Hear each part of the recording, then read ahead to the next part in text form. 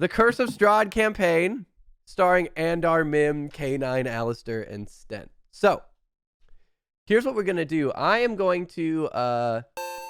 Sam Zala, thank you for the follow. Welcome to the guild. I hope you enjoy your time here. We got wonderful people here in chat and the Discord. Thank you so much. All right, so the game is beginning, so I'm going to put up this disclaimer on stream over here. We will not be doing chat interaction during the game in order to maintain the verisimilitude and the continuity of the game, as well as the pacing of the game. But every session, we're going to start at 10:30. We're going to half an hour at the beginning for chat to come in, discuss, ask questions like Crimson did. Real quick, we still have to answer the whole what's defining one trait or ideal that your character has or that would give you a disadvantage or advantage. We'll answer that quickly before we begin, since that was asked. And then at the end of the session, which will end at 3 p.m. Pacific, we'll have half an hour as well for the same thing. Questions, recap, all of that jazz. During the session, we will not have chat interaction, but you guys will be able to chat amongst yourselves, or you can hop in the Discord. And in the Discord, there's also a channel that you can put in any D&D information that you would like. And we will answer it pretty much any time. So, I'm going to start the music to set the scene. And real quick, I'm going to ask all the players. We're going to have you guys deafen one at a time. Everyone deafen but one person at a time. And I'm going to give each character their little intro to what's going on based off of the stories that you provided me. I asked all of the players before our session today what they would do on a standard evening. And I will be taking that information and bringing it into our plot hook for the session. Is everybody ready? Yep. Yeah. Cool. So I'll go in screen order. So can everybody deafen but Andar, and then I will wave when it's time for Mim, etc., etc. So let me just check to make sure everybody deafens here. All right, Andar. So, it's a standard evening out with your friends. You're showing off, you're having drinks, you're having a good time, catching up with your buddies. As a level 1 wizard, your tricks are limited, and your friends have seen them a few times. But, you know, they're your friends, they care about you, they let you... They play along for your sake. And you stay out fairly late. You've had a number of drinks. Everybody starts saying that we'll see you tomorrow. Oh, that's true. Tot can hear everything. I'll try and speak quieter. You know, had a few drinks. Everyone wishes each other well. Heads on home. And you're heading home. And the full moon is out. It's late at night. You start heading home as a thick fog is rolling into town. And you take a turn down an alley and you think, wait, this isn't where I'm supposed to be going. So you try and head back. You try and head back to the tavern. Maybe you're a little drunk. Maybe you got lost. You're not sure where you took a wrong turn, lost in your thoughts. And you try and find your way back to the tavern and realize that the route that you came does not lead you back to the tavern. The town seems cookie cutter around you. The fog is getting thicker and thicker. You think you see one figure in the fog just a little ways out peering at you that appears to have a mask with something almost glowing coming out of the eyes. But it's a brief glimpse, and as you focus on it, the fog swirls in front and takes the visage away from you. And you start to feel tired as you're walking through this fog for what seems like hours, like trudging, trying to find your way home. You start to feel panicked, but then the exhaustion is starting to overtake you, and you finally come upon what appears like a wrought iron gate that you slowly pull open, hoping for anything beyond just paved streets and cobblestones. And you see a stone table that you manage to just almost crawl your way towards, just stumbling before you pass out in a chair at this stone table as the mist and fog swirls around you and sleep overtakes you. And that'll be it for you. We'll see you in a minute.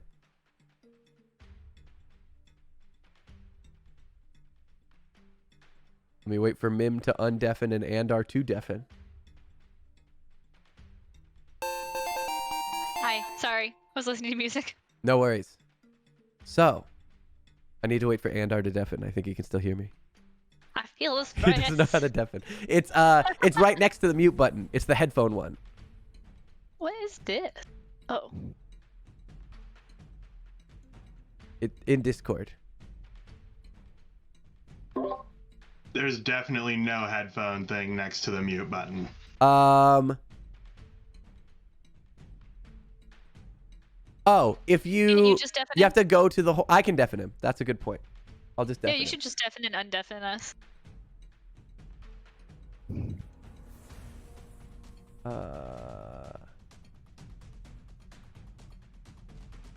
No, can you still hear me? Andar? Andar, can you hear me?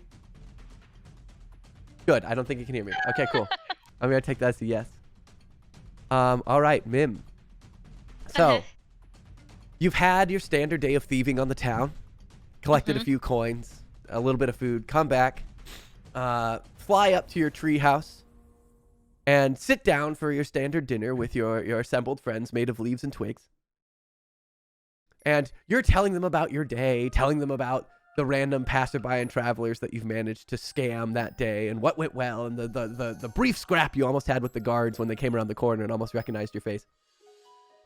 And a cold breeze rolls through your treehouse. And you think, that's odd. It's a little early for the cold season. So you decide to go look out the window and you see a thick fog rolling through the forest, which not terribly concerning. A fog is nothing unusual in a forest. So you go about your business, go back to making dinner, discussing with your friends, discussing the strange weather that's occurring outside. When the breeze seems to get stronger and a chill seems to settle through your body, and you go to check the window again, and the fog is climbing up the tree towards your treehouse. So in a moment of fear, you take flight, flying from your treehouse, trying to stay above the fog as it starts climbing at you faster and faster. The mist swirling around you, and your treehouse is entirely encapsulated, and suddenly you're surrounded by nothing but fog. So you start flying higher and higher, hoping the fog can't catch you, but the fog is swirling, and it starts to envelop your body. You feel this cold mist, this cold, moist, moisture coalescing around your body, and you start to feel tired. Your wings are batting, the fear is taking hold. But no matter what you can do, it appears that the higher you fly, the thicker your breath is, the thicker the fog gets around you. Your vision is entirely obscured. You can't even see the hand in front of your face until the exhaustion overtakes you and you lose consciousness, falling into the fog below you. And that's the last thing you remember. And we'll get back to you. Oh no. Okay. Also, this music is not spooky enough.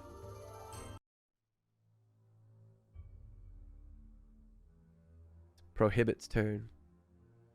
Is that me? That is you. Oh, okay. All right. So, K9. What up? You're working in the lab. It's another day. Maintaining polishing the beakers, maintaining the devices. And you're worried about how long your creator's been gone. Your creator's been gone for a number of years. You haven't seen them. You haven't heard from them. It's unusual for a period of this time to hear no communication of any kind. And so you spend the whole day, and you can't get it off your brain. For whatever reason, something feels off to you about this particular day, and the fact that it's been so long since you've heard any sort of communication. It's been weighing on you recently, but nothing to the scale of today. And so as afternoon and evening time falls, you decide, maybe I'll venture out. Maybe I'll just take a quick look around. Maybe I can find something out before it gets too late. And if not, then I'll try again tomorrow. So you open the door to an overcast day, and you follow the cobbled path from your master's abode. And you head into the forest, away from the village, as you presume if they went into the village, then you would have heard something about someone seeing them, someone coming by. So you head into the forest, east of town. And a fog is rolling through the forest. And you search for hours as night falls and the full moon rises. And you follow various footprints, none of which seem to match those of your masters. But you're searching for any clue that you might find that might lead you to this person. Until you find one aged, caked footprint in a dried patch of mud that seems like it could have been there for many, many months, undisturbed. And as the fog starts to roll in, you start following these footsteps. And the forest seems to get darker. The branches seem to get more ominous, and the leaves begin to fall from the trees as you follow these footsteps. And the fog starts getting closer and obscuring your vision the deeper into the forest you go, until it fully starts enveloping you, and you have to lean very close to the ground to make out the footprints in front of you. But you notice as you breathe, your joints and your servos start to feel stiff, which is unusual. You've never felt this feeling. You start trudging along, and it feels more and more difficult. And you start, at first you think, is something wrong? Is something caught in my gears? You're looking down. You're trying to determine the source of this, but there doesn't appear to be any sign. You're just slick with moisture from the fog. So you keep trudging along, and after about another hour, you really feel almost a weight on you, and you start to think, is this what it feels like to be tired? Is this what people describe as exhaustion? And you've never encountered this feeling, and you start to feel, maybe I should sit down. Maybe I should rest for a brief amount of time. So you find a barren, spinely tree, and you lean back against it. And as you start to power down, you realize that your consciousness, normally alert in times like this, is beginning to fade, and the mist seems to almost thicken into darkness around you. And your last thought is, that's odd, as darkness overcomes you.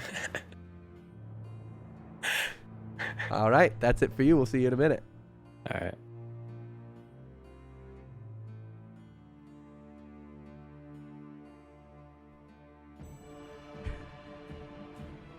Alistair.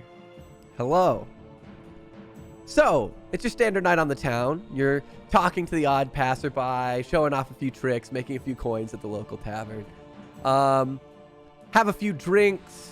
There's a lovely bard playing that's come to town traveling, very dressed in maudlin purple and yellow, almost jester-like, with a big like tricorn blue hat with a purple feather. As the evening draws later and later and the full moon rises in the sky outside, you're just starting to think, maybe it's time that I should head out, when the bard, finishing up their performance for the evening, comes over and sits down at a table and says, "Well, you look like a mighty fine adventurer. Have you ever tried the makings of adventuring? Have you ever traveled about on the town? It seems like something that would suit you with the mask. It's very mysterious, very rogue."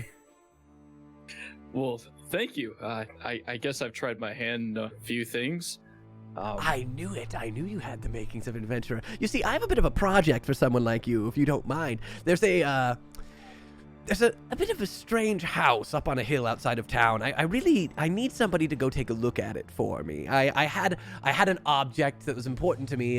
It's a little bit of an artifact, really, but I dropped it on the road. I went back to search for it, and I haven't been able to find it, but I've heard strange noises coming from the house. I'm a little afraid myself, just being a musician, to investigate it. I was wondering if someone like you might be able to check it out for me. I can definitely check it out. How much coin are we talking, though? well, you know, depending on how long you take. If you get it back to me quickly, I'd be willing to give you 100, 150. But if it's something, you know, if it takes longer than a day or two, I feel like the price would be lowered for such a time penalty. I can get this settled for you. All right, so he gives you directions outside of town. And you head straight there. I mean, why not, right? Like, you got nothing better to do. So you wander outside of town. And as you leave the outskirts of town, you notice that it's a very foggy night. There's a thick fog rolling on the outskirts of town. And you start heading in the direction of this house. And the closer you get, the thicker the fog seems to get. And as it coalesces around you, you feel the cold moisture seeking into your leggings. And you start breathing heavy. You start feeling tired. And the fog begins to coalesce in such a way that you start to lose your bearings. For a brief moment, you see what you think is another figure in the fog. There seems to be a blonde-haired figure with glasses. You almost make it out before the fog swirls away and wipes away the image. And when you go in that direction, there doesn't seem to be anything there. Until you come across a wrought iron gate. And you think, oh, this must be the place. But your breath feels heavy in your chest. And you start to feel very, very tired. And you slowly pull open the gate. And you see a stone table with a variety of chairs. And you're like, maybe I'll just take a brief rest before I continue to this house. Maybe I'll just sit for a moment. You sit and you breathe deeply. And the fog begins to cover your vision. And you fade to black as you pass out, leaning against the table, and we'll get back to you. Okay.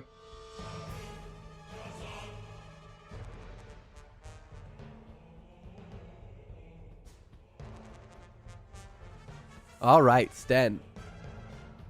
So, you've had troubling dreams. Troubling dreams.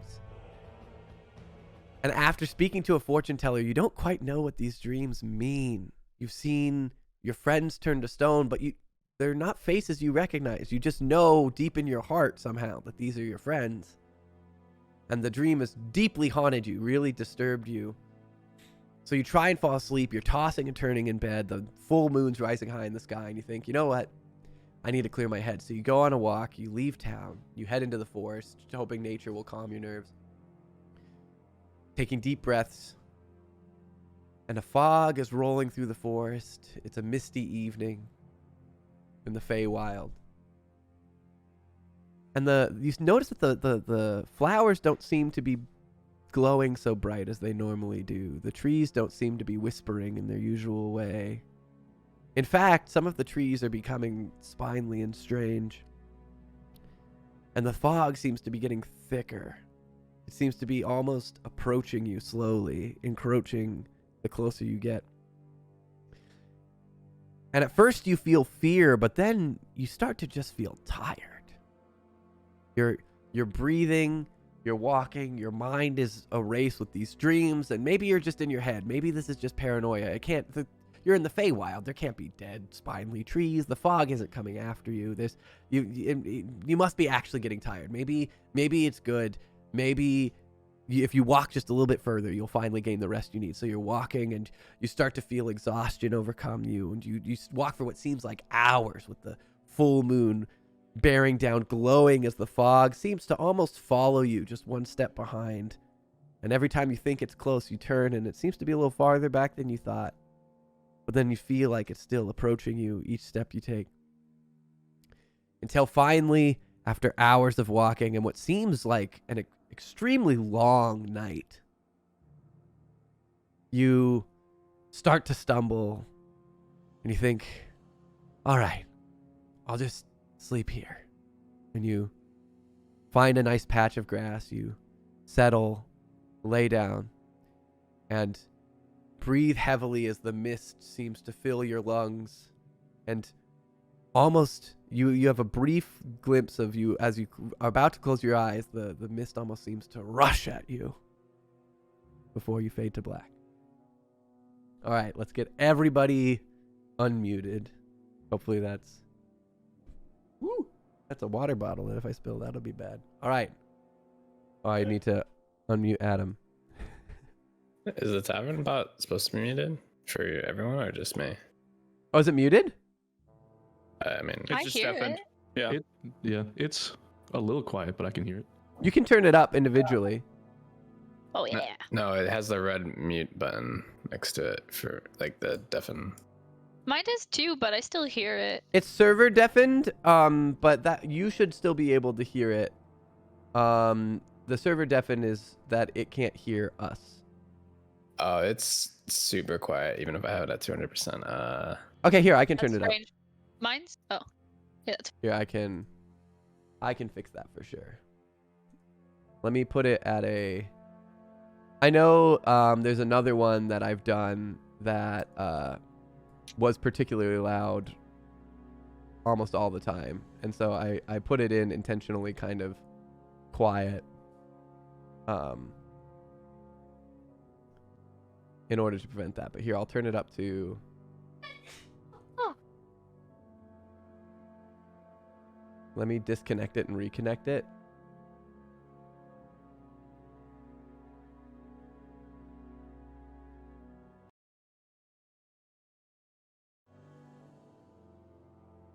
That better at all?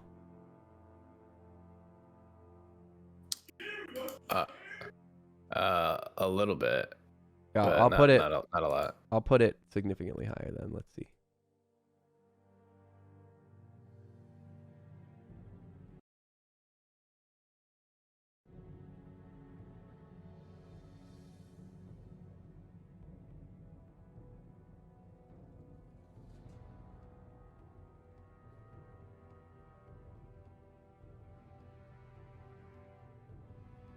Let me try this. Okay, cool. Oh, there we go. Okay, let me get the right music back on it. It's a totally different vibe, yeah. Very No, I was different just like vibe. that. Very different I was vibe. like, okay, so this is the I like mood we're going for. That's what I imagined in Plays in K9's head.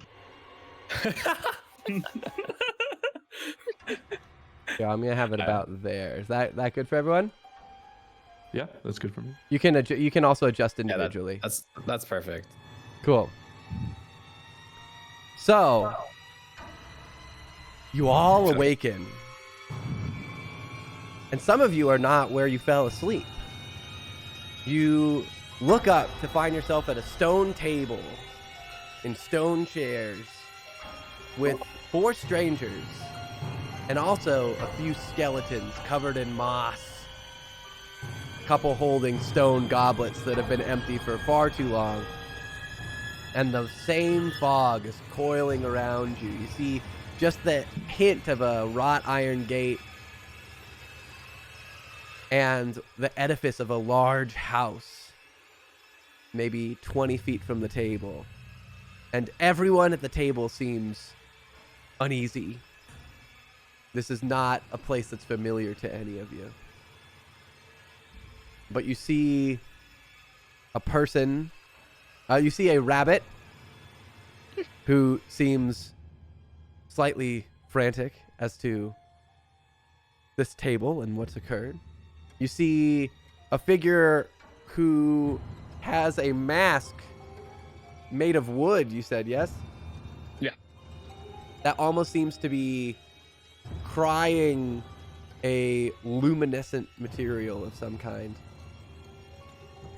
You see a diminutive pink reddish hued fairy who is observing her surroundings at quick speed. You see a blonde-haired, glasses-wearing human holding a book. And you see what appears to be a construct, a warforged, sitting at the table, clanking and creaking as it regains sentience and alertness.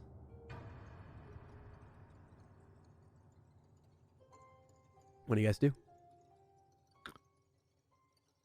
Are you all okay? What's going on? Do you guys know where we are? Did Mouser put you all up to this? He's always trying to prank me. I'm not fooled. I know that you all know who's it and who brought their pet. Excuse me? I'm Oh. very lost. Uh, Oh, yourself. huh. Clearly don't belong here. I'll he just get up speaks? and. Of course I speak. Is this such an unusual sight? A little bit for me. Pleasure. Alistair. Sorry, I'm not in the mood for making friends. I was just on a stroll, and now I'm at a decrepit table. I'll just be on my way. And I'll try and get up and walk somewhere. All right. So as you get up and walk, which direction are you walking? Towards the house or towards the gate? The gate. All right. So you walk, and the fog parts, and the gate is there. It's this wrought iron Gothic, like the black metal with the twisted poles and the spiked tops. And the top seems to depict this, like almost, what's the word? The kind of like decorative metal weaving type thing. I don't remember what the name for it is. But it bears in the center the visage of a windmill. And then the sides are coiling vines. And the gate is closed. I'm gonna try pushing on the gate. Go ahead, you push it right open. Oh. I'm gonna walk on through. All right. Also, real quick before we continue, as a campaign, do we want today's vibe to be spooky or threatening? And this is actually an important choice. It's a group consensus. Probably threatening. I'm cool with threatening. Yep, threatening's all right. Oh, that's fine. Yeah. All right. Everyone's It's cool with like- threatening. Yeah. You're gonna die. All right. Also, I get up from the table and I start to like slowly flutter towards what's her friend's name now? Den. And I'm trying to just be cautious and like, can I observe and see? Can I roll perception or something? What are you looking for? Just I just like Anything? like trying to find what's the purpose of your perception?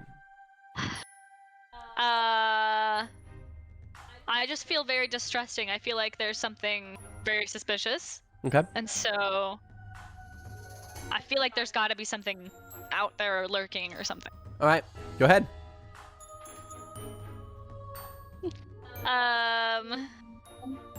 Where is perception? 8. All right. You notice that the fog is very thick outside. Cool. Also, the night sky seems obscured. If I have my directions correct, I'm sure I just walked right through here. So I'll just right back. All right. So you walk into the fog. You take a few steps in. And the fog coalesces around you. And after about 15 steps or so, you pop out what appears to be just a little ways down the wrought iron fence. You don't remember turning. That's not right. And I'll so, double back. Mim, you see him pop out just a few feet to your left. Mm-hmm. Excuse me, good sir. Yes, friend. What's going on? I must have taken a wrong turn. I will be swiftly out of everyone's hair. It's not a rabbit joke, please. And I'll turn around back into the fog and keep going. All right, how determined are you to leave on a scale of 1 to 10? I don't think I feel very comfortable. So I maybe 8 or 9. All right. Let me just check a Wrong quick answer. thing here. So you walk into the fog, and he disappears into the fog. Everyone sees him vanish into the fog, and you're walking for what feels like a good half hour. We're gonna leave it at that for a minute. Okay. Wait, he's just. I also gone? need you to roll me a Constitution saving throw. Neat. 18. All right, you gain 1 level of exhaustion. Okay. Awesome start. Alistair is going to look over to the human and the construct who are awkwardly still standing around this table and be like, are you guys okay? Like, do you know what happened, how we got here? So as soon as you say that, you see the construct's head flick up suddenly, slightly suddenly, and he goes, "Core systems restored, identifying suspects," and he looks at you and snaps it, and his face snaps towards you and says, "Identify yourself." Alistair, what do you want? Assessing threat level, very low. I'd agree with that. He just looks the construct directly in the face and goes, "Sick." Where are we?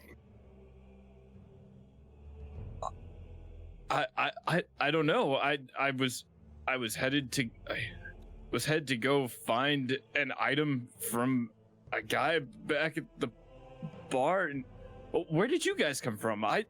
When I got here, I definitely did not see anybody else with me. Also, You guys are seriously telling me right now that this isn't some ruse by Mouser? You legitimately, because I had a half thing of ale. Does anyone see a half drink mug of ale anywhere? Alistair and Andar, you guys recognize each other as the figure you saw briefly in the fog. Okay. Wait, I recognize you. I saw you. I guess you do kind of look a little bit familiar. Were you following me? I was a little bit behind, but it looked like you might have been coming towards me. I can't really recall. Kind of holds his head in his hand, trying to put the pieces together. Well, I was out pretty late last night, so I may have tried to follow you. About this time, the rabbit comes out of the fog again on the opposite side of the entrance. Yes, this is definitely right. No? Oh. God damn it. I'll just sulk down back towards him, I guess. Nim, you watched hello that whole again. thing happen. Yeah. There's Malaki afoot. I've determined that there is no way out of this fog. You don't say. I've tried that way. I've tried that way. And to tell you the truth, I'm too tired to try that way. So. Can I Okay. fly up? Like, Yeah, you can fly up. okay, I fly up 30 feet just to see what I can. If there's You anything fly up, different. and Mhm. past about the 15-foot mark, the fog gets so thick below you can't even see the ground anymore. Is it also thick in front of me too? Mhm. So I can't see like where it ends. Okay, I come right back down. You guys watch as she flies up into the fog, and then comes right back out of the fog. So this fog's in every direction, right? Every direction. You see the edge of the gate, and you see the, what looks like the structure of a building. Like beyond the edge of the gate, or No, opposite the gate. Like you're at this stone table in what Mhm. appears to be almost a yard. And there's a gate that's clearly the entrance, and then this building of which the yard seems to belong to. oh, okay, gotcha. Alistair will turn to the group and be like, "I'm gonna try the one direction the bunny didn't go, and then walk off towards the house. The minute you start to step towards the house, you hear from the table you just sat at, "Are you here to help us?" And you look back, I would spin around. and there are 2 children sitting at the table who were not there before. One of which is a young girl, maybe about 12, wearing a bright yellow bonnet and what's clearly her Sunday best dress. And what's also clearly her little brother, who is on the verge of tears, sniffling and holding a panda bear stuffed animal. "Are you here to help us?"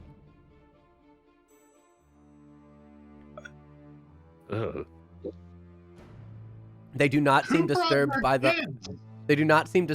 fact that there are actually skeletons at the table.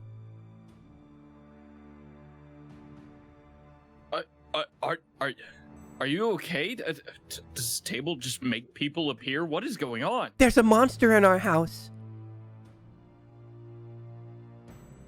A monster? Is that creepy thing your house over there? "That's our house. There's a monster in our house." The sister is doing all of the talking.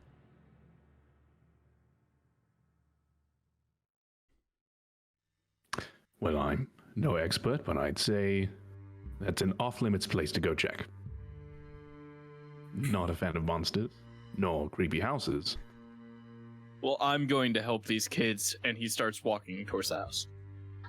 Wait, what monster are you talking about here? Hey, be careful! If there's a monster inside, there's a monster inside. The sister takes the brother by the hand and starts running after you, Alistair, as you're heading towards the house. "There's a monster. You have to be careful." So, oh, sorry. Go ahead. Just as I'm walking with them, what kind of monster? Can you explain it to me? Just It's in the basement. Calm to a kid, basically. It's in the basement. There's a monster in the basement. Our parents won't let us go in the basement to protect us from the monster. They say there's something terrible down there, and we're worried because our little brother's upstairs. I'll chase after Alistair and say, "Hey, it's all right. Let's go help him out. My little brother sees monsters in his room all the time." Putting that together, Alistair, agrees that this is probably not that big of a deal, and continues walking. I look back and forth between the gate and the fog, and then them, and then I just I'm like, and I scurry and flutter towards them. As Alistair takes the lead, K9 will quickly close the distance and put a hand on her shoulder, and you'll feel like a tight grip, a little bit too tight, probably on accident. And he'll say, "I'll take the lead. It costs enough to build me. Get your money's worth." Happily. Well, I suppose it's better than sharing a table with skeletons. I'll start walking. All right. So you guys all head towards the house, and if everyone pulls up roll 20, we're going to pop on over here. And you're gonna have to zoom out. The map is very large, but you guys should see yourselves down at the bottom. And if you look up at the top, you'll see the visage of this house.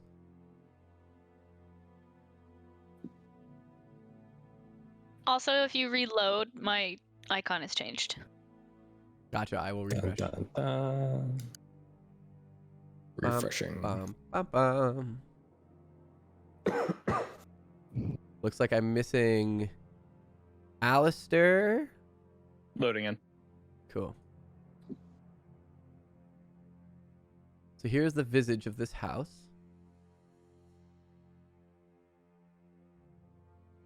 Move the... And you There. all are down at the... Oh, interesting. I'm going to have to... down at the O. I'm going to have to get a new monitor, I think, in order to make this stay constant. Because if I cover up Discord at all... Well, maybe not. Maybe if I do this. Aha. I just have to refresh it every time I cover up Discord.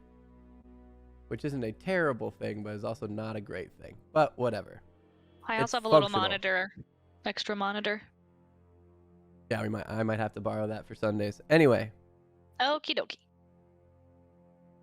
so I just see the house and nothing else. we have K9 in the lead. We have Alistair following. And then it was Andar, Mim, and Sten. So you guys can only see this little square, right? This here is what appears to be like a rusted iron, like little entry gate into like a portico. You said like a rusty portcullis, or Not like a full portcullis, just like a gate, almost like a little. It's like one of those little, almost like a porch. okay. How tall is this house? The house appears to be 4 stories tall. It's a pretty tall house. It's a pretty tall house. Can we peer in the window? Yeah. Sorry. No, go ahead. You can. Roll me a perception check.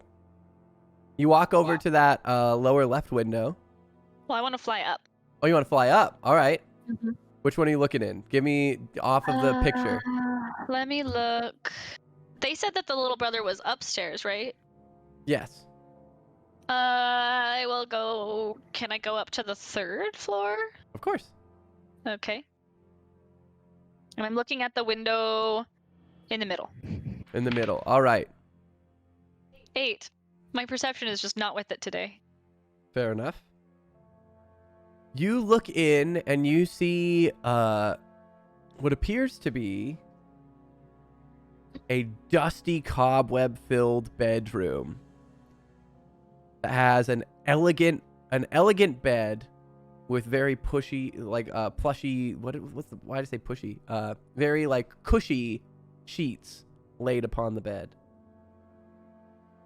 But it seems to be fairly like unassuming. This is clearly not the master of the house's bedroom. All right.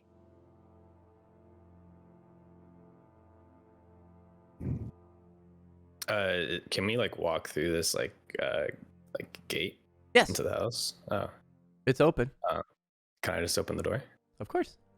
So you open and reveal a little porchway with 2 double doors.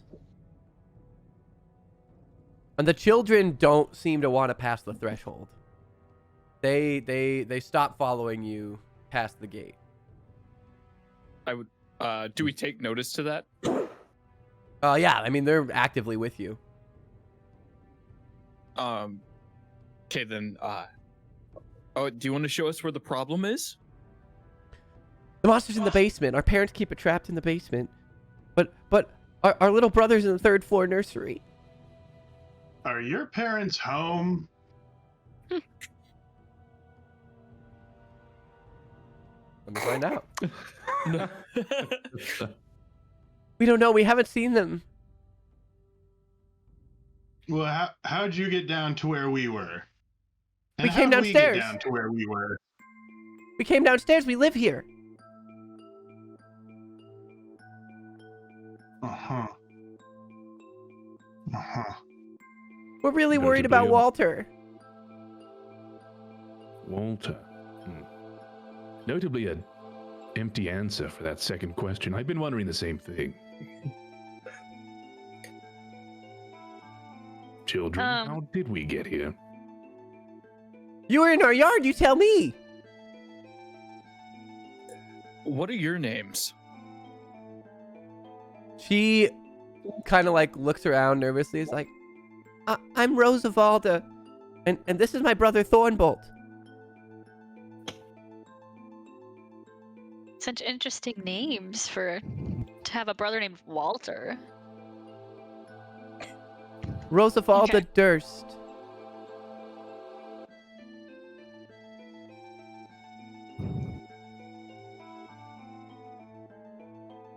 Can I go all the way up to the top window?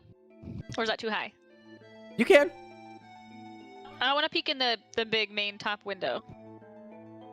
All right, let me just check Oh god. which window that is. Oh no.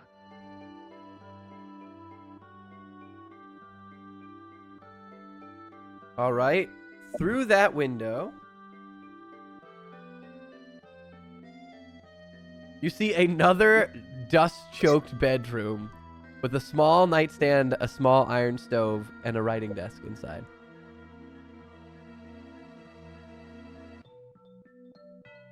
Can I creak the window open? Roll me a dex check. Oh. Okay. Okay. Okay. 16. You try and pull the window. You try and pull it up, and it appears to be latched from the inside.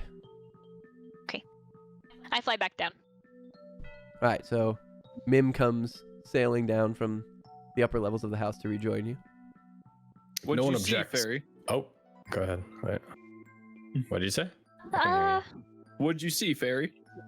Not much. I mean, well, like, there was like a desk with some writing and then like a bed, but it's really cobwebby, so that's kind of weird. I'd say so. K9, you had something to say? If no one objects, let's go kill these targets. Company's welcome. Yes, let's go kill the targets. Let's follow the large machine thingy to kill the targets. With that, he opens the door. All right. What the hell is happening? A little bit sad no one's worried that thing talks. All right. In my direction. So as you guys walk in, you walk into what appears to be an entry hall. And the rusty hinges of the gate swing shut behind you, shrieking before clanging shut. The children stay outside. They do not enter with you. Oil lamps hang from chains in the ceiling. And the wall has a large shield emblazoned with a coat of arms that's a golden windmill on a red field. And it seems to be flanked by portraits of stony-faced aristocrats. There are another set of doors on the far end of the room. Why are they not coming? Rosavalda, was it? Come Yes. on, come. We don't really know this house as well as you do. Come show us where you last saw Walter. We don't want to come in. There's a monster in the basement. And as you watch, you guys see the fog in the background start rolling towards the children. Oh, that's the most terrifying sight. Children, come on. There's fog coming towards you. You'll get lost. Come on. There's a monster in the basement. We can't come in. Not until the I don't mean monsters. to alarm you. There's a monster behind you. Way scarier. They turn around and see the fog rolling towards them, and they start to scream and turn and try and open the gate, and the gate catches. The gate will not open as the mist rolls towards him, and the children start screaming, pulling on the glass. Walter starts crying and banging his panda bear against the gate as they tug at it. Then the mist rolls forward and envelops the children. Oh. Table When mates. did Walter get there? There's, we're Also, trapped. you guys are It- in here. Oh.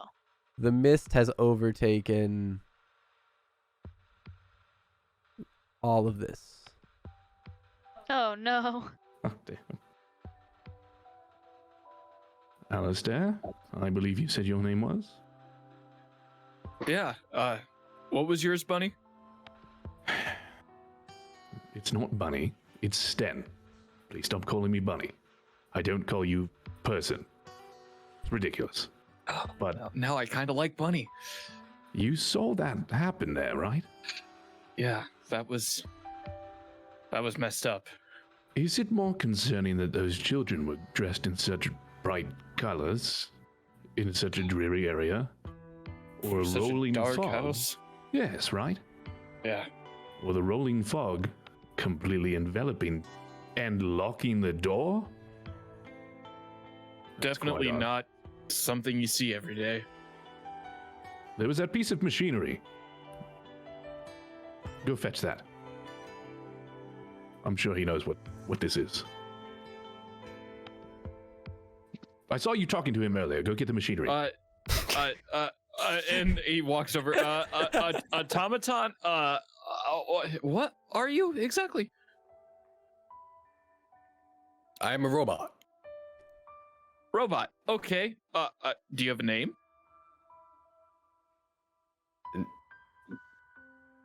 I do not think that I am blessed with such graces, such as a name. Unlike you, humanoids.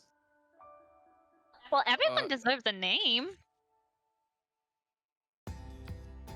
He looks down on his shoulder that has like his like brand code. I guess you can call me KAE9. Okay. Guys. Everyone. This is K9.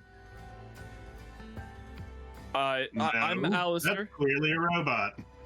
Yeah, you don't look like a dog. I'm definitely not a dog. All right. I suppose here's a good of any to do introductions. My name is Sten Simon. I Sten? don't belong here. I'd like to leave. Now, please, K9, come help me open this gate. The gate like in front of us, right? Sorry, Right referring to? behind us. It just Oh, closed. the one Yeah. that just like closed the children off. Yes. K9 will walk up to the gate and just try to pull it open. It pulls right open. I'm gonna hesitate this time. I'm going to slowly put my hand on the crossbow. Fair enough. Also, we're there- echoing in somebody, just FYI. Is it me? No, I think it's No, it's Adam. Yeah. Is there anything to hide? Also, behind? real quick, you said you put your hand on your crossbow? Yeah, just like Your down crossbow on- isn't there. Okay. Does anybody have any armaments on them? You guys quickly scan yourselves and realize that you have almost none of your equipment. You have a single health potion. You have any gold that you held on you. And you have any personal artifacts that you were physically wearing. But all of your weapons, all of your gear is missing. That includes like our armor and stuff. Your armor you're physically wearing, so you're okay there. Okay. The music is making this really creepy. So what happens when we open what's through the door, I guess? The roiling mist. You can't see 6 inches out from the gate. It's just slowly like wafting in at your feet, but doesn't seem to be advancing into the house. Is this what you wanted? I mean, I suppose the short answer is yes, but I'm quickly reconsidering. Close it. K9 closes the door. You close it with a squeak. Let's advance forward. And he walks next to the next door and opens it. All right. You reveal a large main hall. Oh, that didn't reveal. A large main... Come on. A large main hall with a velvet spiral staircase. There's 1, 2, 3, 4 doors on the opposite side. 2 of which are set into a small alcove. And there's a fireplace on the left-hand side of the room. Mounted on the wall above the fireplace is a long sword hanging in little hooks. And it has a windmill cameo built into the hilt. The wood-paneled walls are innately sculpted with images of vines, flowers, nymphs, and satyrs.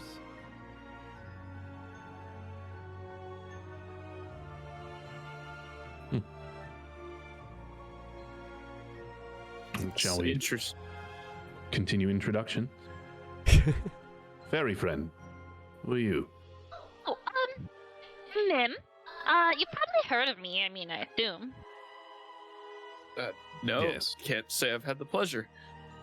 Oh, At least 1,000 stories, I'm sure. Oh, okay. Well, yeah, I'm Mim. Yeah, I'm here. Thanks for letting me hang out with you guys. I was a little bit scared back there. Of course.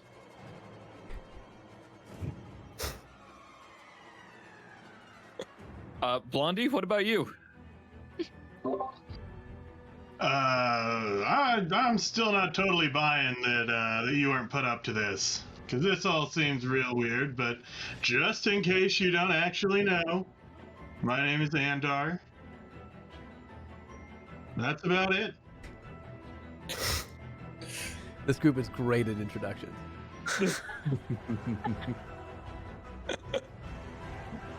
I'm not gonna give my secrets away to strangers.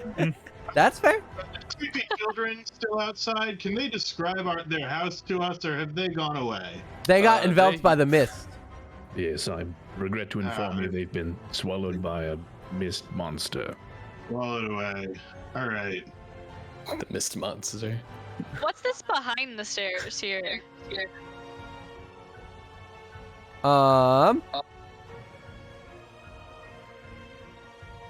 Is it just a thing? Nothing. The stairs? Are the stairs going up or down? The stairs are going up. K9 will just begin opening all the doors on this floor. Okay, that one first. That one that he Yeah, walked up to first. Wait, Yeah. can I hide under the stairs? I suddenly don't want to be in this room. I know, I'm like scared. All right, you open this door to reveal what appears to be a dining room. Is there anything of notable importance in this dining room? Well, or right is now it you're just looking like that? into it. You'd have to actually go into. I'll walk into the dining room. All right. So, as you walk into the room, there's a carved mahogany table surrounded by 8 high-backed chairs with sculpted armrests and cushioned seats. A crystal chandelier hangs above the table, and the table is covered with resplendent silverware and crystalware polished to a dazzling shine. You'll notice that everything on this floor seems to be fairly clean, almost immaculately. The wall paneling is carved with images of deers among trees. And mounted above the fireplace that also adorns this room is a mahogany-framed painting of an alpine vale. Red silk drapes cover the windows, and a tapestry depicting hunting dogs and horse-mounted aristocrats chasing after a wolf hangs from an iron rod bolted into the southern wall.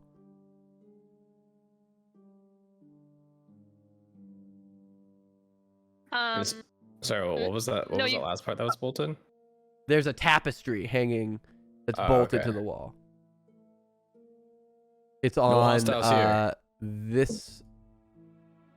The tapestry is along this wall. If I can ping this one.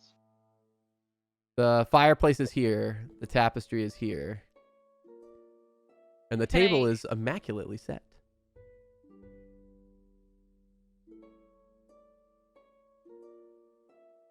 What do you Can I want to do? peek? Can I peek behind the tapestry? Is there anything behind it? Yeah, roll me a perception check. It's a ghost. My perception should be better than this. Oh, wait. Perception is going to be 20.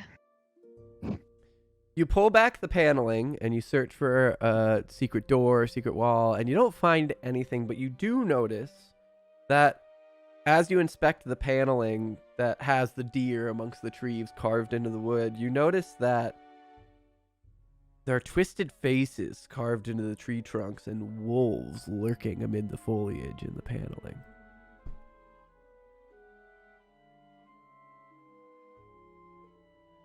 Okay.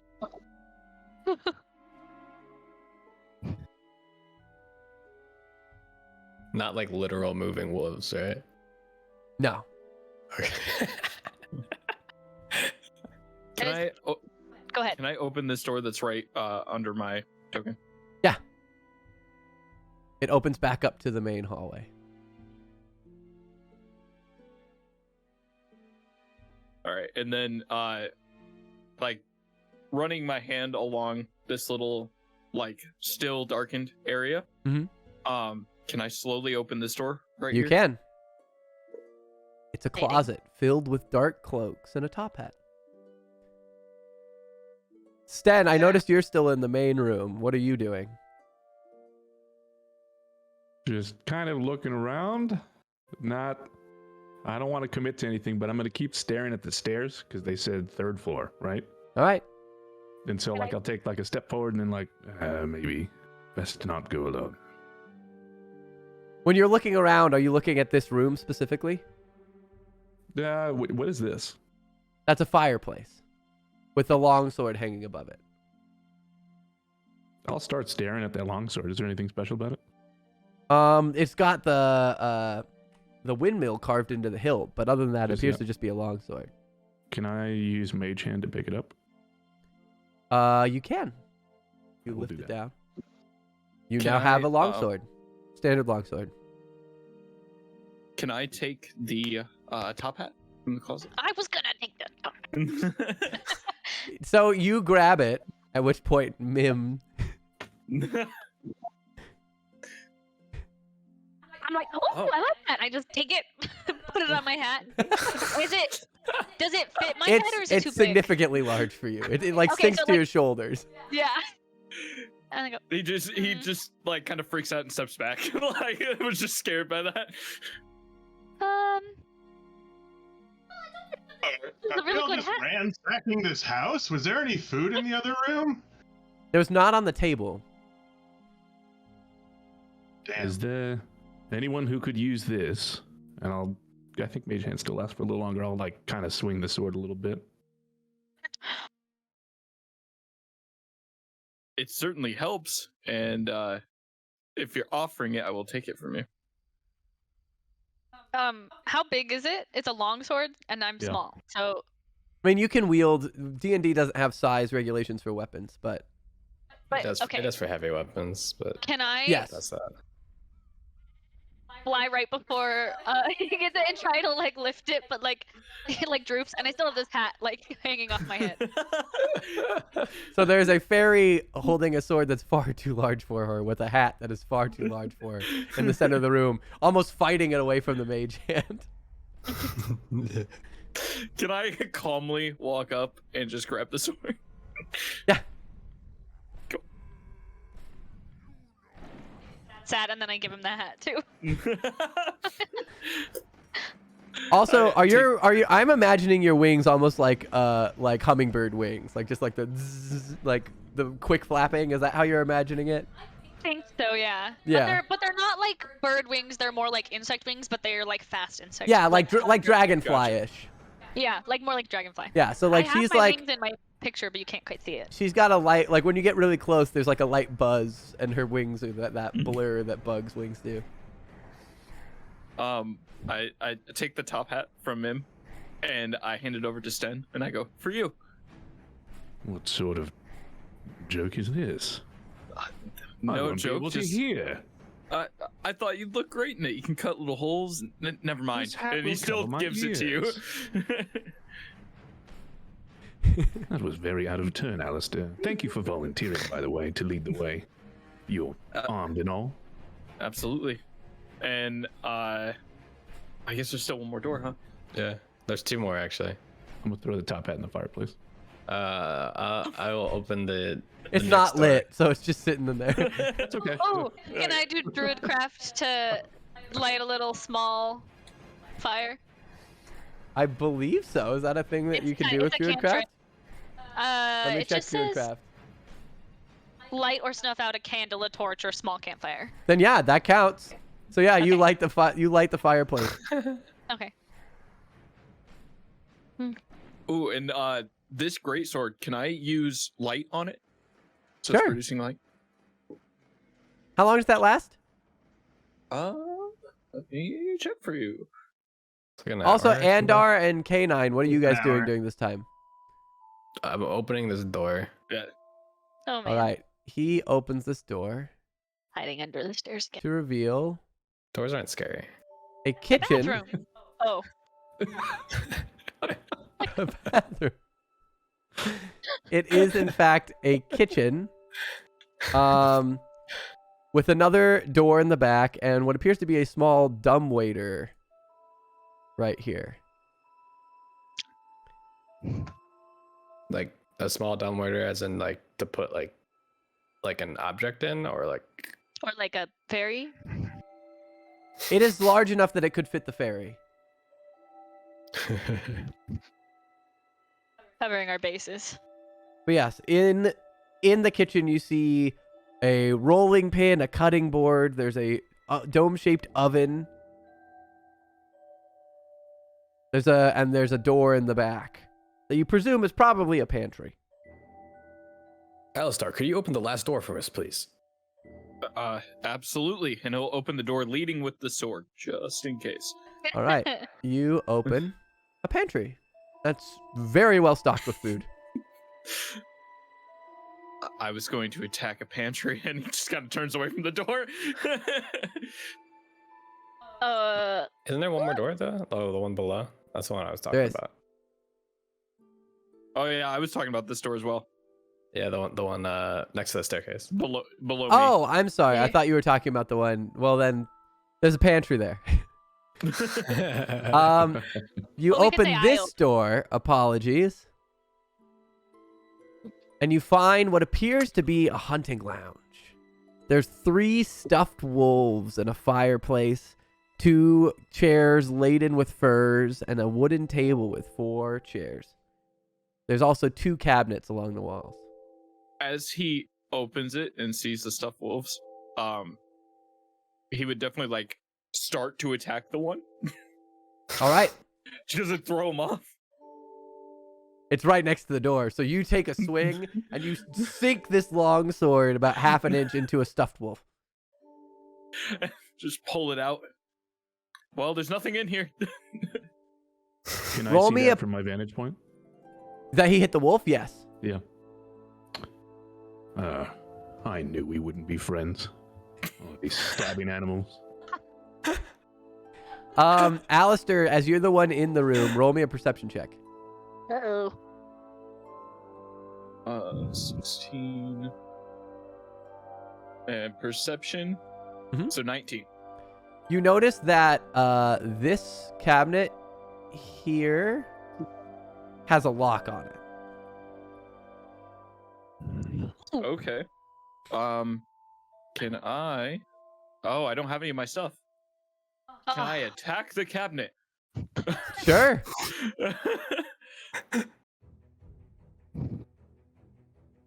So, was a do I need Roll to the hit. For, Oh, I guess Okay. roll me damage because you're gonna hit it. Roll damage.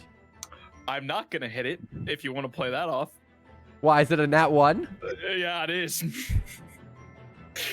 So trying to play off the fact that he just stabbed a stuffed wolf, he's like, "Hey guys, there's a lock over here," and twirls the sword and drops it out of his hand, and it clatters to the ground.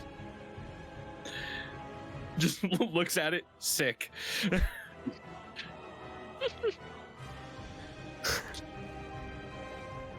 To which apparently no one responds. I pick the sword back up and can I try again? Yeah, go ahead. Roll damage. Okay. Starbusty, thank you for the what's follow. damage for a longsword? I'm gonna walk up to the door and say, "Would you like us to wait out here while you continue to embarrass yourself, or can we come in as well?" Come in. What is damage with a longsword? It's 1d10. Thank with you. 2 hands. Cool.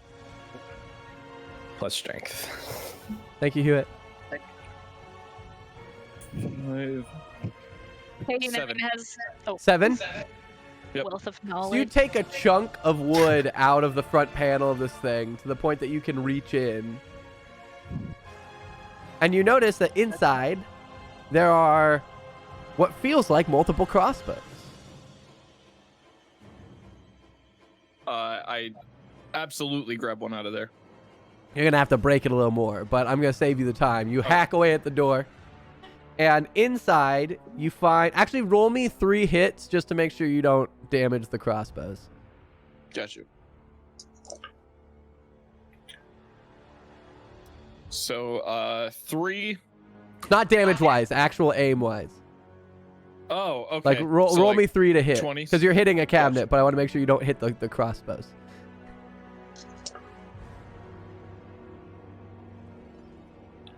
So it'd be 14, Mhm.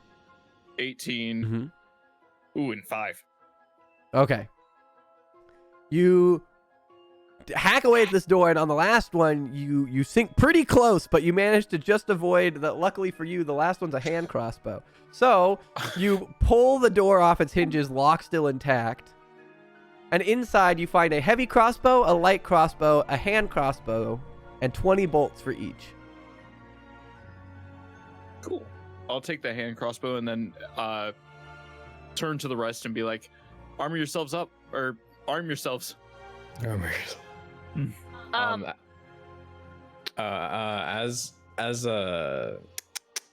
Alistar is doing this, K9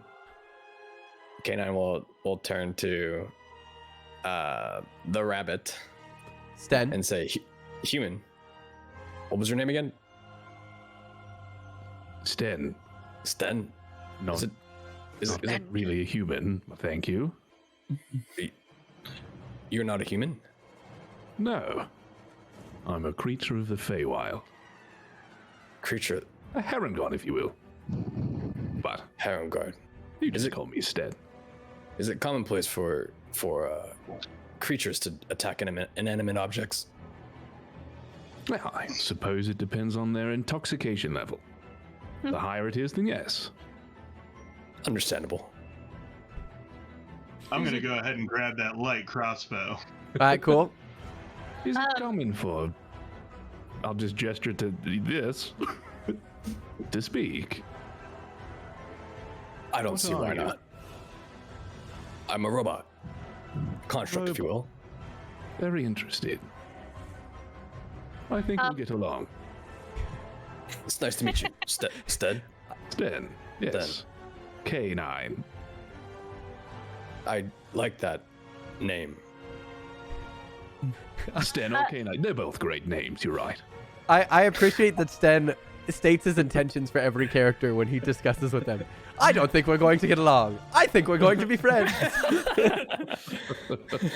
All right. Alistair, like, turns over to whoever's next to him and just be like, this is cute. It's Andar right now. All right. So as of right now, Andar has, you said the light crossbow, yes? Yes. Alistair, you have a longsword and you said the hand crossbow? Yep. So there's a heavy crossbow and 3 unarmed party members. Well, I obviously go try to take the heavy crossbow. I love your character. You did.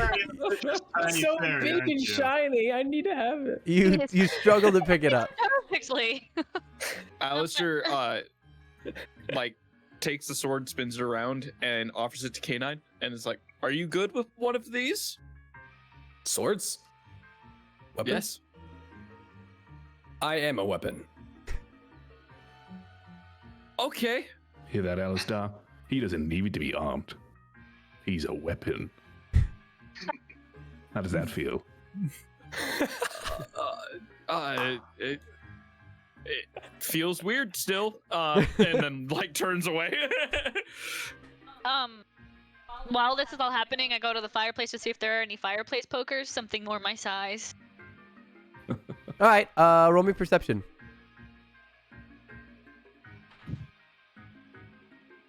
It is 14. All right, you do notice a poker you could use. It would count as an improvised weapon, but you can use it. Okay, I pick it up. All right, you have a little fireplace poker. Okay. But then I also go over to this closet. Is this one locked? It is not. Okay, I open it. It holds a deck of playing cards and an assortment of wine glasses. It's perfect for you. Well, I take the playing cards and the wine glasses. Why not? Do we have bags? And You don't stuff, have a or- bag, so right now you're just carrying things. Just like things. Well, that makes sense. Look what I found! That can come in And then- use. Glass shards are very effective against creatures. I accidentally drop a. What? How many am I trying to hold here? That's up to you. How many did you try and hold? Well, I have my poker. Deck of cards. I'm holding 3, and I dropped 2 of them. All right. Glass shatters on the floor. It's that. You know, if somebody really does actually live here, they're gonna be pissed at us. And then I'm going to walk towards the bottom of these stairs. All right, go ahead. So Are we all ready to move forward? Follow him out and say, "Hey, robot, you said you're a walking weapon. Why don't you see what's upstairs, and we'll follow you." What did I say? That's the plan. Send the robot in first. Smart choice. And he'll walk upstairs. All right. So you guys walk upstairs to reveal a second floor landing. God, why did I click reveal and it does not reveal every time? Here we are. Boom.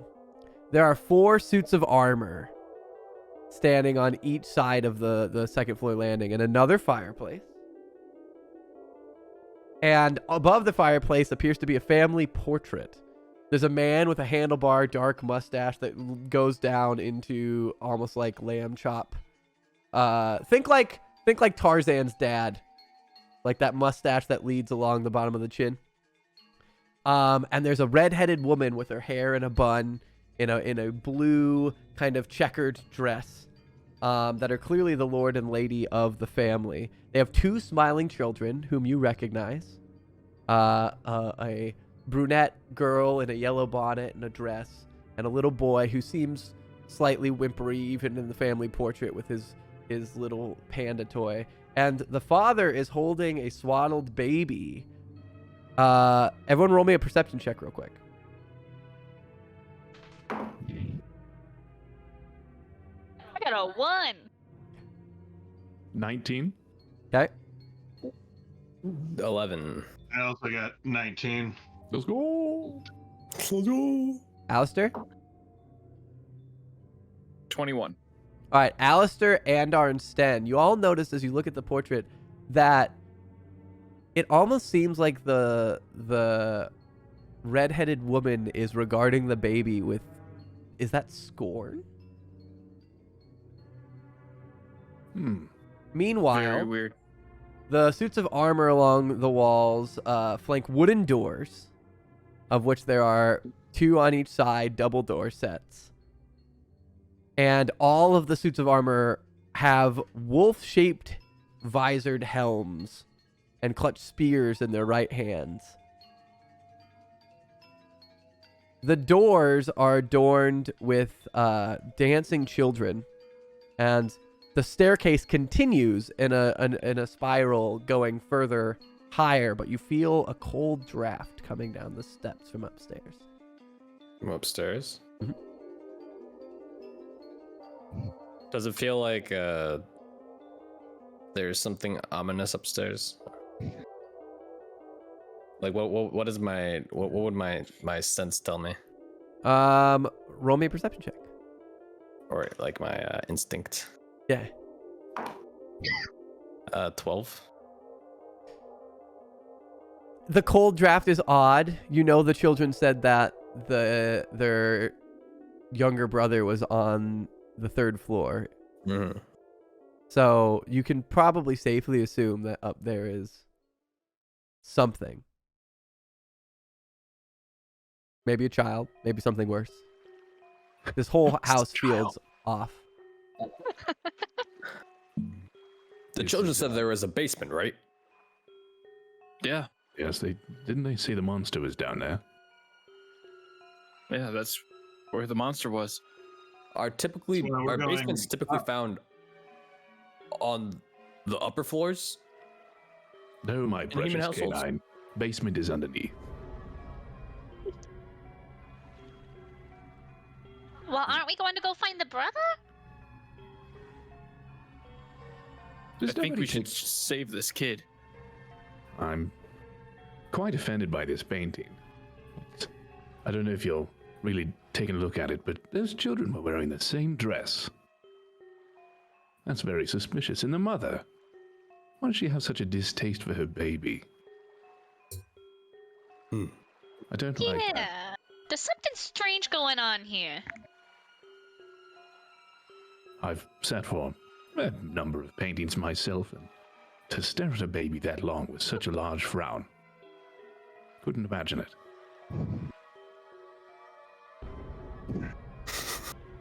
Also, did anybody see a way down to get to the basement before? I did not. It could be a magical No. house, or the Oh, basement is unless found it's- upstairs.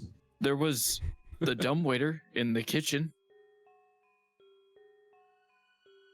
A dumbwaiter, huh? There is a door right next to where Alistair is standing as well. That's like almost on the staircase. It's right here. Oh, I see it. I very slowly open the door. You open the door to reveal two very shoddy beds with footlockers and another little dumbwaiter shaft.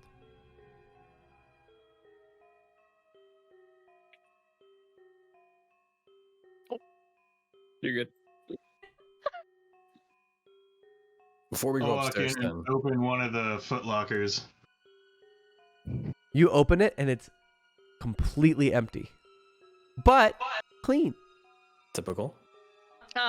I immediately go and look under the beds. Nervously. All right. You peek underneath. Mhm. And there's a spider along the back wall, but otherwise empty. Oh, friend. And then I get up and go towards the dumbwaiter.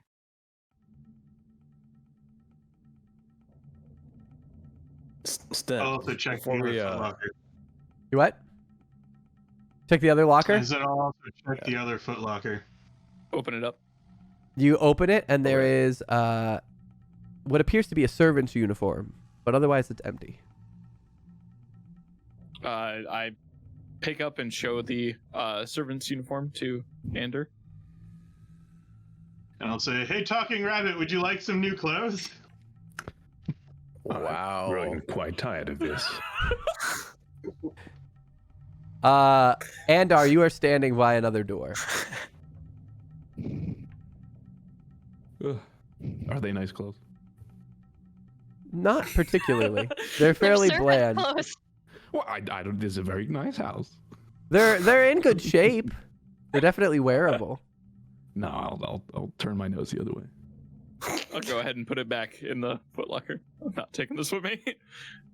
Yes, K9. What was it? Before we proceed upstairs, let's clear everything in order. I think that's a wonderful idea. You first. With that, he'll open this door that's right below on the stairs, next to the staircase. All right, you open the door and you find a conservatory. Gossamer drapes cover the windows, and there's a brass-plated chandelier hanging from the ceiling. Upholstered chairs line the walls, and there's wall paintings depicting beautiful men, women, and children singing and playing instruments. There's a harpsichord and a harp set in center of the room. And on the mantelpiece of the fireplace are several alabaster figurines of well-dressed dancers. Also, roll me a perception check. 12. You hear a noise coming from under the harpsichord, but you can't quite make out what it is. Potential hostile in the area. 1 second. And he'll approach the harpsichord. All right. Is that a harpsichord? I've never played one before. The noise as you approach stops suddenly. I take a closer look. You grab the top of the harpsichord and lean down. And as you peek underneath the harpsichord, you jump back as a golden retriever bounds out from under the harpsichord. It starts licking your face wildly. No, he's gonna run.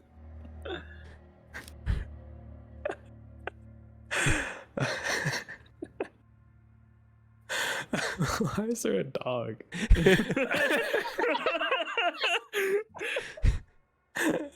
Do you know what a dog is?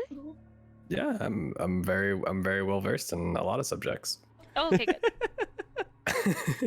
good. I'm history is one of my strong suits. Dogs are a very big part of history. So yes, there's a golden retriever that's licking your face. Or face. K9 grabs the dog and sets it down and tries to stroke its head in a very not smooth, like consistent way. The dog Like, does very that whole mechanical. kind of dodge head thing that dogs do when they're not sure what's going on. There. Sten. Yes. Oh. The A dog dog sees and a Sten and harpsichord. starts chasing Sten. Oh, no. Dog, down, dog. Stop. No. I'm gonna the walk dog- in and say, "Not a bunny, huh?" Not a friend, huh? Grab this dog. Can I help get the dog away from Sten? Yeah, of course. I mean, it doesn't take much convincing. The dog is just happy to see people. Oh. Can I test out the harpsichord? Yeah. Is it playable? Should I have a piano right here. Should I play it? Roll me a performance check. Okay. That's a disadvantage. Because I am Yeah, because- exhausted. Because the dog is there. Oh, that sucks. It's a very distracting dog. That is 6. The harpsichord is in tune, but your playing is atrocious. Yes, I'm remembering now. Handheld instruments. This is why. I also favor handheld instruments myself. I think this And, is working then. Yeah. Can I walk over to this door? You can. You open it. Hold on, switching screens. You open it to reveal a library. Wait. Gotta get my shapes right. A library. There are bookshelves along the entire southern wall, and one of those sliding ladders that moves along the bookshelf in order for you to access different books. And there's overstuffed chairs. Hold on real quick. I think cameras are frozen again. Let me fix that.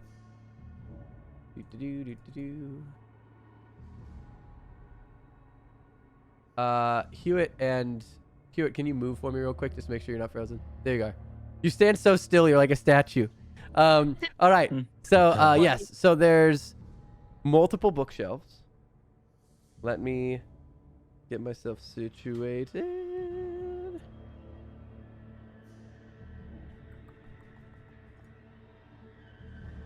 Aha.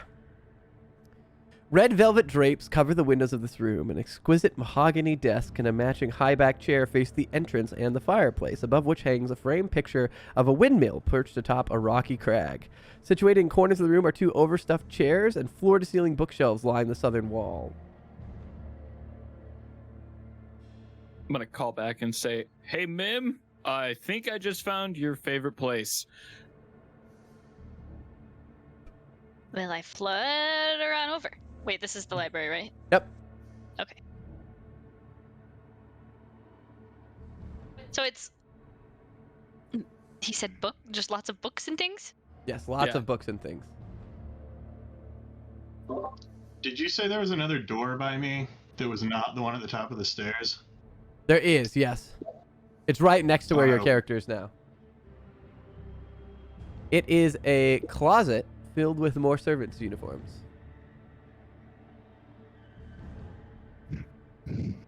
With a look of kind of not quite disgust, but close to, I'm gonna wander out and wander into the library.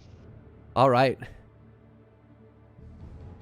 I'm like tossing books out, looking at them, being like, "Oh!" All right, you're going to find a Standing bunch there. of books on history, warfare, and alchemy. And there's also several shelves containing first edition collected works of poetry and fiction. Can you please roll me a perception check? Funny. You notice that one of the books seems to stand out. Ooh. I'm definitely just... Yeah. You try and pull it off the shelf, and it seems it's attached at the bottom, and when you pull, it just yanks back. And there's a click and a groan as the bookshelf pulls back to reveal a secret room in the corner. And you look in to see more bookshelves, one on either wall, and what appears to be a skeleton hanging halfway into it.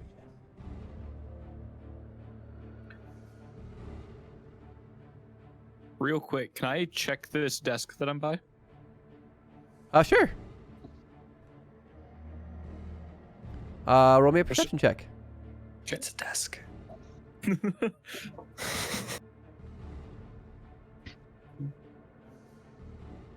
19. So, on the desk, you see an oil lamp, a jar of ink, a quill pen, a tinderbox, and a letter kit containing a red wax candle, 4 sheets of blank parchment, and a wooden seal bearing a windmill. You also open the drawer to find an iron key is inside. I go ahead and pocket the key and the tinderbox, All right. and I say to Ander, this windmill is pretty important to these people. Yes, I've noticed that too. Where'd that tiny little fairy go? Oh, I'm in here. I'm gonna go and follow the tiny fairy into the secret room. I haven't even looked in like the chest that the skeleton's in. Can I have like, messed with grabbed his hand, the skeleton's hand, and like, when he walks in, I wave with the skeleton hand. Yes. Okay. That's absolutely a thing you can do. Do I do that? Oh, hello, creepy fairy.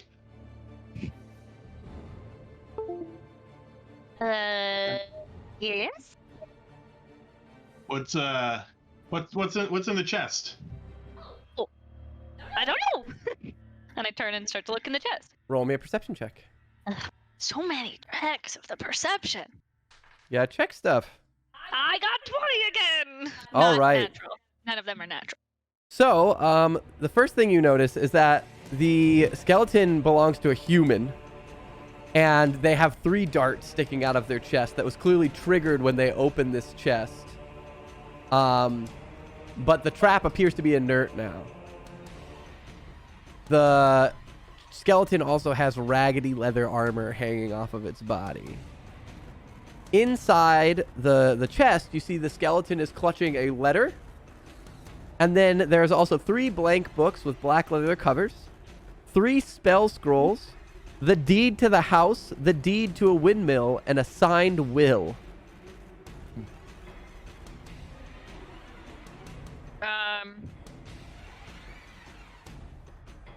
Can I grab the darts out of the skeleton first?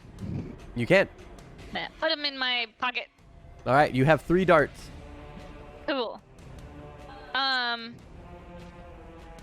would like to inspect the spell scrolls. All right, roll me an Arcana check. Just gonna take the spell scrolls from him. Jeez. Inspect them. I'm going to inspect them. 3, 4, 5, 17. All right. You're able to identify that these are spell scrolls of Bless, Protection from Poison, and Spiritual Weapon.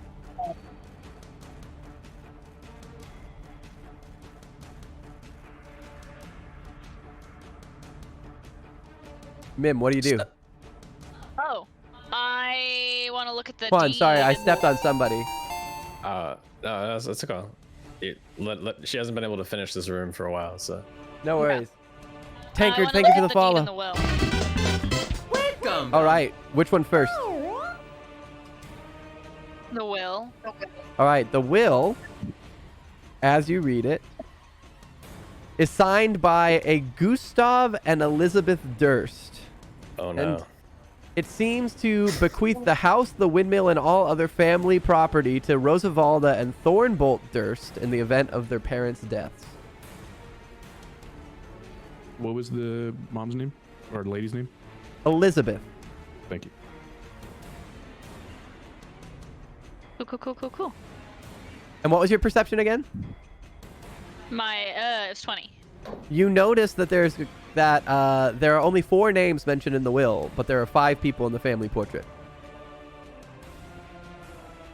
Oh, the will. What was his name? Walter. Walter. Walter's not there. Okay. Poor Walter. Okay. Yeah.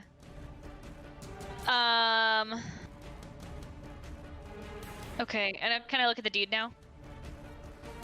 So, the deed is to a windmill and bequeaths the holder ownership of said windmill.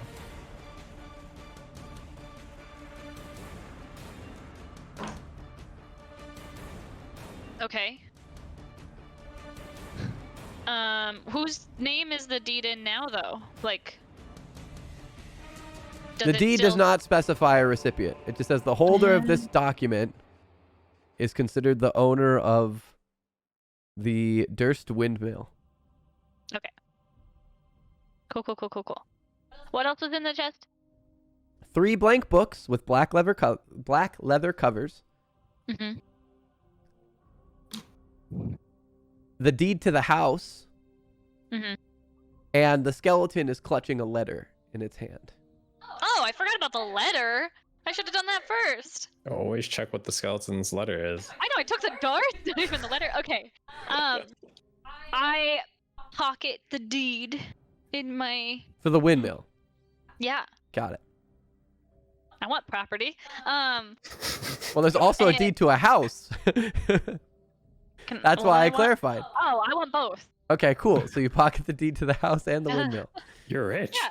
I am. Started from the bottom, never. Okay, and then I take the letter and the books, and I take them out to this area. Just breeze Or- right by Andar. Yeah. I say, "Ooh, look what I found!" and like fly away, and then just drop the books here, and then open the letter. All right.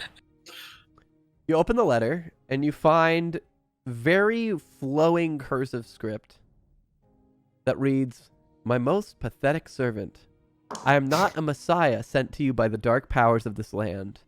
I have not come to lead you on a path to immortality. However many souls you have bled on your hidden altar, however many visitors you have tortured in your dungeon, know that you are not the ones who brought me to this beautiful land. You are but worms writhing in my earth. You say that you are cursed, your fortune spent. You abandoned love for madness, took solace in the bosom of another woman, and have sired a bastard son. Cursed by darkness, of that I have no doubt. Save you from your wretchedness? I think not. I much prefer you as you are, your dread lord and master, Strahd Vanzarovich. And as you read, you feel a gaze boring into the back of your head.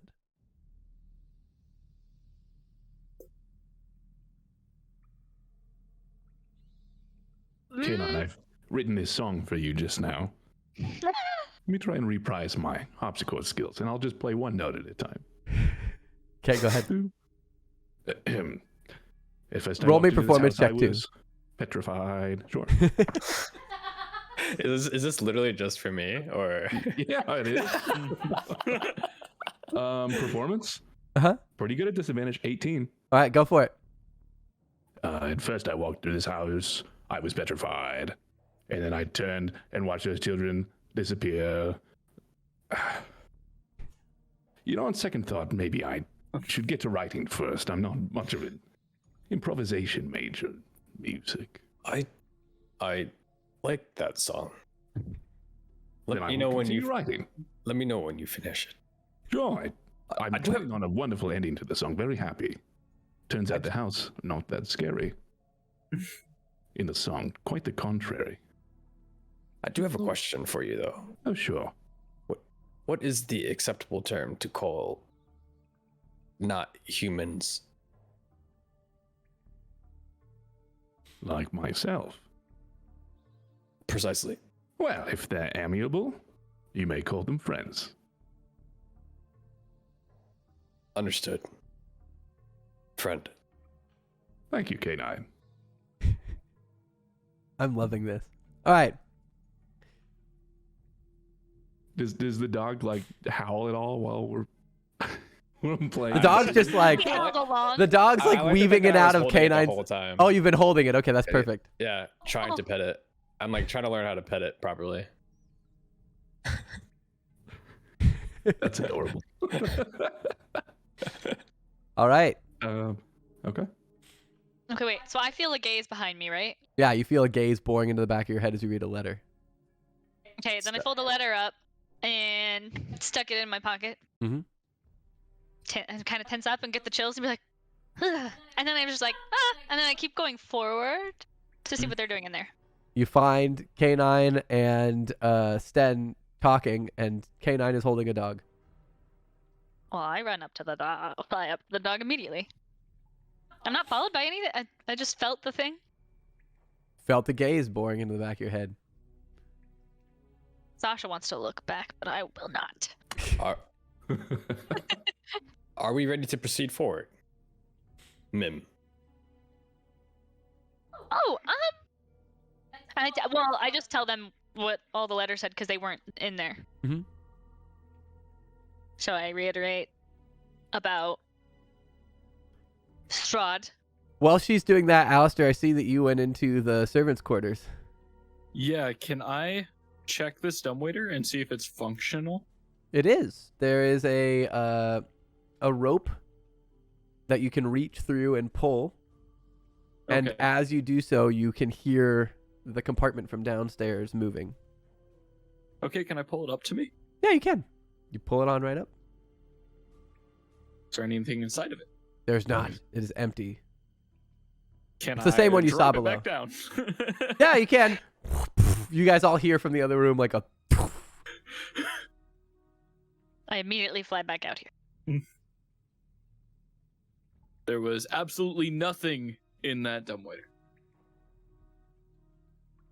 So before I leave the room, Mhm. I'll put the dog back down and say, I'll be back for you. Stay here, world's safe. And I'll put the dog down and then I'll close the door. The dog tries to exit the door with you guys. And is like scratching at the door and whimpering now that you've shut the door. Oh, sorry. Before, was there anything on top of this fireplace? Yes, there were the little alabaster figurines of dancers. Would you like to inspect them? Just the dancers. No. Okay.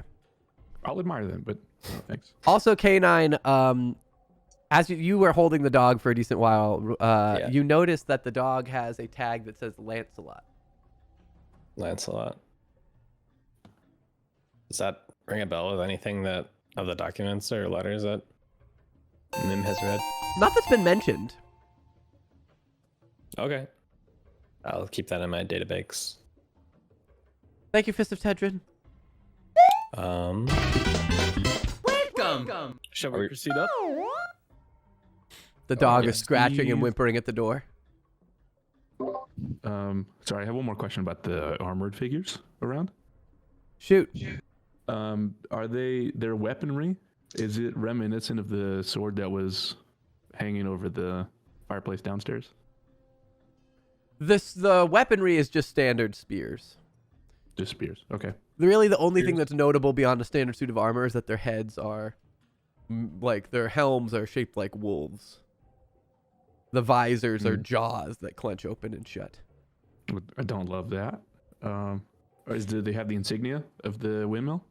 They do emblazon on the chest of the armor. Okay. Can I take one of the spears? Absolutely. I got a spear! She takes a spear. She ditches her poker and takes the spear off of one of the knights. And what was the third spell scroll?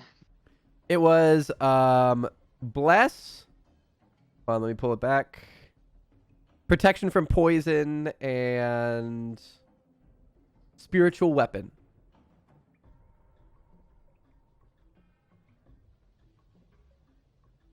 I'm just gonna take the spiritual weapon one. Is it by itself or is it in like a tube? They're like scrolls bound with a little wax seal. I'm just gonna take the spiritual weapon one and tuck it in my belt and join everyone in the lobby area. All right.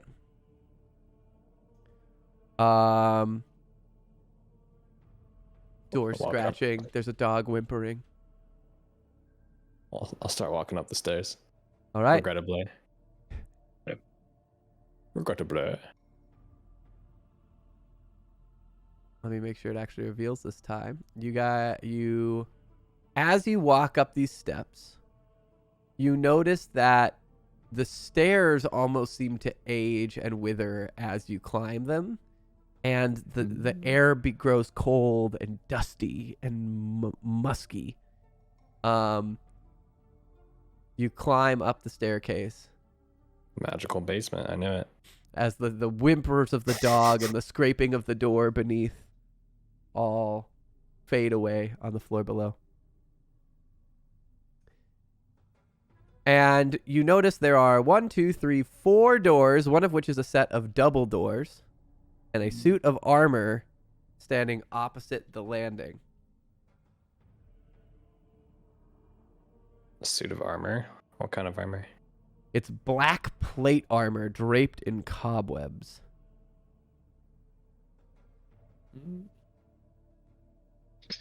That would- The walls here are carved with scenes of trees with falling leaves and tiny critters.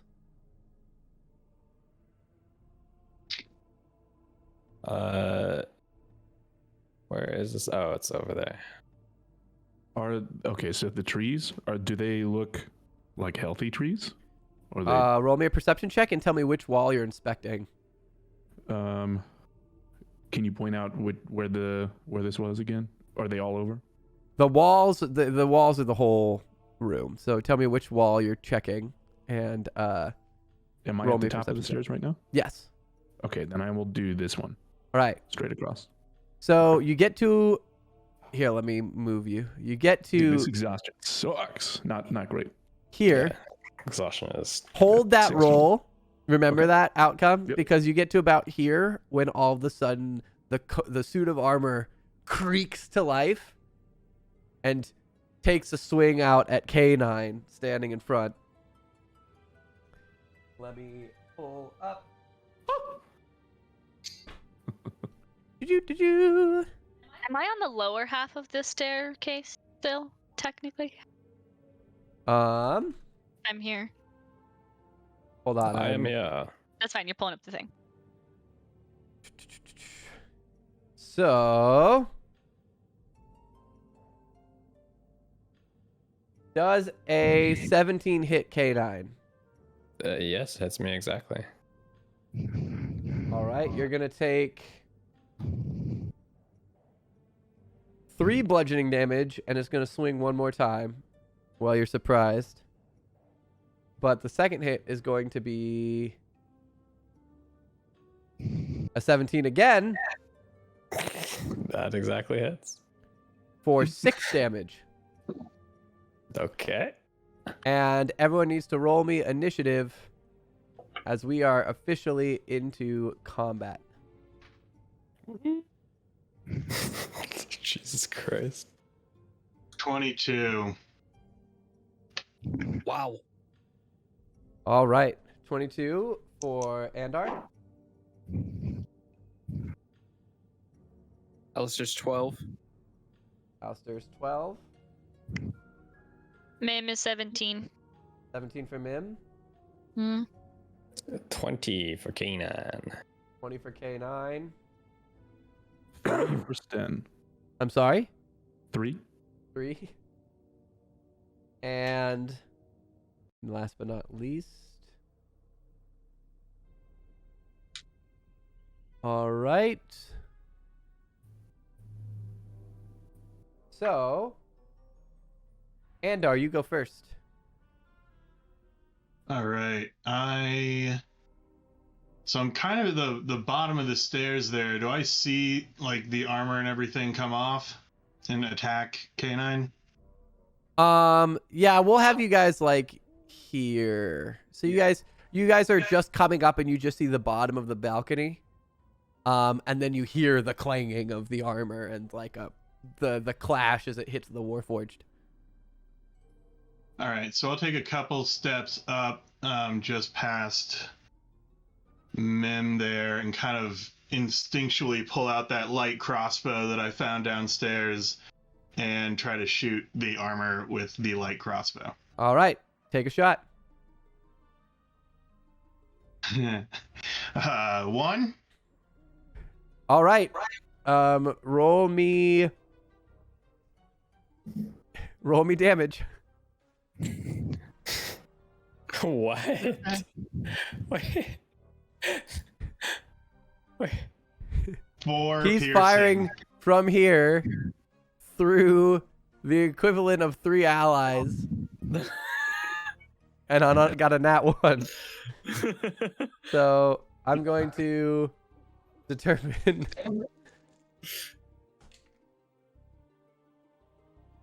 All right.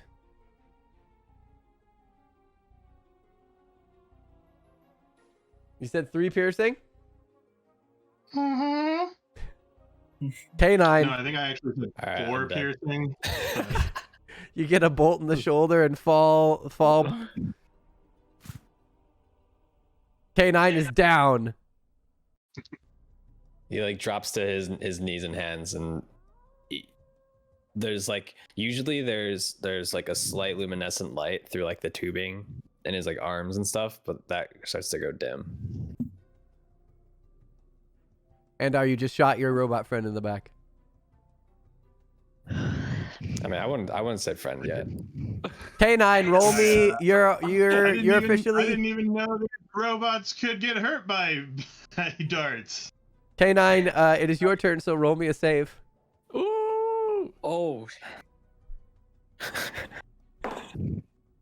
That's an 18. All right, cool. All right. Mim, you're up. Well, did you move me? We had you move slightly up the stairs just so that you could be like as you guys were coming up the stairs. But I was here when the thing happened. I was wondering if I'm seen so that I can sneak. Is my question. Can't you fly? You can still sneak. Yeah. You can still Yeah. sneak. It's very much focused on what's happening right in front of it. You can still sneak. Okay. So is sneaking a? I You have don't to know how roll do stealth. Prohibit. Okay. Easy peasy. Hopefully. 13. All right, let me roll to see if it sees you. So you are stealthed, to your knowledge. Okay. That is your action since it is your turn, but you can Okay. still move. So I can't do a sneak attack. Not right now because you weren't stealth going in. So you stealth. You stealth as your action. So now you can move, and you still have a bonus action if you'd like. But What can I do as a bonus act? Well, normally later you'll be able to stealth. Yeah. Right now it's my action. Okay. Can I like fly up higher above so that it won't notice me, hopefully, and then go like. You can try. The ceilings aren't terribly high. You're only going to get about 4 feet, 5 feet higher than it. Well, I'll just stay where I'm at, I guess. Or if you don't want to move, rogues can also aim as a bonus action if they don't move on their turn. That gives them advantage, so you could try to sneak attack using that. well, I'll aim my spear. Can't you do that level 1? Actually, I don't know that. Oh, No, 3rd level. You're right. There you go. okay. Never mind then. I'm covering one of our Sneak in. friends though. I'm flying above them. All right. Which brings us to the armor, who is going to turn to Sten as the next closest intruder. Intruder alert. That'll be, for its first attack, a 21 to hit, Oh my god. and the next one's a 14 to hit. Yeah, still hits. All right? You're going to take 4 points of bludgeoning twice, so 8 points of bludgeoning. Okay. As it brings down 2 heavy fists of steel down upon your fur. Owie. Just don't get shot in the back. It's going to move here. All right. Which brings us to Alistair. Oh no, it's Cool. gonna happen. I'm gonna say, oh my gods, and I'm going to. Can I make it over here? Yeah, absolutely. Okay. You can move So I'm through gonna come allied over here. squares uninhibited. Okay. And I'm going to be like, I hope this works, and I'm going to healing hands K9 for 1 hit point. Oh. Okay. That definitely does work. And so 1 second, let me find this.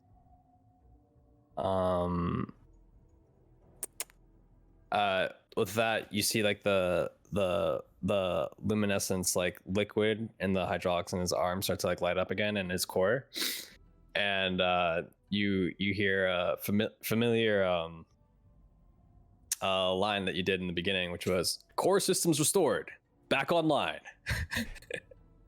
as he gets ready to stand up, but is still prone right now. That's correct. And Alistair, I think that's your whole turn, isn't it? Yep, that ends my turn. All right. So Sten, there's a suit of armor in front of you. Okay, I'm going to use a bonus action to rabbit hop, Okay. which What? means I can jump 10 feet without provoking an opportunity attack. That's so cool. What? Who are Mim? Are you flying right now? Yes. And I'm gonna Andar's underneath Mim. Yeah. Okay. Maybe I should. Oh, I'm okay, lost. so I couldn't enter it. Would you allow me to go to this square? Yes. Okay, then I will jump 10 Because feet this way. your first diagonal is 5, your second diagonal is 10. So that one's Wonderful. 1, 5, and then another 5. Okay, and then I'm going to use vicious mockery at this construct thingy. All right. So he needs to make a wisdom save. All right. And I guess as I'm casting it, I'll just. He rolled a say- -2. Let's go. Okay. Well, he doesn't take a lot of damage, but some damage is better than anything. He takes 2. What is this? Psychic damage. All right. He takes 2 psychic damage. was You. gonna say 10. How do you mock him? It's truly a shame that someone as disgustingly ugly as that is the one still standing after this scrap. And I'll just gesture to K9 and the armor thing. You hear your words ringing around in the empty helm. All right, Andar. I am going to drop the light crossbow. Say, whoop, let's not do that anymore. There must be something wrong with it. You know, you guys must have hit it with the sword while you were looking for it, and it messed up the release mechanism. That's probably why it went astray. But I'm going to stay where I am and just shoot a firebolt at the armor. All right.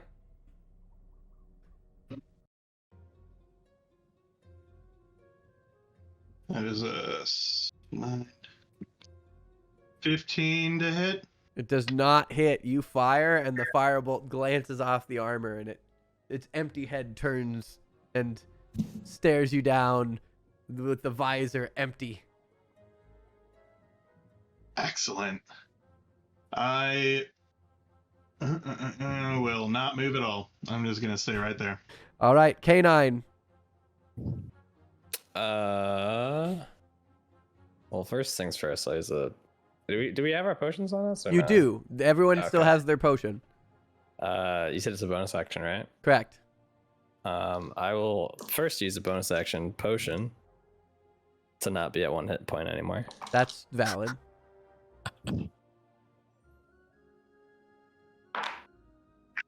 Oh, those are good numbers. That's 7, 9. Oh, that's that gets me back to full HP. I like that. You then- watch as K9 on the floor does the core back online and like reaches down, pops the cork off a potion and downs it in one smooth motion. I like to because he doesn't have a mouth. I like to think he just like pours it on himself and just like gets into his joints. Even better. You see him like almost oil himself with it. Like he Oil pops the himself. cork and like on all the. There's a slight then- glowing and his whirring increases. And then for my action, I will take out I take out some like tools.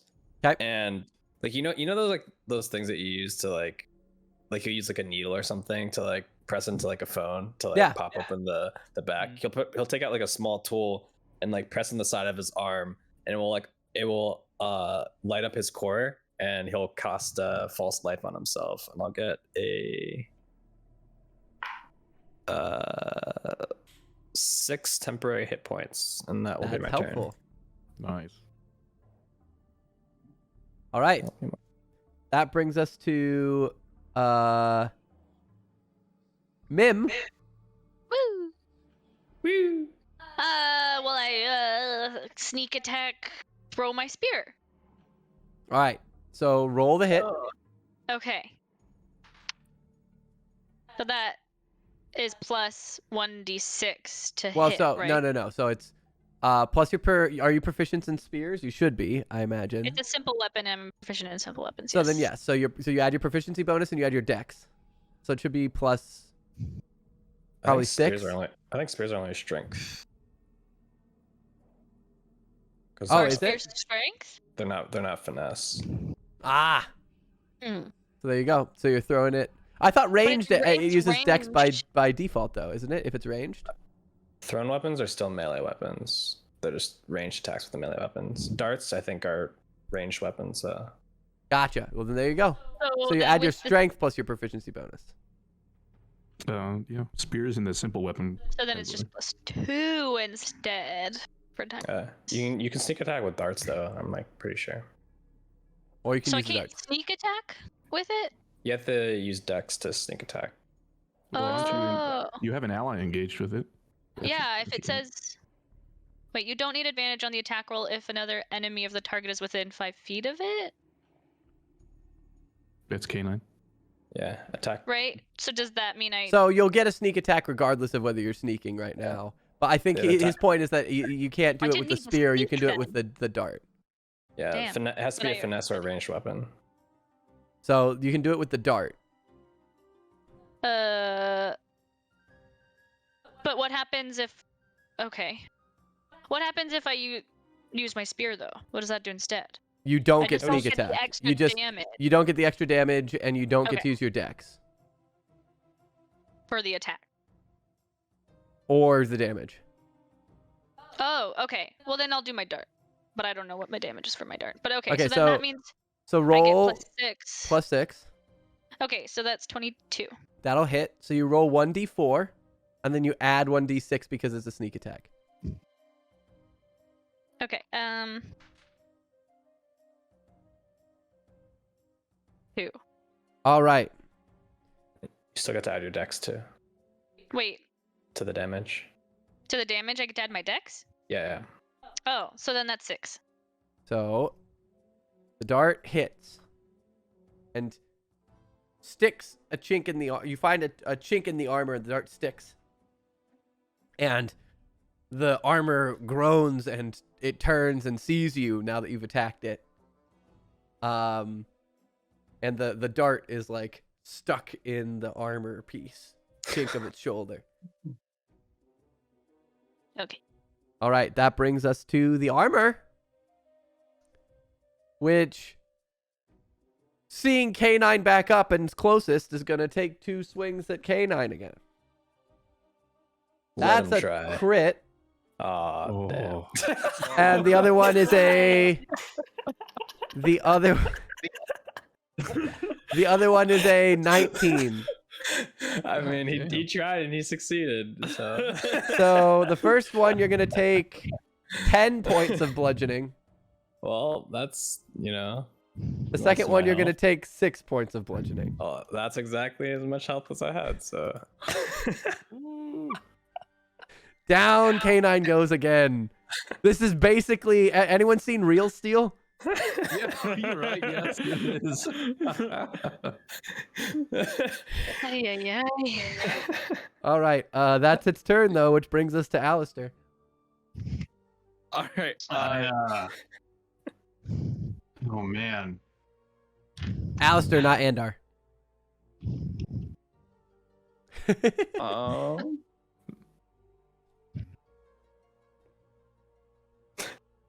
I'm gonna shove a potion in K9's mouth. Right. Well, I guess oil him. Yeah, that's a full... So that'll be your action, but you pop a Yep. cork, and you, in your time of desperation, mimic what you saw him do and just kind of sprinkle it over his whole body, and he buzzes back to life again. So do I roll or? he It's rolls your potion, so you roll. it? And that is what again? I don't have it in front of me. I think it's 2d4 2d4 plus 2. yeah, 2d4 plus 2. Ooh, not great. 3. That's 3 more than dead. So I'll take it. And then can I, with my movement, push up against this back wall? Wait, it can't be 3. It's 2d4 plus 2. Oh, it's 2d4. Hold up. I was like, that's Oh, okay. impossible. Add 2 to that. So 4? 5? Oh, okay, you said 5. 3. Yeah. Cool. And then you back up against the wall? Yep. Cool. We're up to Sten. Does this armor count as a humanoid? Let me check. It does not. It counts as a construct. Okay. All right. Well, first thing I'll do is I will check my healing potion because I'm pretty low. Oh, also, it's immune to psychic damage. So I'm going to just subtract the Can't wait for that. vicious mockery damage we did to it. Okay. Well, I healed 4, 3, 7, 9 points. So that's the bonus action, and I am now useless, unless I want to hurt everybody, because we're in such close quarters. Did I watch him shrug off the damage? Was it evident to me? Yes, it would have been evident to you. You mocked him, and it just echoed. Nothing happened. Didn't even notice. Well, I guess all I can do is I'm gonna go and kick it. I don't have anything. Nothing works. So All right. Here goes. A rat. I'm just imagining you hopping and just doing like a fucking drop kick. Well, hold on. Wait, let me double check something. That I mean, this is gonna sound dumb. This might be a bad idea. Hold on. Yes. Okay. When you make a melee attack against a creature, you don't provoke when you move. Cool. So I'm gonna walk up. I'm gonna kick him. And then you gotta bail out. Oh, that didn't work. That's a 5 to hit, but That- it doesn't matter because mobile lets me just. I'm just gonna walk back. I'm just kicking. I didn't realize how slippery my own foot was, and it just kind of glided up, I guess. All right, we're back to Andar.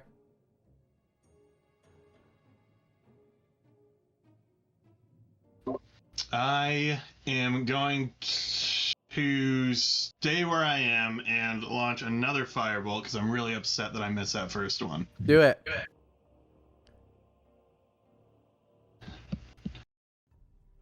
19 to hit. That will hit. Oh, thank God. It's a whopping 6 damage. All right. This firebolt connects with the chest of the armor and singes the armor as it blasts backwards a little bit, and then it puffs its chest back out and rolls its shoulder, the dart stuck in the chink. Which brings us to K9.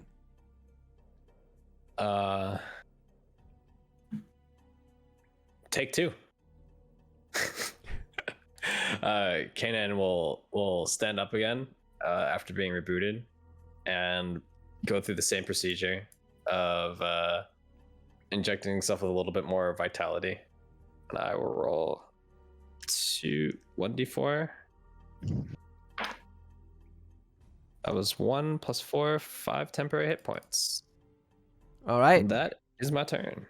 Mim, you So- still have sneak attack with the dart because K9 is not incapacitated and isn't within 5 feet. Okay, I'm gonna hit another dart with the thing, or try again. No, that's sad. So 10.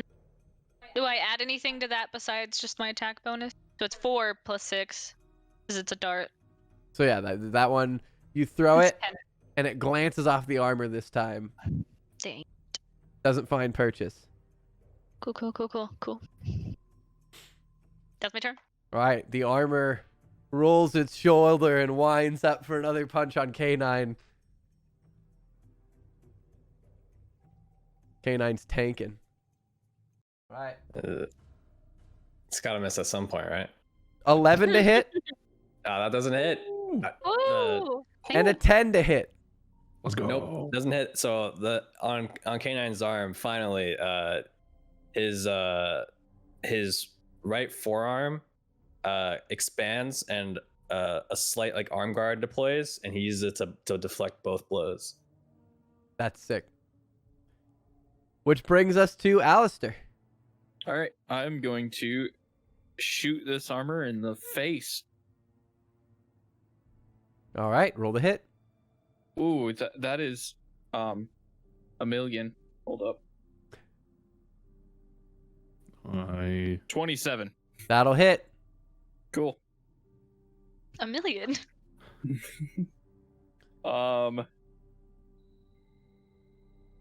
This would help if I knew basic math.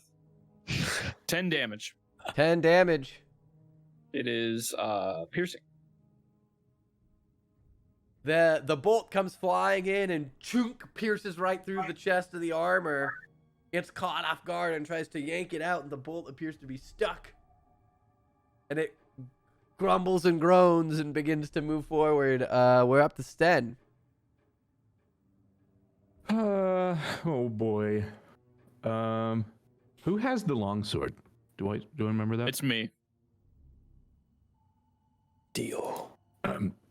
Alistair, please. Can I borrow that? Take it. As far as action economy, how You would didn't like use to your do that? bonus, Alistair, right? Correct, I did not. Then I'm going to count it as both of your bonuses to transfer. Okay. Then I'll walk up and give him some macaroni. At first, I thought you were talking about me. Thought you just like walk up, smack me on the butt, and take the sword. I can't done, wait for Chuck. this to go really well. Oh, hold on.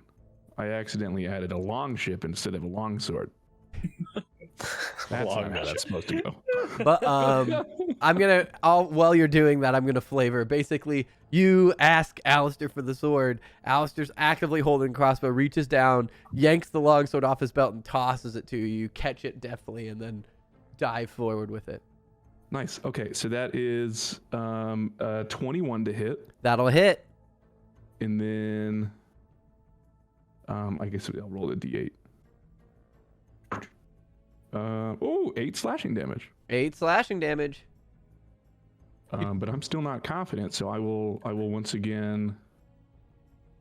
I'm gonna back up 10 feet this time.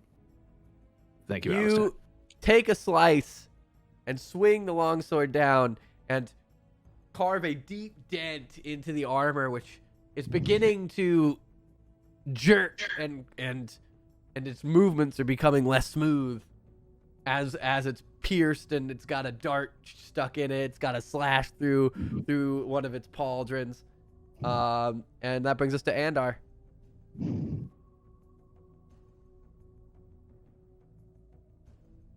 Gonna go ahead and keep my distance after watching it wail on Canine for a little bit there, and just shoot another firebolt at it. Pew pew. Ooh. 12 to hit. That will not hit. You fire the firebolt, it sticks up a hand and blocks it with the palm of its armored glove.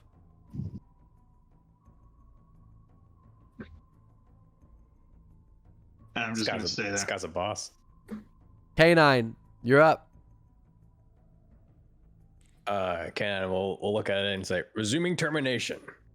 Fragment deployed. And then his whole entire body will start to glow. And everyone will hear a loud thundering boom within from 100-foot radius. And can it roll a constitution save for me? It can, and it will. That is a 5. It's a 5. It takes 6 points of thunder damage. Does everyone else take thunder damage? No, just 5-foot radius, so everyone's there you pretty go. far back. You hear this deafening boom, and the armor in Shockwave just gets blasted to pieces and shatters against the walls. And you have defeated the construct. No, not my own kind. What does that make me? All right, real quick. What do we say to a 5-minute bathroom break? Yes. That sounds Yes, good. please. Yeah. Yes, please. All right, so real quick, everybody who's watching, we'll be right back. We're going to take a quick bathroom break. We'll resume in 5 minutes. I'm going to leave. I'm going to pause the music and put on our Be Right Back screen, which has its own music. And we will continue momentarily. Stick around for the second half of Death House. I feel like every time I try to say let them try or whatever, I always get the worst possible thing happening to me. That's hilarious. Even when we're playing villainous, and I'm like, yeah, what are the chances? And the double draw lightning bolt, Wait. Well, Hermes and Hewitt, well, it looks like Nick's coming back too. While we're waiting for Sasha and Adam, we have the Fist of Tedron and Tankards and Tails in chat who have both followed during the session. Also looks like Adam's here. Mm-hmm. And Lobster Lemon. Hello, Lobster Lemon. Lobsters.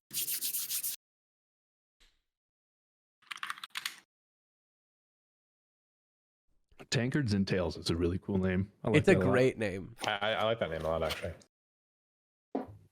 Doctorial session. And it's a cool emote. Oh, is that their emote? Yeah, it looks like it's Tankards and Tails emote. Beautiful. So Fist must come from Tankard's community. Welcome, welcome, both of you.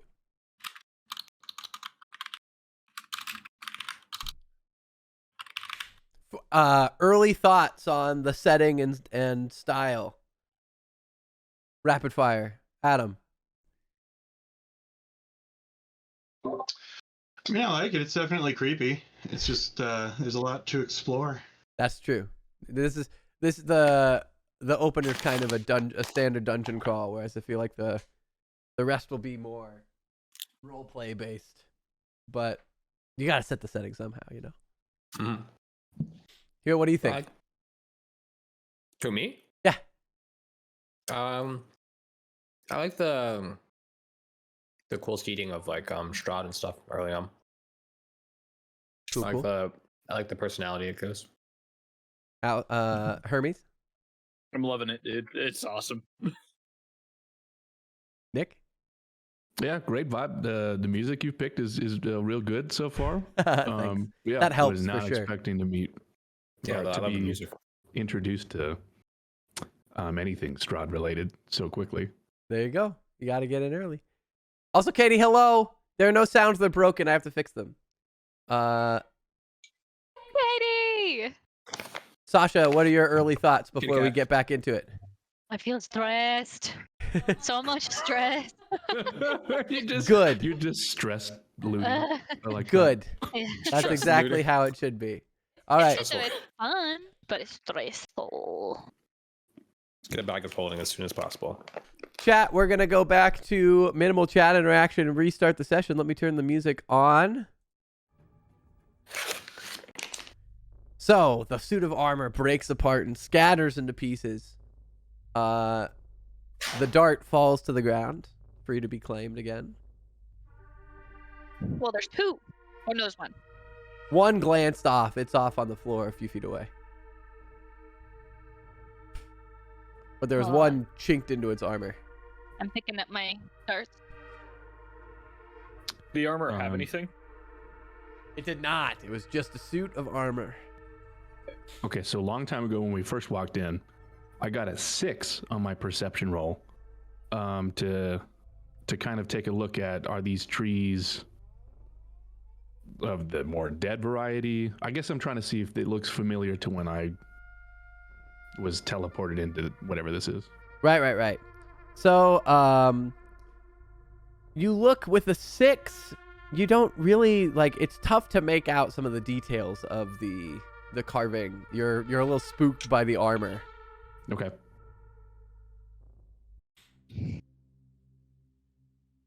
You guys do notice Sten examining the woodwork, though. What are you looking at over there? Well, for a brief moment, kind of thinking it was reminiscent of the scene when I first walked in.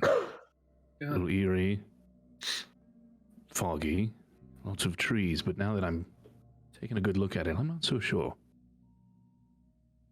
I had a similar arrival. I don't know. Weird. Oh, really? Yeah, I was walking through the forest, coming up to, I believe, a house, and then all of a sudden, the gate in front of me, and there was a stone table, and there we were. I was out for a stroll to try and clear my head. Just kind of kept walking. Found, now don't make fun of me, a nice patch of grass to fall asleep on. Is all I had at the time. And, yeah, I woke at the table. Very strange. What of everybody else? The same story?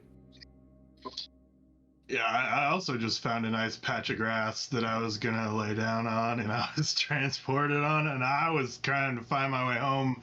I was out at the pub with some friends, and I stumbled through the wrong gate, apparently. Well, I was having dinner with my friends in my treehouse, and then I just started falling into the fog. But I wasn't going anywhere. I was just sitting there, and then I was like, woo! And it was really weird. Right out of a nightmare, maybe. Maybe I did fall asleep.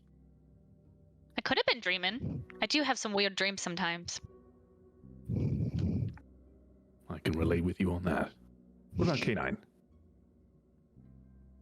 My first venture out into the outer world for the first time. And I saw a mist. Now I'm here. K9, I seem to have noticed every time you power on. Is that the correct? Sorry, I light up? I'm not so sure. You seem to say the same things. Do you recall what's happened right before you're not all bright? Sometimes my systems need a manual reboot.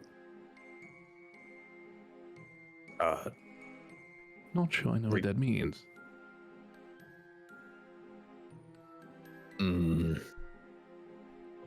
Is it like sleeping? I think when I was taken by the mist, I felt the feeling that you humans call, well, sorry, not humans, friends, called being tired. It feels like that. I see. Huh.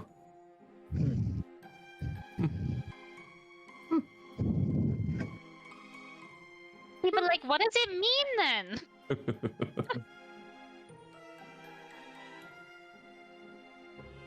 I think we'll find answers moving forward. It's the only possible solution. Okay, Nine. I suppose it's time for another door check. So there's 1, 2, 3 doors, and then a set of double doors here. I mean, the double doors have to be first, right? Oh yeah. Do we hear like? I'm assuming it could be a baby still. Did we hear a baby crying? Or Roll me a perception check. I shouldn't have asked. You have large ears. I have disadvantage on all ability checks right now. And how does that go away? I gotta sleep. Ah. 13. 13? Mm-hmm. You do not hear any baby crying, but you do now notice that in the carvings of the paneling, on second glance, there are tiny corpses hanging from trees and worms bursting up from the ground in the scenery, carved into the wall. Typical. I gotta be honest with you, dude. I don't like that.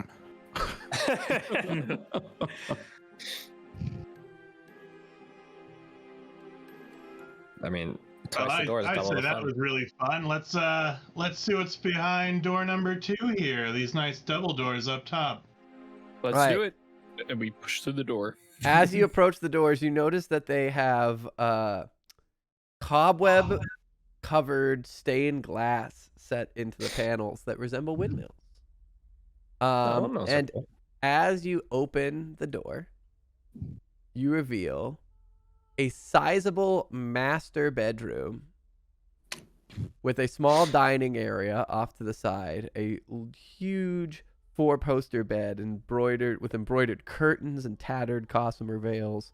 There's a matching pair of empty wardrobes that are both flung open.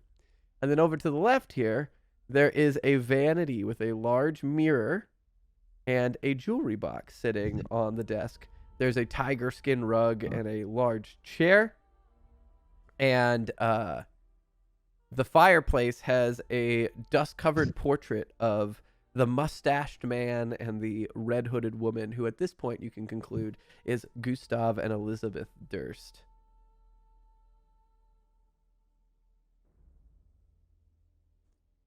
This Wait, is- door as well here has a full-length mirror mounted on it.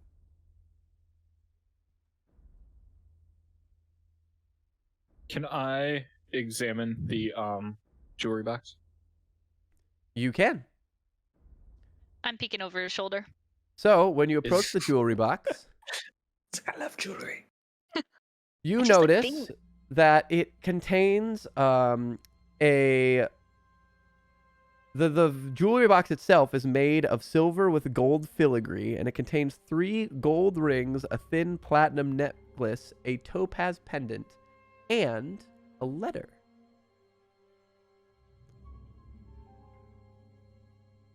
There's a lot of letters in this house.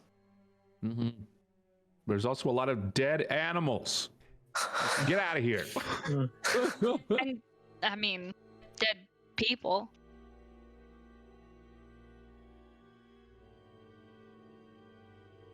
Can I check for traps? Sure. What do you want to check?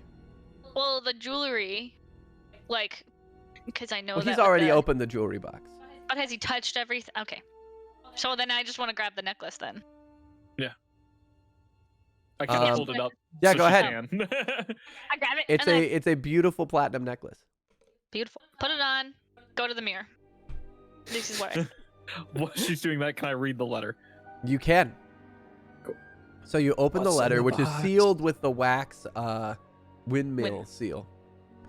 And you Oh, peel it open, and it says, "My dear Miss Petrovna, your advice on dealing with the unwanted fiend in my home is very good advice indeed. Tonight's ceremony will proceed as planned when the moon is at its highest peak, without, of course, the attendance of Mr. Durst. I must agree with you that yes, with such an innocent sacrifice, our proceedings may have better results, although innocent is not quite the term I would use. My thanks, Mrs. Elizabeth Durst." Shit. Wow. All right, I come out to the group and I relay what that said. Oh, I'm sorry. In Mim told us about the letter with the kid, right? Yep. Yes. Okay. was she trying to get rid of the kid, or was she trying to get rid of? I Right. believe so. I believe she was trying to get rid of the baby from the photo that Sten pointed out. It's curious to me why you guys aren't using past tense.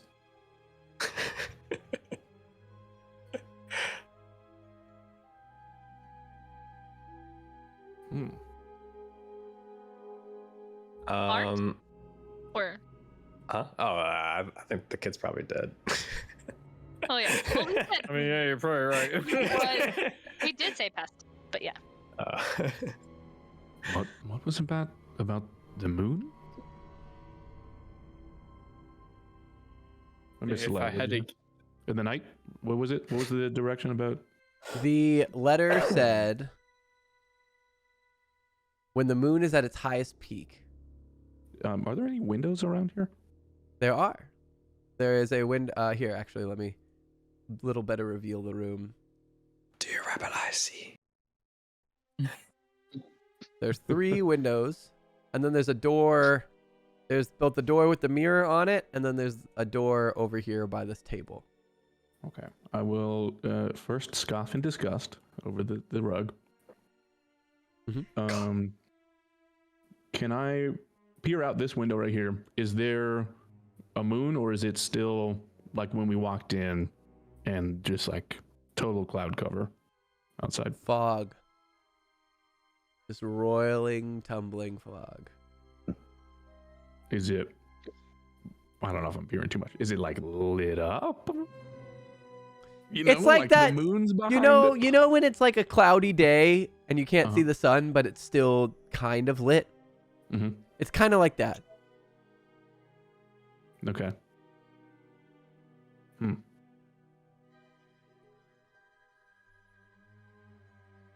can I check this door that I'm by? You can. You open it up to reveal a balcony. Also, you guys notice there's the same dumbwaiter.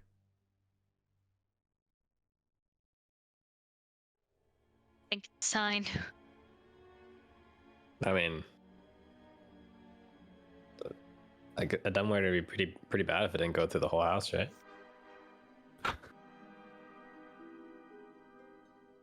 Is there anything on this fireplace? On this fireplace, above the fireplace is the portrait. Dusty portrait Oh, of it's Gustav and Elizabeth. Okay. And these wardrobes are empty over here. It said. Yes, they're both flung open and completely abandoned. Okay. I go and I check under the bed again. All right. You never know what's under the bed. You peek under the sheets. You lean down under the bed frame, and you see right through to the other side. No. Okay. Well, I'm gonna call this room a bust. I don't want to go out on that balcony with all the fog and everything. So I'm gonna hop back into the main entryway and go towards the other doors here. Cool. I'm gonna open the mirror door, the closet door, or whatever it is. It is a dust-choked but empty closet. I am gonna go out on the balcony and look around. Do I see anything other than fog? Roll me a perception check.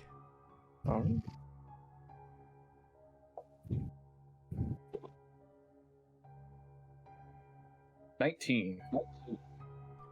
You sit and you watch off the balcony for a few moments.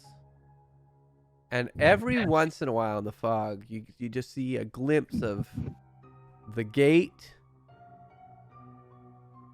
You think you see the semblance of buildings just beyond what would potentially be a street. Every once in a while, you'll just see a brief glimpse of something. Building. A star. The edge of what appears to be a fairly full moon. But nothing that you can pinpoint. Just glimpses of pieces. Gotcha. I go back inside. As Endar walks past me, Kenan will put a hand on his shoulder and say, "Hey, Hey, Hey. if I'm powered, hey, if I'm powered down, restart me. Leave me for scrap, I'll kill you." And then he'll open the door. Which door? Because there's 3 of them. The one south. Got it. You open the door to reveal a fairly unassuming bedroom. Dust and cobwebs are shrouded around the room. And there is a double set of stained glass doors here. And a small door here that appears to be made of wood. Above the fireplace.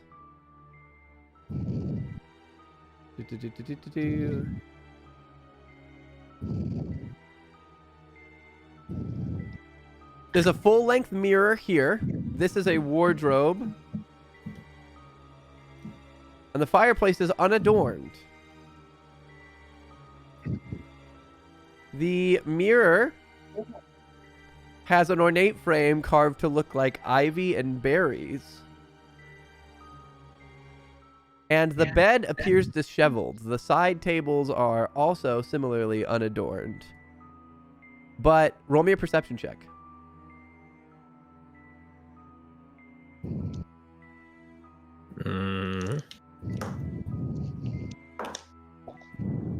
That is a 12. You notice 2 things. 1, the frame of the mirror has eyeballs mixed in with the berries along the vines. And you hear a faint whimpering coming from this door. Oh, I opened that door then. You open the door to reveal a room completely abandoned except for a crib, what appears to sound like a crying baby, and a swaddle of blankets. With that, Kenan will yell to the main room, "Baby detected," and then move inside. All right. I will. It's like underneath the blanket, right? It's a swaddled. So it's like, you know how when you wrap babies in swaddling? Oh yeah. And as people are walking up, I will start to unveil the baby. So you pull aside these black gossamer shroud that's covering the crib and reach down to unwrap the baby. And as you do, the blanket unwraps to reveal nothing. And you hear a shriek from behind you. "My baby!" and a specter appears in the bedroom. But it does not Crap. bear the visage of Elizabeth Durst. It appears to be in more tattered clothes, wearing a old worn bonnet. And you can tell that from the uniform that this is the specter of what was clearly the nursemaid. Wow, he had an affair with her? Jeez, okay. Hmm? Do I hear the shriek? I'm in the closet up there still. Oh yeah, like everyone on this floor hears the "my baby." With that, I'll immediately run into the other room to try to see what's going on. So yeah, the door's still open, so you can see the specter appear, pretty much right next to Alistair. I spin around and I'm like, we're here to help. We're also looking for the child.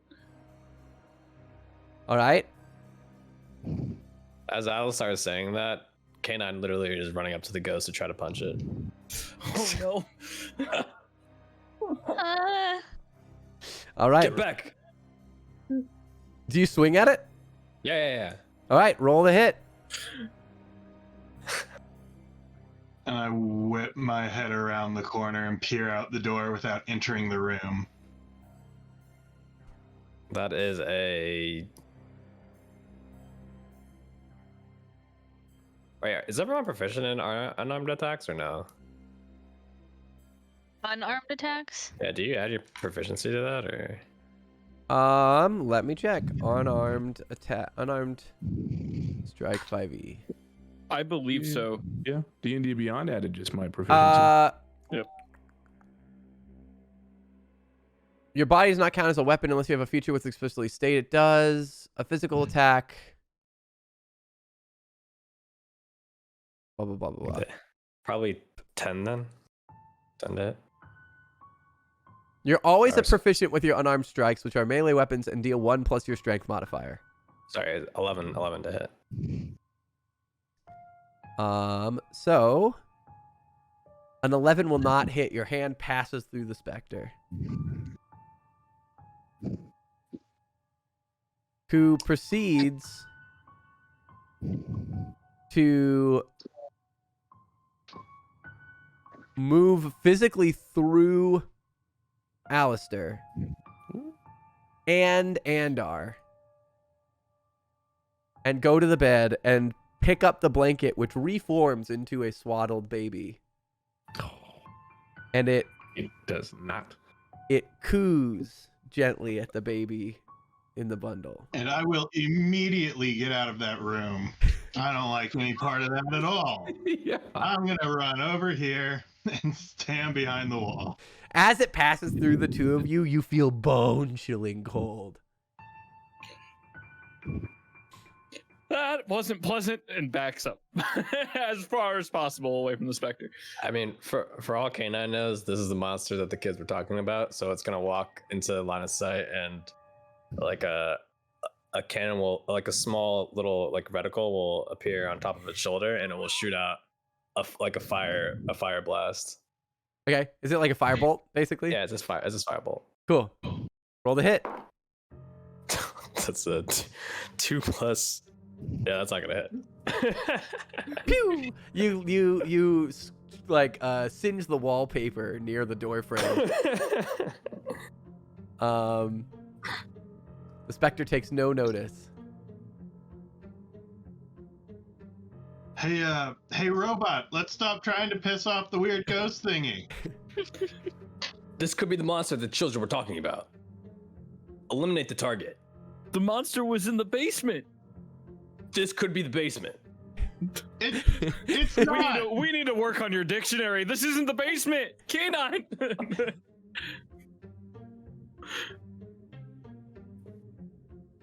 What are Sven and Mim? Are you guys Yeah, coming what over is here, everyone else or what are doing? you guys doing? Sven? I'm sorry, Sten. Thank you. Yeah, I guess I just would have watched the specter ghost thing just pass by and then Andar run out. So I'm gonna back up a little bit. Is this a door here? It is. Oh, there was a door here. Yes, there's a door Can there I- too. Okay, then I'm gonna try open and- this. Yeah, I'll Yeah. try and duck into this. All right. We'll hit Mim first. Mim, you open the door It's another closet. to reveal a bathroom. And has a wooden tub with clawed feet, a small iron stove with a kettle for hot water, and a barrel under a spigot in the east wall. A cistern on the roof is used to collect rainwater, which is borne down a pipe to the spigot, but the plumbing doesn't appear to work. Whereas Or plumbing. Sten, you reveal a storage room filled with dusty shelves, folded sheets, blankets, old bars of soap, all aging, moldy, and completely covered in mildew. Ugh, Nasty. mildew. Don't mind if think- I mildew. I think if I have the layout of the house right, this is just a balcony, but can I open or look out this door? You open to reveal a balcony, So smart. So and So clever. Kanon, are you going to continue to attack the Spectre, or are you holding based off of your allies' advice? I'm holding based on my house advice. I'm going to watch, and if it does anything suspicious, You watch I'll, as it I'll fades try to shoot away. it again.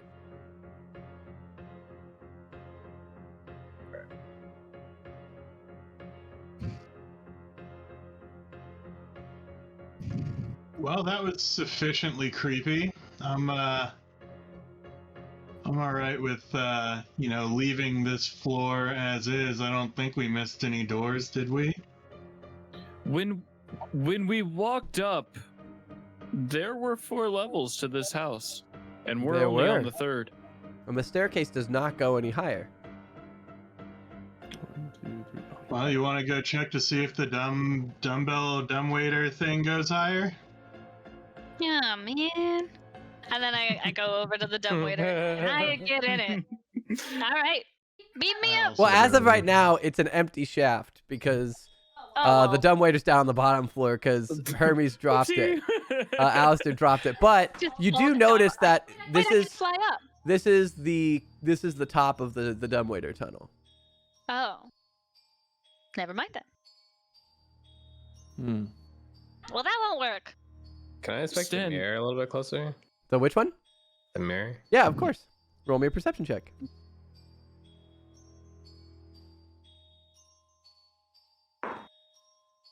It's Plus an it is- 11. An 11? Yep. It's a weird mirror with the whole eyeball thing, but otherwise it seems Oh. lovely. It's very well made. It's very well crafted. This mirror seems weird, Mim. I can't put my finger on it. Okay, so then can I inspect the mirror? Of course. So it's perception, I guess. Woo! 1922, I think. You, with your extensive knowledge of forest things, notice that the ivy curls in a weird knot around one of the eyeballs, and you press the pupil in, and the mirror opens to reveal a hidden. If it would frickin' reveal when I clicked reveal, A dog. a hidden staircase. That would be so funny. Dip-a-dip-a-doo. Actually, speaking of the dog, Andar, roll me a perception check.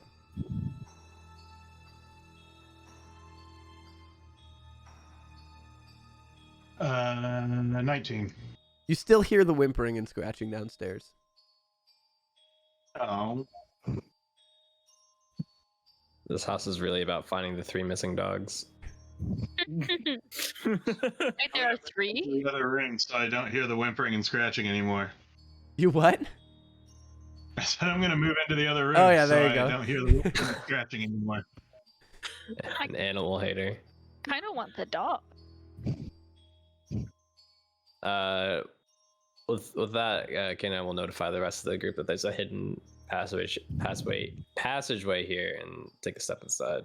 All right. Before we push too far on, Stan, will you help me check out this room real quick?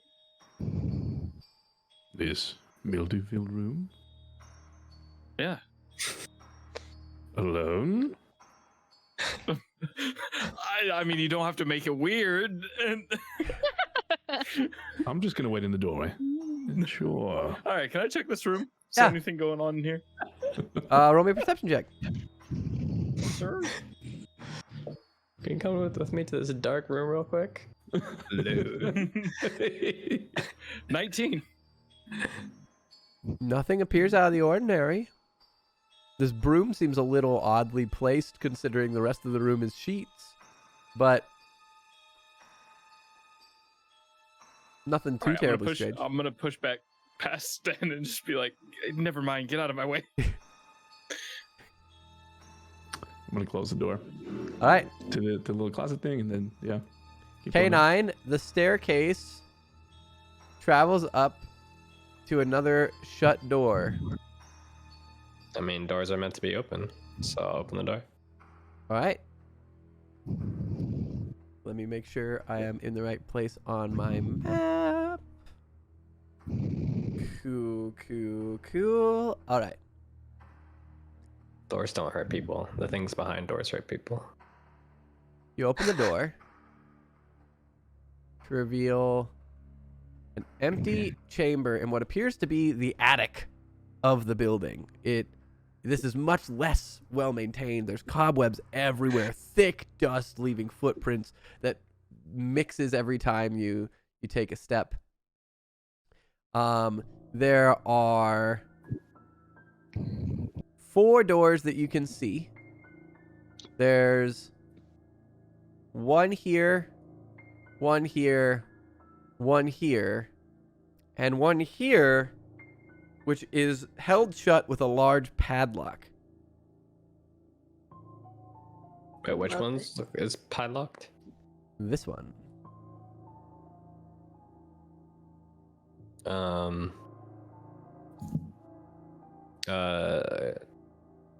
Kenan will say, "Stay close behind me," and then he's just gonna walk up to the padlock and just wait. Okay, did Mim? I don't have things. Well, Like he said, we don't have things. did Mim ever show the group the key that she found, or was it Mim that I found didn't the find key? it. Alistair found it. Alistair has it. Yeah. Did he ever say that? or no? Oh, I did not.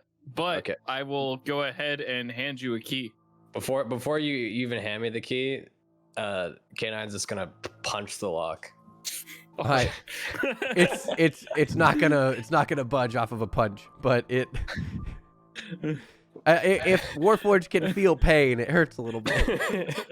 it does Seeing that, I'm gonna hand you a key and be like, try this.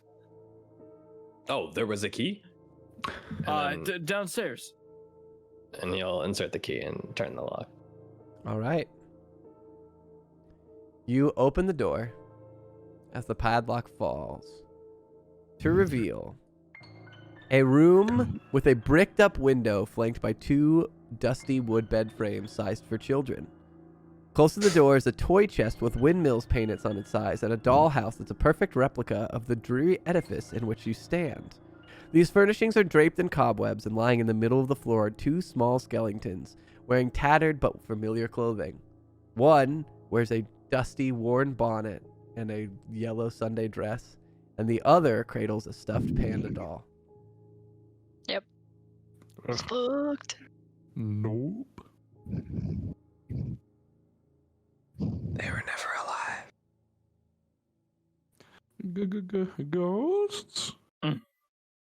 So this here is the dollhouse, and this here is the chest of toys.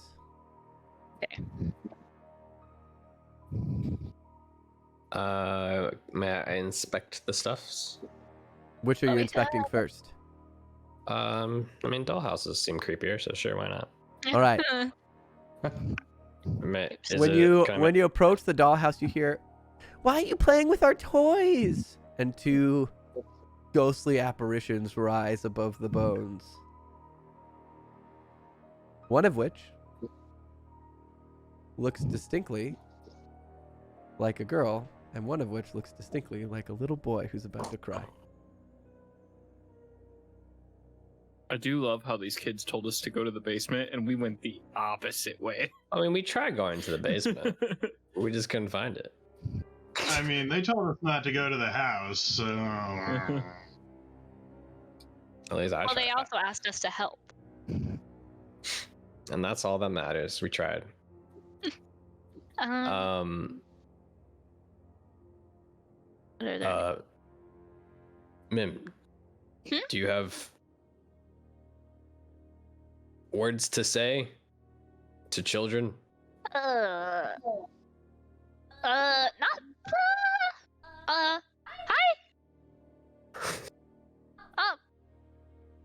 Are you, Rosavalda and Thornbolt? Yeah, that's our names.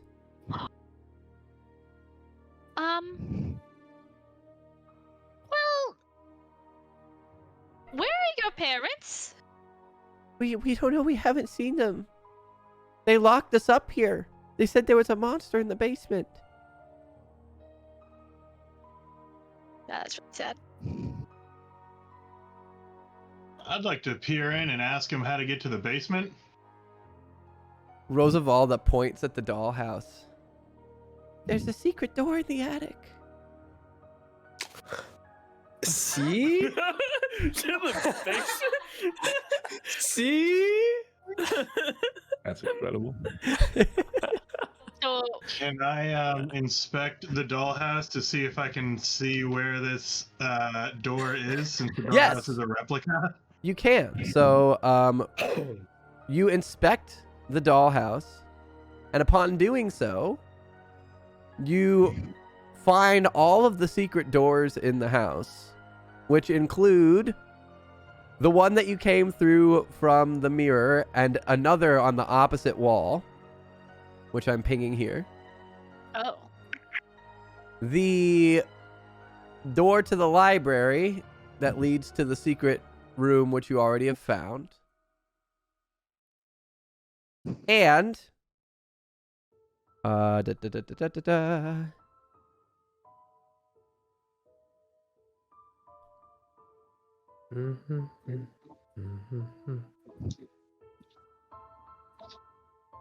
Let me make sure I have this correct. A secret room right where can you guys see me pinging in the dark or no? Yeah. Mhm. Yeah, so there's a secret room located there. And you are able to tell that there is a staircase leading down we to go. the basement. Oh. Can Okay. I discern just from the dollhouse what all the other doors on this floor go to? So you can see that there are 1, 2, 3 other rooms on this floor. And based off of the dollhouse, 2 appear to be bedrooms and 1 appears to be some kind of storage room. I would like to go and inspect what appears to be the storage room before we venture down into the depths of this surely death tunnel. That is this room that I'm pinging for you.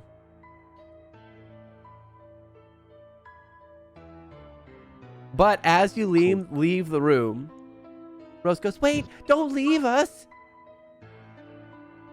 But I'd really like to. I turn and I say, well, why don't you come with us? Do you continue walking, Endar, or do you stop? I will stop and turn around and address them and say, but I'd really like to leave. Why can I not? Wait, don't leave us alone again. We're up here so long without food. So Star? before we leave, like as I hear them say that, Kanan will pause for a moment and just like stay still and think to himself, Mm-hmm. and then just turn around and start sprinting downstairs. All right. Two things And, happen.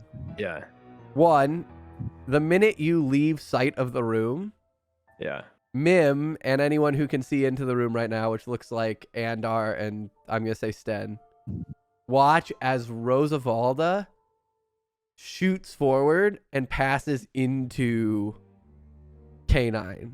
And I need you to roll me a wisdom save. Like the child? Yes. Child ghost? I'm so glad I never went into this room. I feel scared now. That's a 20. All right. The ghost doesn't seem Or to 19. find purchase on your body and transfers to the next closest to the staircase, which is Sten, Awesome. and roll What's me the a save wisdom again? save. Wisdom save, all right.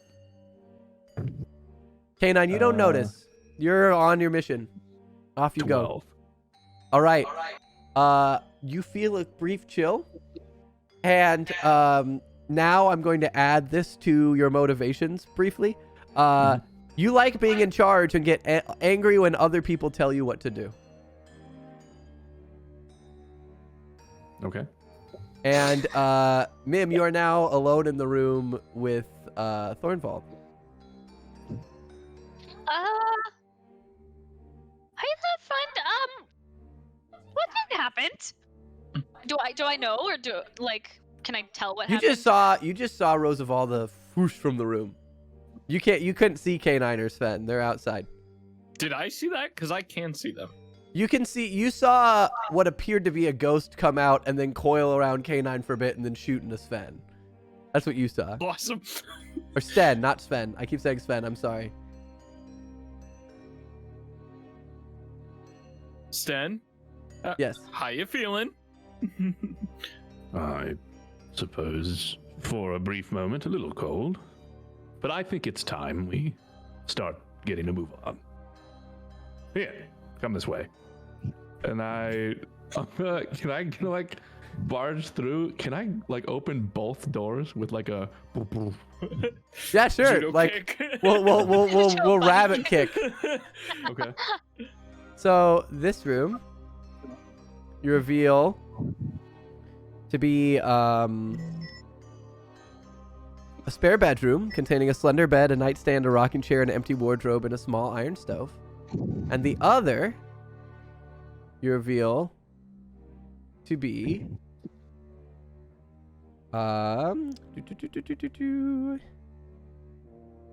these are poorly arranged. A dusty chamber packed with old furniture, chairs, coat racks, mirrors, all draped in dusty white sheets. Near an iron stove, one of the sheets seems slightly pulled back, and you can see the edge of a chest underneath. Mm-hmm. I would like to continue on into the storage room now that the creepy ghosts aren't trying to keep me in the room, and walk over to that chest. All right, roll me a And wisdom save as Thornfald, seeing you leave as well.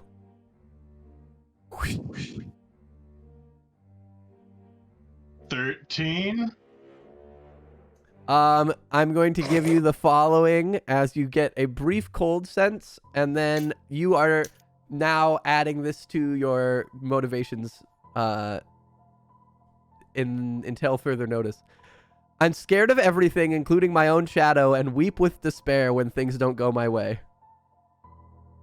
Oh boy. And I think we should just go towards the basement. No need to take a look there.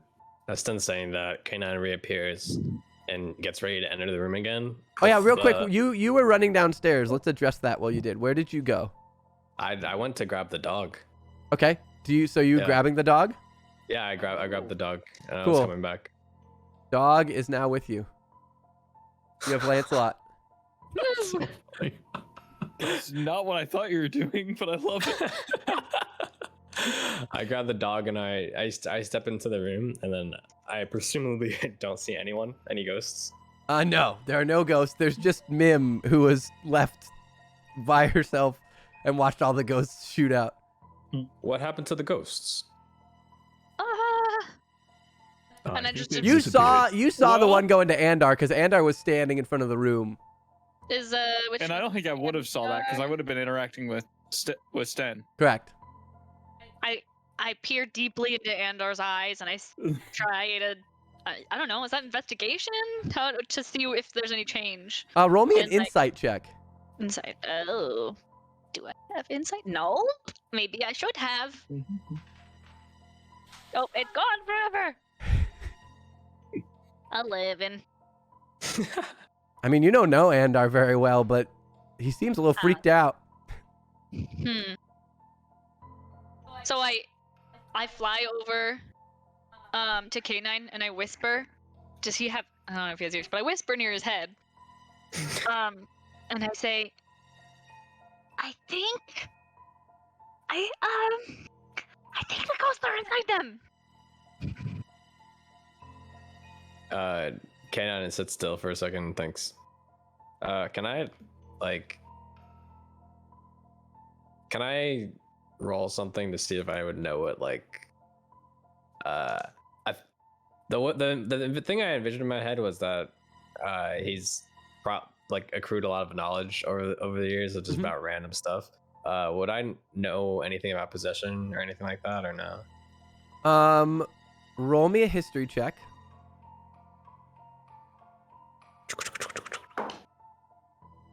Uh, 15.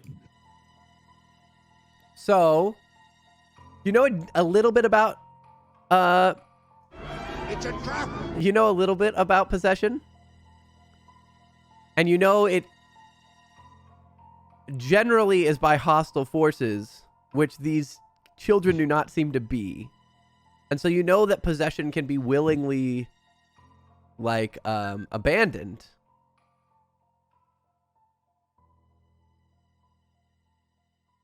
Okay.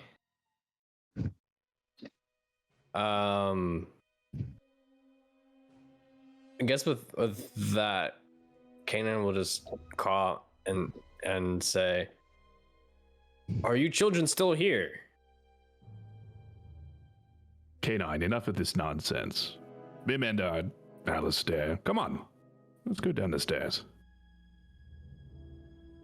All right, so you're heading into this room, Yeah. and you're just going Oh, is straight that for where the the staircase staircase? is? Yeah, sure. Oh, Cool. what's this? That's the staircase. Oh, you have to go in. I thought it was okay. I see it. Okay. Well, if not hearing anything from that or any response, Kanan will gently bring the dog over to one of the rooms and probably maybe the one like right above the. Did we look at the door like below? You did not. Saw the one at all? Can I open that one real quick? Yeah, of course. Also, are you still holding Lancelot? Yeah, I'm still holding Lancelot. I'm trying to find a place to put him down. All right, so this is Preferably away from the creepy children room a little bit. dust-choked room with a slender bed, a nightstand, a small iron stove, a writing desk with a stool, an empty wardrobe, and a rocking chair. A smiling doll in a lacy yellow dress sits in the northern window box, cobwebs draping it like a wedding veil. I'm just gonna walk into the room, just do a quick check, make sure there's nothing dangerous here that's gonna hurt Lancelot, and then I'll put him down. All right. Let me see how fast Lancelot is. Lancelot, the minute you set him down, rushes out of the room and rushes into the children's room and starts whimpering over the bones No. and Rest in sniffing peace. and lays down sad.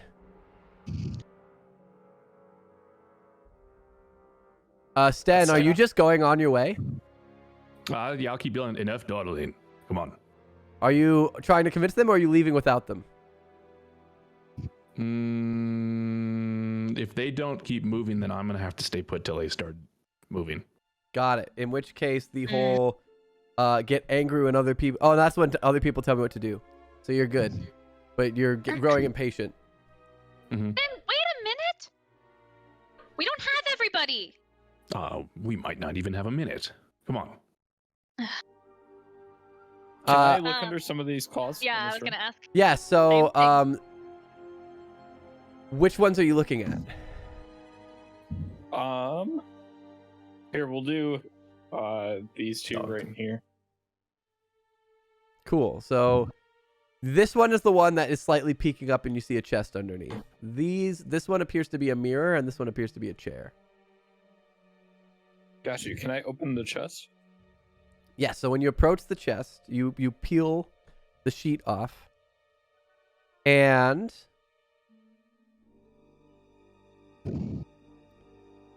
there's an unlocked wooden trunk.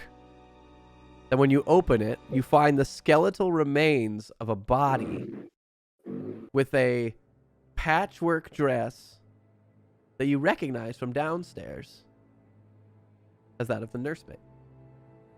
Oh man. Jesus. Everyone's dead here. Alistair just opens it, sees this, and just steps back and goes, "Oh my gods!" Her dress seems to be stained with blood, dried blood. Stun, I think you're right. We should move forward. Yes, don't dawdle in. We don't have time to open chests. Come on. Can I do these two? Sure. In here? This one appears to be what was the beginning of a wooden sculpture, but was unfinished. Wooden sculptures. And this one appears to be a spare stove. I'm just gonna keep going and removing stuff. Mim, we don't have time for this.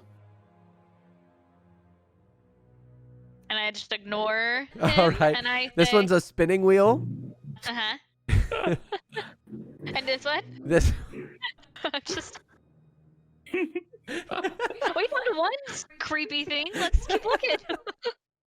this one is one of those curved like love seats. This Made mine putting my foot down. Last time. Stop the telling me stairs. what to do! Stop defying what I'm saying. Who made you the boss? Clearly I am. I found this room.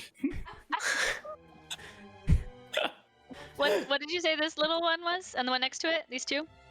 This This one's a right here. stool, Mm-hmm. and this one is an overstuffed chair. Overstuffed? Yes, like particularly cushy. I sit down on the chair and I say, the group's not ready yet. The group's ready when I say it's ready. And I'll walk over to the chair, I guess. And like try and push her the other way. I don't like doing this. So you're just trying to push her towards the thing. Also, Andar, K9, and Alistair, what are you doing while this scene is going on? I'm staying very comfortably in the familiar hallway that I've seen 100 times before. All right. Yeah. K9, Alistair, there's the chest with the body in it, and then there's an arguing fairy and rabbit in the room. And then I lean over to K9 and I'm like, the girl went inside of him, passed through him, and now he's acting like this. I'm not exactly sure what to do here. K9, are you still in the door frame? Yeah. You watch as Lancelot runs outside, looks at you guys, looks back in the room, looks back at you, and then runs back inside. The dog doesn't have a sense of them being in... Oh. Yeah. Dogs normally have a sense of that kind of stuff, I would say. Unless the dog is dead, too. Dog's not dead. Dog's a great guy. Okay. I'm gonna yell into the room, hey guys, I think we should probably compromise and maybe, instead of rushing downstairs or exploring this creepy room, we can just stay up here where it's nice and safe and where we know everything. And I'm gonna go into this other room with the dog. No, you get back here, Andar. We are going down the stairs. I'm going And we all to... scream, but I don't sobbing uncontrollably next to this dog. I'm going to like have my crossbow in hand. Just thinking. All right. Seeing Sten get more and more irritable and feeling like that's not like Kanan hasn't known him for a long time, but for the most part he's been pretty laid back. Kanan's gonna walk up to him and be like, Sten, what's gotten into you? But Come on. And he'll put like a hand on his shoulder. We don't have time for pleasantries, K9. We must go down the stairs. It's what we've come here for, right? Help me gather everybody. Why is everyone dispersing? It's a time for the team to come together. Take on these stairs. Pondering about this really hard. I'm gonna walk up to Sten. And I'm gonna punch him. Welcome. All right, roll the hit. I mean, I always knew you hated rabbits, but this has gone too far. 19. Getting a call from PETA. Yes, that will hit. What are you doing that unarmed strike? Yeah, it's an unarmed strike, so it's 1 plus your strength. Yeah. This just says 1 bludgeoning Just on one? mine. Okay. There you go. Yeah. Nothing happens. Does he look different? He looks pissed. It's like that. Is it Alistair? And with that, K9 will put his arms around Alistair to try to restrain him. It's like, what's gone into you? Huh? I just think that Sten isn't himself right now, and I don't entirely know what to do about it. Well, I suppose you could appease me in a 2-step plan, Alistair. You can keep your hands to yourself and walk down those stairs. Meanwhile, you guys hear Andar weeping from the room a couple rooms over. Weeping? Yeah, he's like actively crying next to the dog. Adam, you're muted. Is the hidden staircase in this room or in the hallway? It's in this room right here. Okay. But Adam, you said something, but you were muted.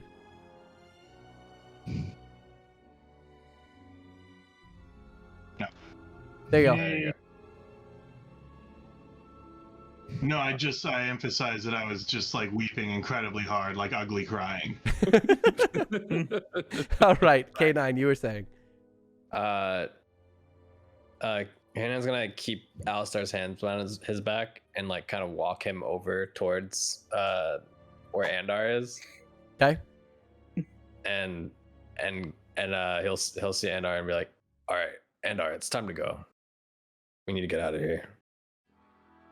But stay here, right here with this dog. Andar, I'm not gonna ask again. I will just continue to sob, now into the dog, of which I have buried my face. Kanon's gonna put a hand on his shoulder and like try to like lift him up to his feet. Does Andar resist or? Yeah, but you're a robot. When that happens, though, can I break essentially the grapple? Yeah. Of course. You can try. The DM is away. No, yes, you can. I'm sorry, I'm just throwing something away and it got really stuffy in here, so turn on the But yes, you can. Cool. I mean, it wasn't really, I don't think it was really as much of a grapple as much as he was just like ushering you. I had his hands. No, I had his like. I was trying to restrain his. Yeah, I hands assumed I was just. Oh, restrained. okay. Well, then if you're restrained, so then are you still trying to restrain him, K9? Yeah, I'm not like clenching him super hard. It's kind of like I have his hands behind his back, but I'm assuming he's kind of complying with it. Like he's not. Oh yeah, I was until right. Okay, then. good. So yeah, so the minute that he tries to pick up Andar, Alistair like frees himself. I still stay by you, but I free myself. Are you gonna behave? Absolutely. I just something's wrong with them, K9. I don't know what's going on. Okay, wait. I saw the boy ghost go into him, right? Into Andar. Into Andar, yes. disappear. Is the panda stuffed animal anywhere around here? Panda. It's with the dog. It's with the bones and the dog. Okay, I'm gonna come in here, fly my way through, squeeze Okay. around, and grab the panda stuffed animal. Okay. And I say, Ando, do you like this stuffed animal here? Do you? And you do feel very fond of the stuffed animal. Yep. I'm wanting that. If you could Alright. just bring that on over here, please. Well, I'm gonna go over here with the stuffed animal, but you gotta follow me, okay? But the dog. And the dog will come with us, right? And I try to be like, come here, puppy. The dog, like, sees you trying to usher it and, like, whimpers and, like, seems like it wants to go but doesn't want to leave the bones either. I'm gonna barge into the room, I guess, since we're all grouped up here. Uh-huh. And enough of this nonsense. No need for what? An hour? You're not this crybaby. They're just stairs. Come on. Yeah, but what's at the bottom of the stairs? The whole time you've been dying to know. And now you're getting cold feet? Come on. I changed my mind. It's so hard. Can I I? lean Session Let me make one. your mind up for you. I'll go, but I'm not gonna be happy about it. Your panda bear will protect you. You do feel comforted by the panda bear. And You're still scared as You're shit, out the but panda you feel comforted by the panda bear. Also, the fact that you ended up with the panda bear is very funny to me. Why is it a panda bear? Is that in the actual story? No. I'm gonna start trying to make my way towards the staircase and see if people are going to All right. move in that direction. So We K9 uncovered goes. everything in here. Oh, we didn't open the door. Everything that you guys you know what all the stuff is. There's still the body and the chest. But yes, you've covered everything. Can I do the, like, fake a treat thing to the dog and try and get it to follow us? So as you guys all leave the room, the dog whimpers and refuses to leave the children's bones. Come on, leave Lancelot alone. And then K9. But what if something happens up here to him? Wouldn't he be safer- safer with us? There's a monster in the basement, and I'm not putting Lancelot in danger. Do I feel like I need to include Lancelot in our escapade? Inclination wise, no. Independently, up to you. Okay.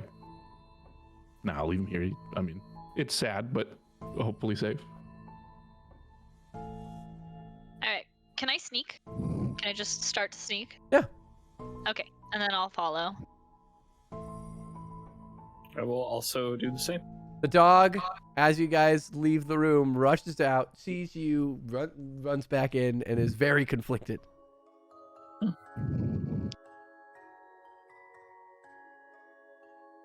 I am begrudgingly following Talking Rabbit. And I start to cry again. Oh, wait, we never opened the door, right?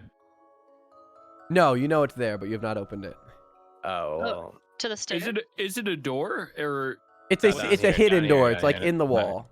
No, down here, this one. Oh, I thought it was a window. Oh, That's that's a a window. window. Yes. Oh, that's a window? Oh, okay. Apologies. Okay, well, try to open the hidden door and see what happens. Did All anyone right. go in this room though? It's a spare bedroom. It was opened. No one went in it. Yeah. But Cool. Okay, whatever. It's not interesting. all right. So there is a winding staircase made of creaky, old, rotting wood that spirals in a tight, narrow hallway all the way down the house. All right, try to make my way down. Hopefully, it doesn't collapse. Andar and Sten, you guys both see the dog as you guys enter the storage room, running out, running in, running out, looking at you, running in, running out, looking at you, running in. Very conflicted. It's fine, dog. You can stay here. Dog. I don't know his name yet. I know, it's just funny. I just like Oh. to give a name. Dog the dog. Dog. Boy. All right. You guys head downstairs, much to the whimpering of the dog, and you arrive over here, upper right of the map. I am pinging. Bing, bing, bing, bing, bing, bing, bing. Oh, whoa. From the moment you arrive on this bottom floor, which is completely underground and just smells dank and like filled with that musty dirt smell. You guys hear, hold on, let me get the music. There's specific music for this part. If I can find which tab I put it in. Here we are.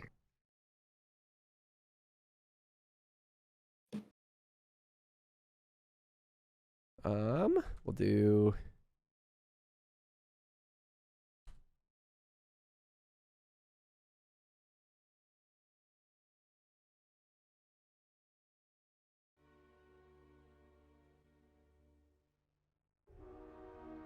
oh, wait, here it is. You hear a faint chanting No. Nope, nope, far nope. away. No, no. Mm.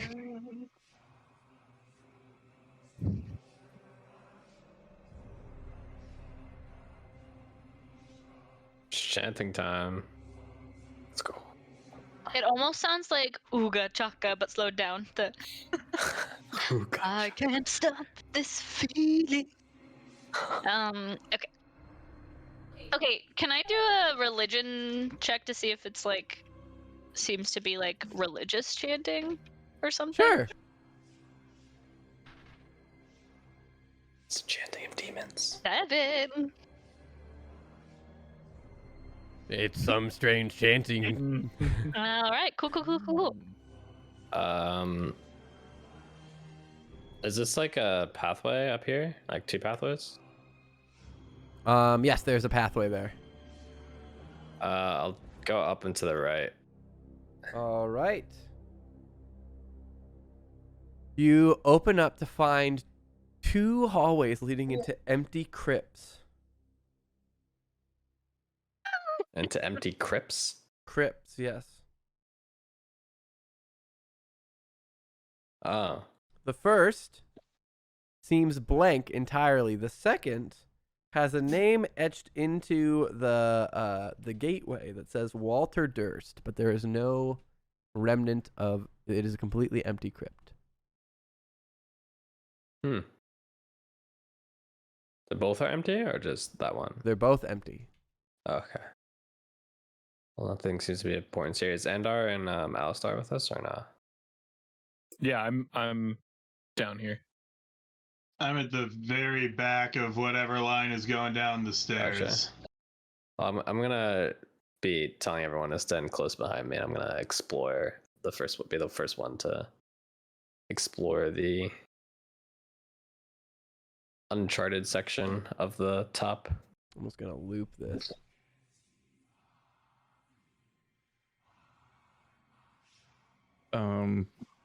Do I get any like funny feelings with this ghost? Like anything pulling me anyway? Nope. Okay. Everyone. Do as K9 says, follow him. K9, you uncover a staircase leading down. Staircase leading down? Mhm. I'll keep walking. You head into what appears to be some sort of initiate room, which has not only a wooden table with a few chairs, but a few straw pallets reeking with mold and rot.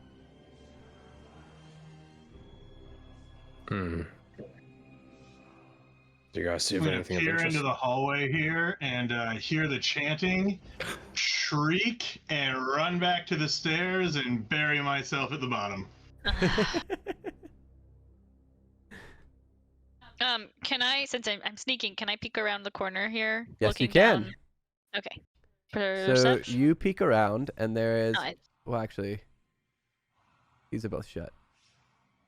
There's vampires. You see a small hallway. Okay. What about the other direction? Because it looks like it goes two ways. Does it go two ways? It does go two ways. And you see the same thing. So many choices, so many doors. Well, I'm gonna slowly open one of these doors. All right. You open the door It'll be to fine. reveal. Let me get my pages. We're spread out. Yeah. Reveal the second A dog. small crypt. Oh, if it would reveal when I say reveal. A small crypt labeled Roosevelt Durst. Oh. I'm gonna say to K9 and Alistair, where did the other two go? Why can't they just follow simple instruction? I said stay together behind K9. Wait. Okay. Roosevelt's body is upstairs. Her bones Right? are upstairs. That's correct. Or at least so you think. There So is I a coffin think. sitting right in front of you.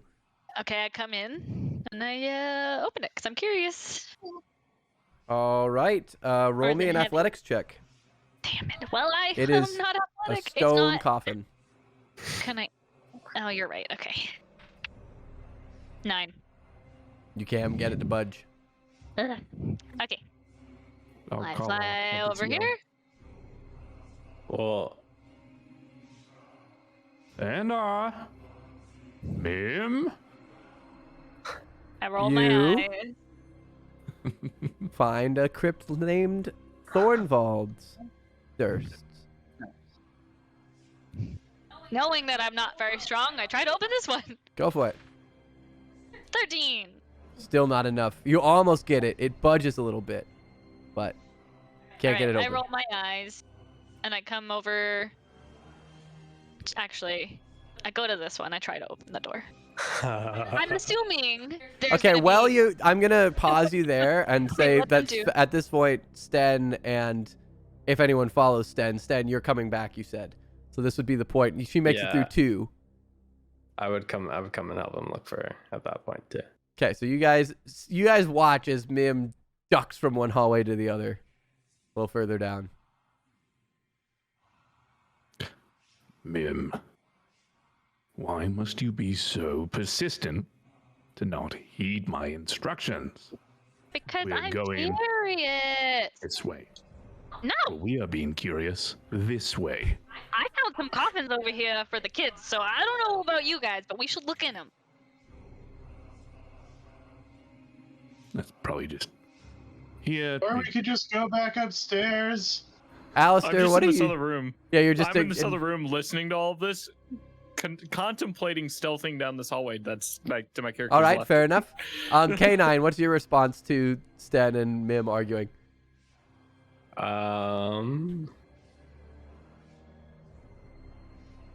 I think at this point, Cannon's gonna try to stick with the biggest group of people. So is Sten just standing in the hallway yelling? Yes. Then Cannon will turn to Alistair and be like, Alistair, Yes, come here. I will walk up. And then Cannon will walk down the hallway towards Mim. All right. Because progress in a direction is still progress in his head. Thank you. Doors are everywhere. Open the doors. All right. You find 2 crypts. One of which is labeled, the top of which is labeled Gustav Durst. And the lower of which is labeled Elizabeth Durst. What are you curious about, Mim? What's Can going on? you open these ones, please? Which one are you having him open first? Elizabeth. All right. Roll me an athletics check. 20. You lift it open to reveal a swarm of insects, Ew. which attack. And so let me get I'm part of it. I'm kind of an insect. Can't we just be friends? I'm kind of an insect. All All right, I right, regret my it decision. attacks. Only good things are found in coffins. It crits. Who's it attacking, me or? It's attacking K9 because K9 opened it. I'm sorry. Where? There. You take. Is it 5? 9 piercing damage Okay, it's 9. Ow. as bugs swarm over your body and begin biting all over you. And I need everyone to roll initiative. Oh. Fuck. Also, you're here and it's on top of you. Technically. It's, If I can get that to 15. work. It's 15 for me. All right. 6. Mm-mm-mm-mm-mm-mm.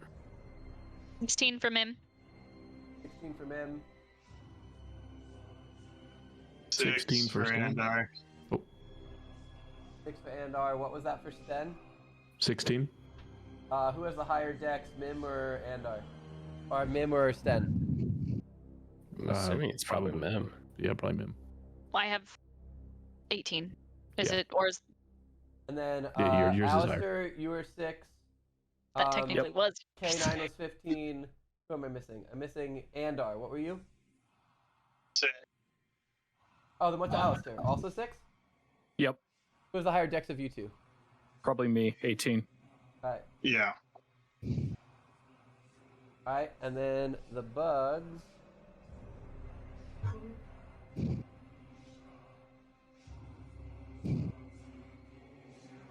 Got it. Alright. So, Mim, you go first. Bugs are swarming your friend. Can I tell what kind of bugs they are? They're a swarm of insects. Just So it's a whole swarm. bunch. A whole bunch of insects. They could be anywhere. Anything. I don't know what to do. I guess I can attack, right? Yep. With my... But if I hit them, am I gonna hit K9?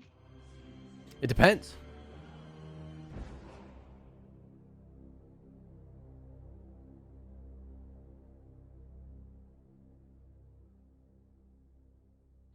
Okay.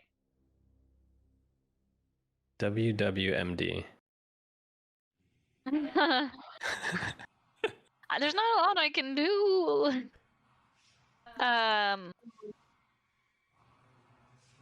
Could I use the druid craft as like an action or a bonus action or what? Let me look it up. Druidcraft is an action. Okay. And you create a harmless sensory effect that predicts what the weather will be. You make a flower blossom, or you create a falling leaves puff of wind, snuff out a candle, light something. It's harmless. Harmless. It specifically could, says like- harmless sensory effect. But could I puff like wind or something to make the bugs move, or like wind to blow it off, blow the bugs off? I mean, they're little insects. You could try. Okay, well, I feel like that's not as useful. Then I guess I'll try to hit them with darts. All right, go ahead. But how do I? If I'm hitting with like, would I hit one bug? There's a lot of bugs.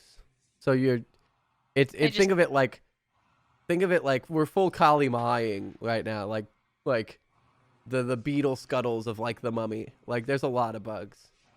Okay. 9 plus 6, so 15. That'll hit. Okay. So then I do a d4 plus a d6. Okay. 7. 7, all right. You skewer a few of the bugs, but they just crawl over the dart. Which I don't brings know. us to Was that with your dex too? With my dex for damage or for hitting? For dex, for damage, for damage. No. So wait, that's 7 plus 4? so Yeah. 11. 11, yeah.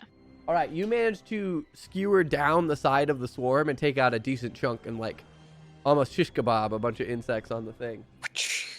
Sven, your turn. Sven, I'm sorry. I'm working on it. Okay, I guess I'll just shout out, Mim K9, stop messing around. I can't get into melee with the bugs. I guess I can get up to here, see what's going on. That's fair. And they're technically on top of him, so you could melee them, yes. Oh, I could? Yeah, they're technically on top of him. If for whatever reason, it will just cover it with him rather than that thing. Okay, so is my current position okay? Yes. Okay, then I will take a slash at the swarm. Save me. Oh, not 11. 11 will miss. Okay. They part underneath and you swish at nothing, trying not to hit K9. Which brings us to K9. Can't do much because everyone's right next to me. So I guess because he's never really like seen a swarm of bugs before, so he's gonna literally freak out and be like, "Oh, what is this?" And then just like punch instinctively. 'Cause That'll work. his instinct. That is 19 to hit. That'll hit. 3 damage. 3 damage. You squish a few bugs. Catch them with my hand. Under your fist. Which brings us to the bugs, which are going to continue to attack K9. Rest in peace. 11. Nope. All right. Does not hit. So they can't find purchase through the gears and whirring. My circuitry is too strong.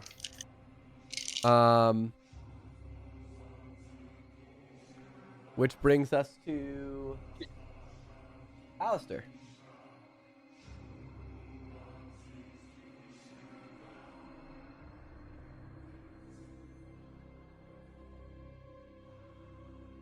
You're muted.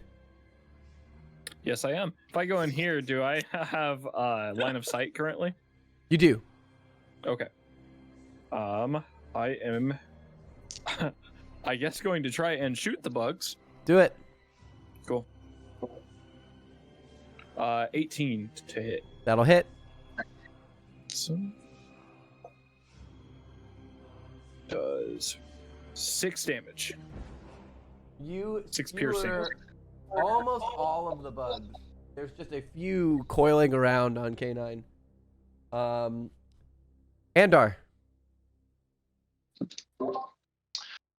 I, having heard all the commotion, while still sobbing, will run from here down to the entrance, being like, "Oh God, oh God, oh God, oh God, oh God, oh God, oh God." Look through the doorway and be like, "Guys, why are we fighting bugs? Get out of the room and close the door." And I will cast Mage Hand and try to swap the remaining bugs off of K9. I'm going to count it as an unarmed strike. Roll the hit. 18. That'll hit. You managed to swat the last of the bugs off of K9, which squish against the wall from the pressure of the slap. Okay, and we all Mage backhand. There is an empty coffin standing before you. Elizabeth Durst is not in her coffin. I pull out my healing potion and hand it to K9. And I go, sorry about that. You can see him like the less energized he seems to move more sluggish, and the lights in his gears and stuff seem to be a lot more dim. And so he extends his hand and accepts the potion from you and says, thank you, friend. And we'll open the core in his chest and like drain the potion inside of his core as the lights light back up to more of a bigger brightness. He seems to be more revitalized. Can you roll your d4s to heal me, please? Yeah. I've not done healing potions in a long time. How do I, how many do I do? Actually, I'm going to save you the health potion. Because after this encounter, I'm going to have everybody level up to 2, and you gain full health from the level up. Oh, sweet. So everybody boost up. Thanks. Cool. And Oh, now we're going to level 2. Okay. we have 2 options here. Because you guys are fairly close to the end, but there's some significant stuff that happens. And it is 250. So do we want to call this a good stop point? Do we want to finish this coffin sequence? Do we want to continue? What's the vibe feeling? Could we go like a little more? Yeah. I think I have something. All right. There's something cooking. All right. Yeah. All right, sounds good. So then everybody install your level 2 level ups. All right, let me. Do you want us to roll for HP? We rolled stats, so I'm rolling my hit points. Yeah, I say roll hit points.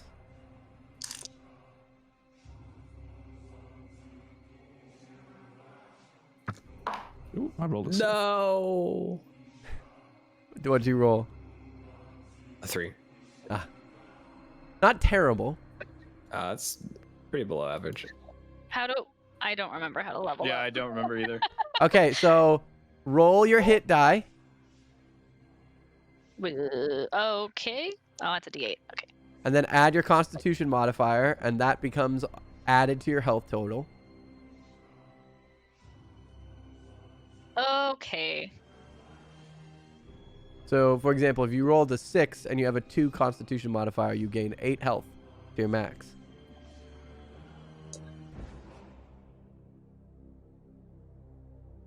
Otherwise, everything you get at level 2 should be class specific and in your class chart.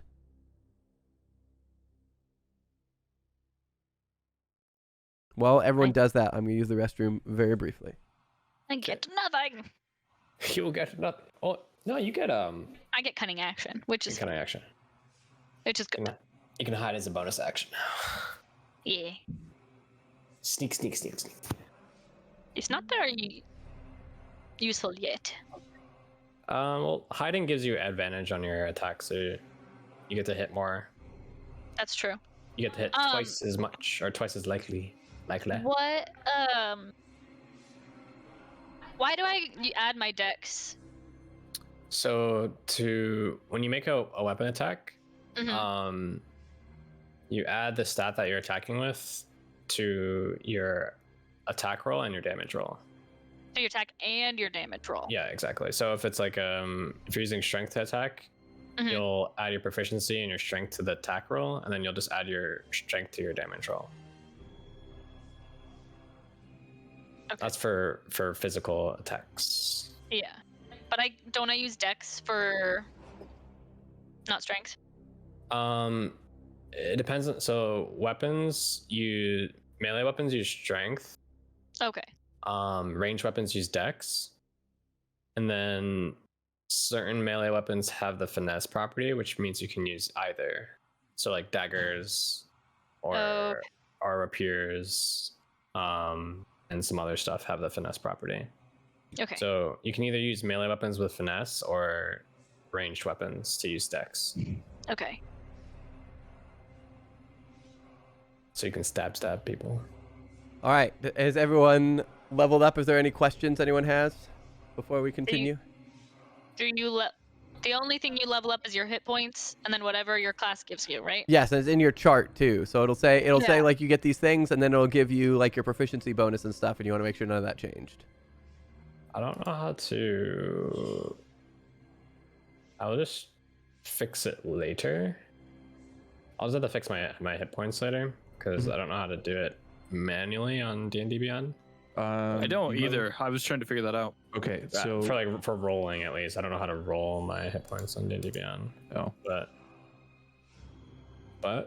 How do you I add will- it, Nick? I go into just override HP. Okay. Right, so Yeah. I've added my roll plus the Constitution modifier, and then the new total goes in there. HP, override HP should be 15. There you go. Okay. So Mim, you still have your health potion as There you well. Thank you. I gotta add that back in because I deleted it. Everybody got their stuff, or do we need a little more time? I'm good. All good. I think I'm good. All right, cool. So there's an empty coffin sitting in front of you. Gotcha. What's inside? Can I look? Empty. It's empty. Oh, it's empty. Oh, There's yeah, no you did say body in empty. You did say empty. Well, that Kenan will say, I am never opening another coffin again. For the last time. Everyone come this way. There's a table. You will all sit down. We will discuss the plan, and we will follow my plan. And then I'm going to start walking off. I'll follow Sten. Oh, Seems like a logical plan. yeah. He seems like a logical bunny. I'm gonna fly. I'm not gonna sit. Sitting's for land walkers. I will drag my feet, but also follow. What's the plan, Sten? We're going to methodically observe the rooms together. We are not going to touch anything. And I'll shoot a look at Mim. We are not going to cry about it. And then I'll look at Andar. Who is actively crying?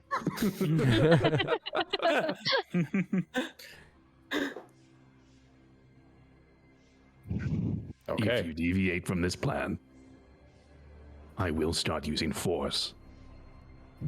I've had it with everyone ignoring me.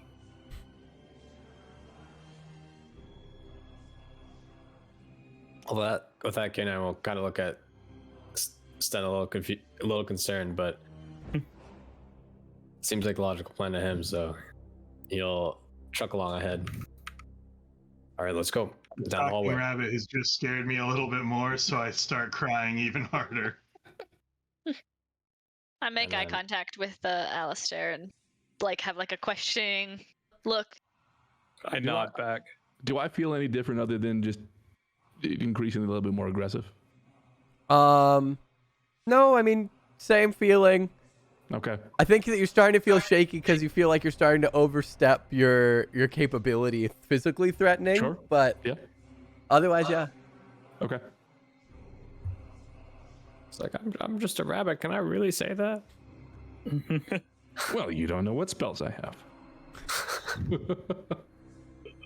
So there's a room It's true. with a large well in the center. And you notice that there are offshoots with little bedrooms.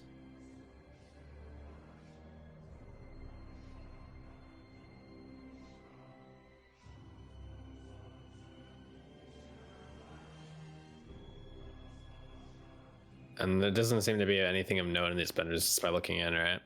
Each Trying to bedroom has a bed and a chest. Bed in a chest? Mm-hmm. Can A I wooden open this chest that I'm by? You can.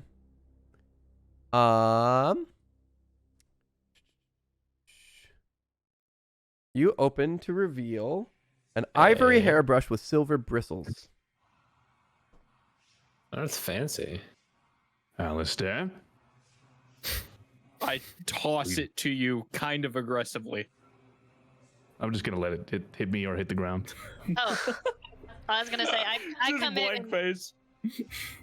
I take it. All right. You can never be. You can never have too many good hairbrushes. Touch one more thing in this Oh, trip wait. down the stair. Grabs crossbow, but doesn't do anything. Are you trying to intimidate Sten? No, it's just like I put my hand on my waist where it is. All right. I'm big shooter. I sneakily try to open this chest here without trying to not let Sten know. All right. Tee-hee-hee. You find a silvered short sword. Ooh. Take it. I toss the hairbrush back and I take the sword. Short swords are finesse. Uh-huh. Uh-huh. Uh-huh. All right. I will, seeing that the three of them are in there and realizing that Andar again is staying back. Staying K9 back, doing my part, keeping watch, being part of the team. Mind Nick. you. K9 will walk up to Andar and try to slowly put a hand on his shoulder, and you eventually realizing that he's trying to be comforting, but just in a very weird robotic way, and say, I would feel more comfortable if you stood by me. Well, I mean, you guys already went in there and nothing jumped out at you, so I suppose it's all right if we wander in, huh? Yeah, and so I'll like toddler hold hands with him all the way to the bottom right of the room to wait at the staircase.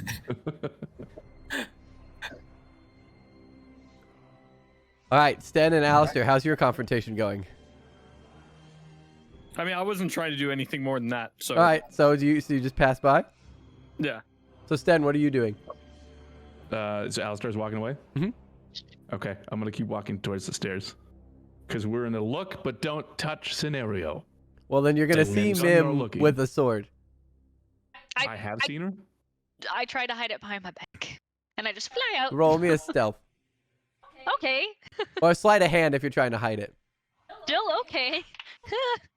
She's good at that. Yeah, hopefully. I got a 1. Technically a 7, but it's a So 1. Sten, you're walking by, and she hears you coming and tries to hide it and loses grip, and it clatters to the ground. You hear a loud clang and look inside to see Mim with a short sword on the ground. Oh, God. I say, Oops! I just bumped it on accident. Mim, where did you get that?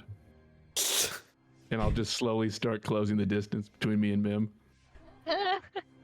Well, that's going on. Can I go open the other one? Which one? Stan trying to assert his dominance. Yeah, go for it. You find a black leather eye patch with a carnelian sewn into it and a note.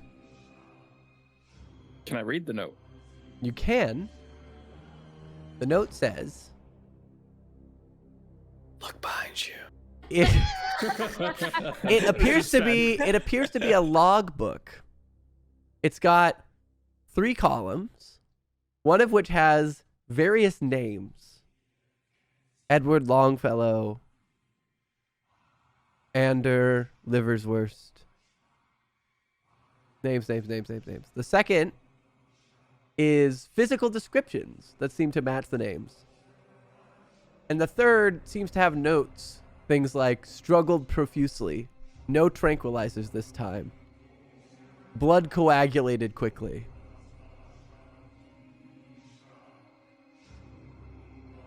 Pages and pages and pages. There's dozens of names in this book. All right. I pocket that. I hold on to that. All right.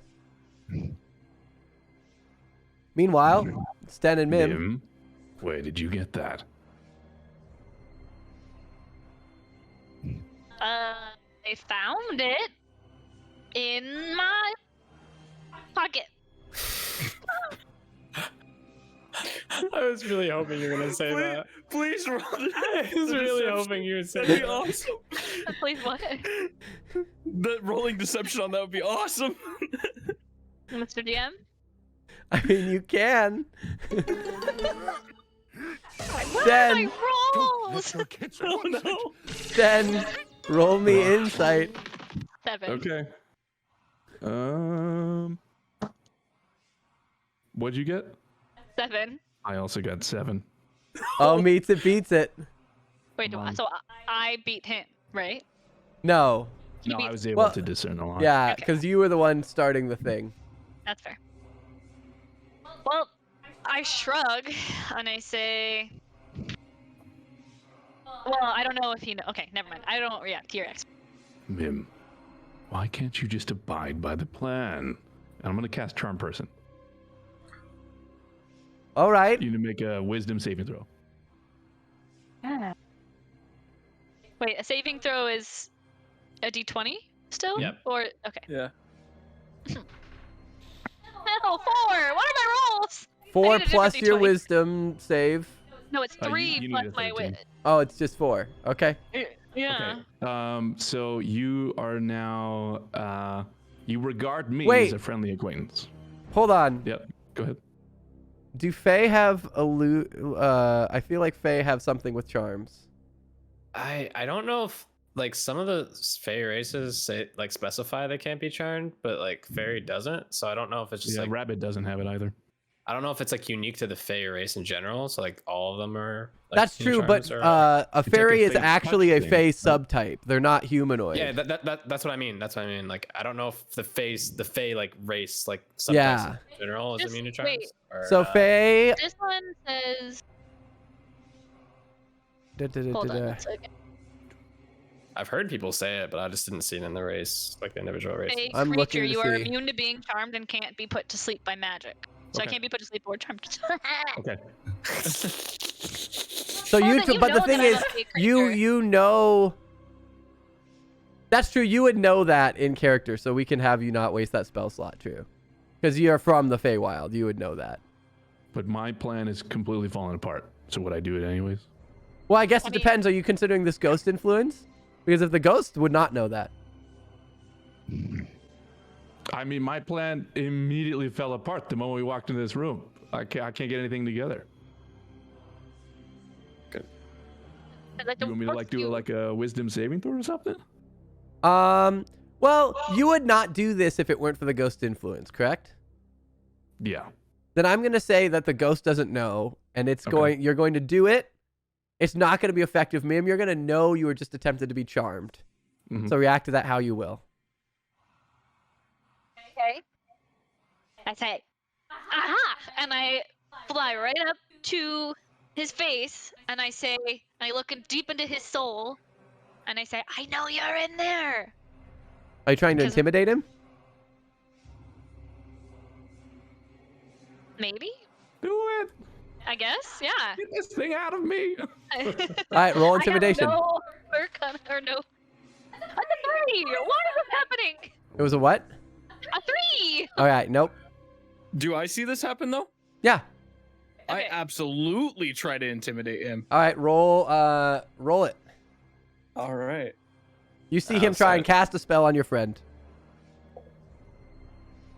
Alistar's like finally an excuse to hurt the rabbit. 18. All right. How do you intimidate him? I stand over top of him and just put the crossbow against him, and I say, "Get out of my friend." At that point, you intimidate the ghost enough that the ghost comes out of the body, and then you no longer feel the way that you've been feeling. And you Okay. now know that you've been possessed by this ghost. Do I remember everything I just did? Oh, absolutely. Oh. Okay, well, I'm already exhausted, and it's made me way more tired, so I'm just going to collapse on the ground. I might cry a little bit. Seeing a ghost fly out of someone has terrified me, and I've collapsed and am sobbing on the floor. Does he recognize the ghost? Does who? Does Andar? Yeah. I mean, Andar knows as the kid, both in character and ghost-wise. Both know, he knows who Roosevelt is. Startling, okay? Yeah. I help Sten as much as I can. Just make sure that he's okay.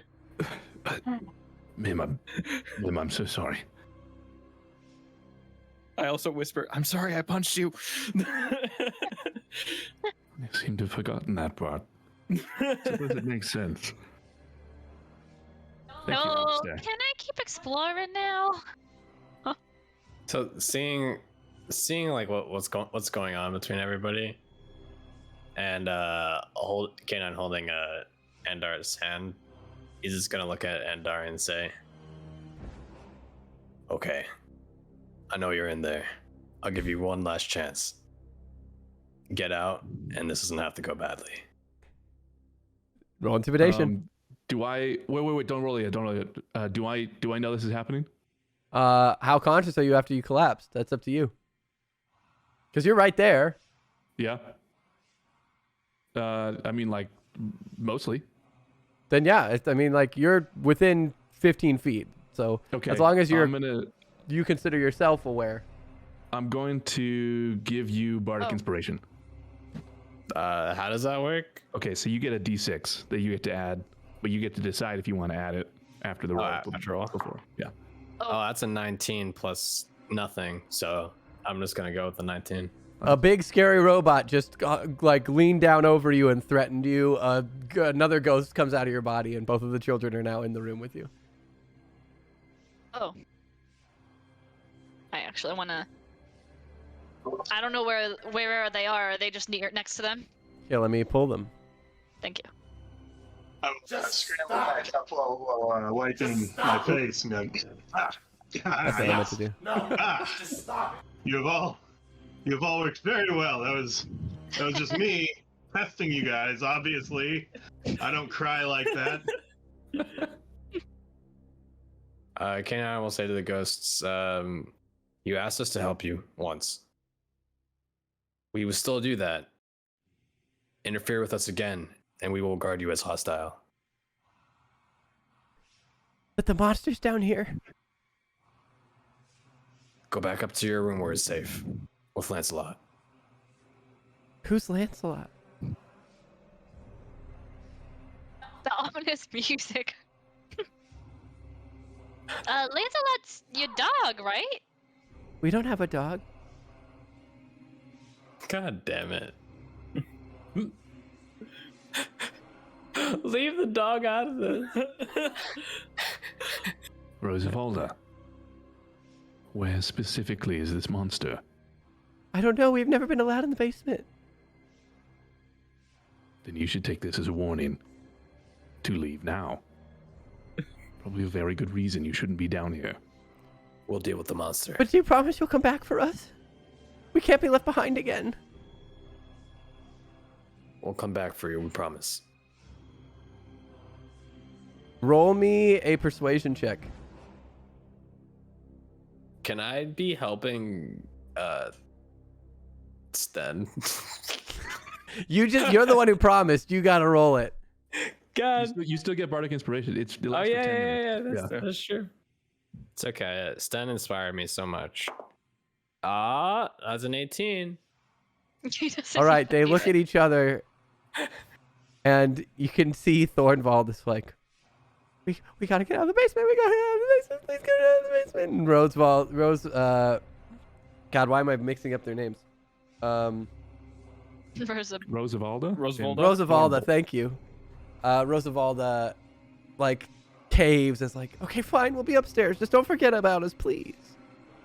And they go through the floor, whoosh, straight up. Lancelot is Strahd confirmed. Really, Strahd the Von Dog. golden retriever. Strahd Von Dog.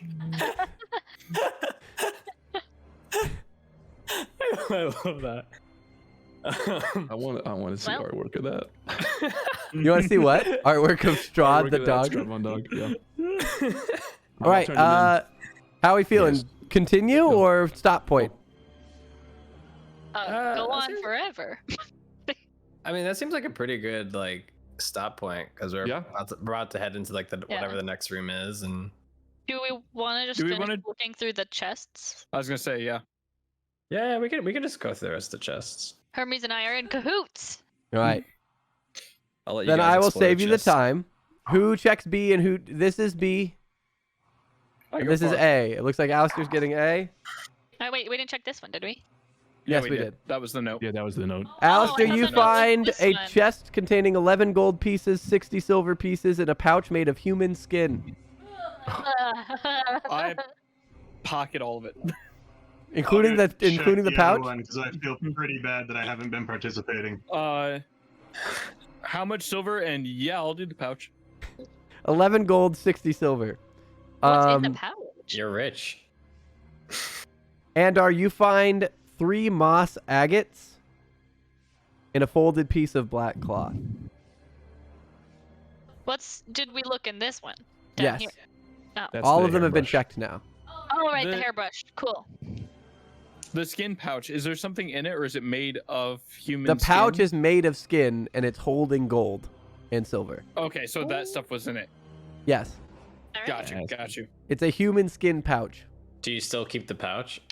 No, I'll put the pouch back inside, but I'll take the gold and silver. All right, I was about to tell me a lot about you. I'm gonna take the moss agates and do I notice anything about the black cloth? Just seems to be protecting the gemstones. I'm just gonna take them, shove them in my pocket. There you go. Well, I pick the hairbrush back up, and then I start gently brushing Sten's fur if he lets me to Sure, yeah. calm him and let him be A little relaxed. sour look on my face though, because it's like at first kind of humiliating, but I'm sure it feels nice. And then yeah, okay. All right. Anything that we want to address in any of the explored spaces already before we call it? I guess just the well. Yeah. The well is 30 feet deep and brings up water. Can I fly down to the bottom Sure. and investigate? I guess. Or It appears to be an underwater, a rivulet, just for freshwater purposes. That's weird. that is weird. It's I mean, weird you that gotta- it's not weird. You gotta, you gotta feed your human farm, you know. You gotta feed him something. Yeah. All right. Yeah, all good for me. That's all Cool, good for cool, me. cool. Yep. All right. Take a nap in this bed. Then we will end as you all gather by the well. You guys know that Lancelot, the dog that does not belong to Rosevald and Thornvald, is up with the children upstairs. The ghosts are with their remains. There are 3 unopened coffins and 1 opened empty coffin downstairs. And there is a whole underground, mysteriously chanting-filled dungeon beneath the house for you yet to explore. And that is where we will call it for today. I'm curious what's in the other coffins.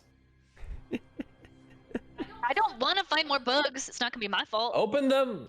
No, To be I can't fair, open 'em. we be are fair. beefier now. We could go back. If you want, we can address that before we stop. Because we did explore that. If you guys want to do that, I don't want us to forget that. I other want coffin. to know everything. I do It too. hurt. It hurt me, Sasha. What? It hurt. It hurt to prevent exploring, he was saying. Yeah, I wanna. Then let's just explore real fast. Keep All going right. down. So which Let's coffin do you check please first? Go open those coffins. Which one first? This one's Pound of Rosevald, this one's Thornvald, and this This is one the- is Gustav. Clockwise. Oh, clockwise. Okay. Starting with Gustav. Yeah. Who's doing the Yeah. strength check? Wait, do we know who Gustav is? The Yeah. dad, isn't it? Yeah, so dad. Okay. Oh yeah, Yeah, I have it written down. It's dad, mom. Who's gonna lift the think- coffin? Not me. I'm weak. I will reluctantly lift it if someone helps me. Yep. Yeah, I'll I'm go there. in there and help. All right, roll at advantage.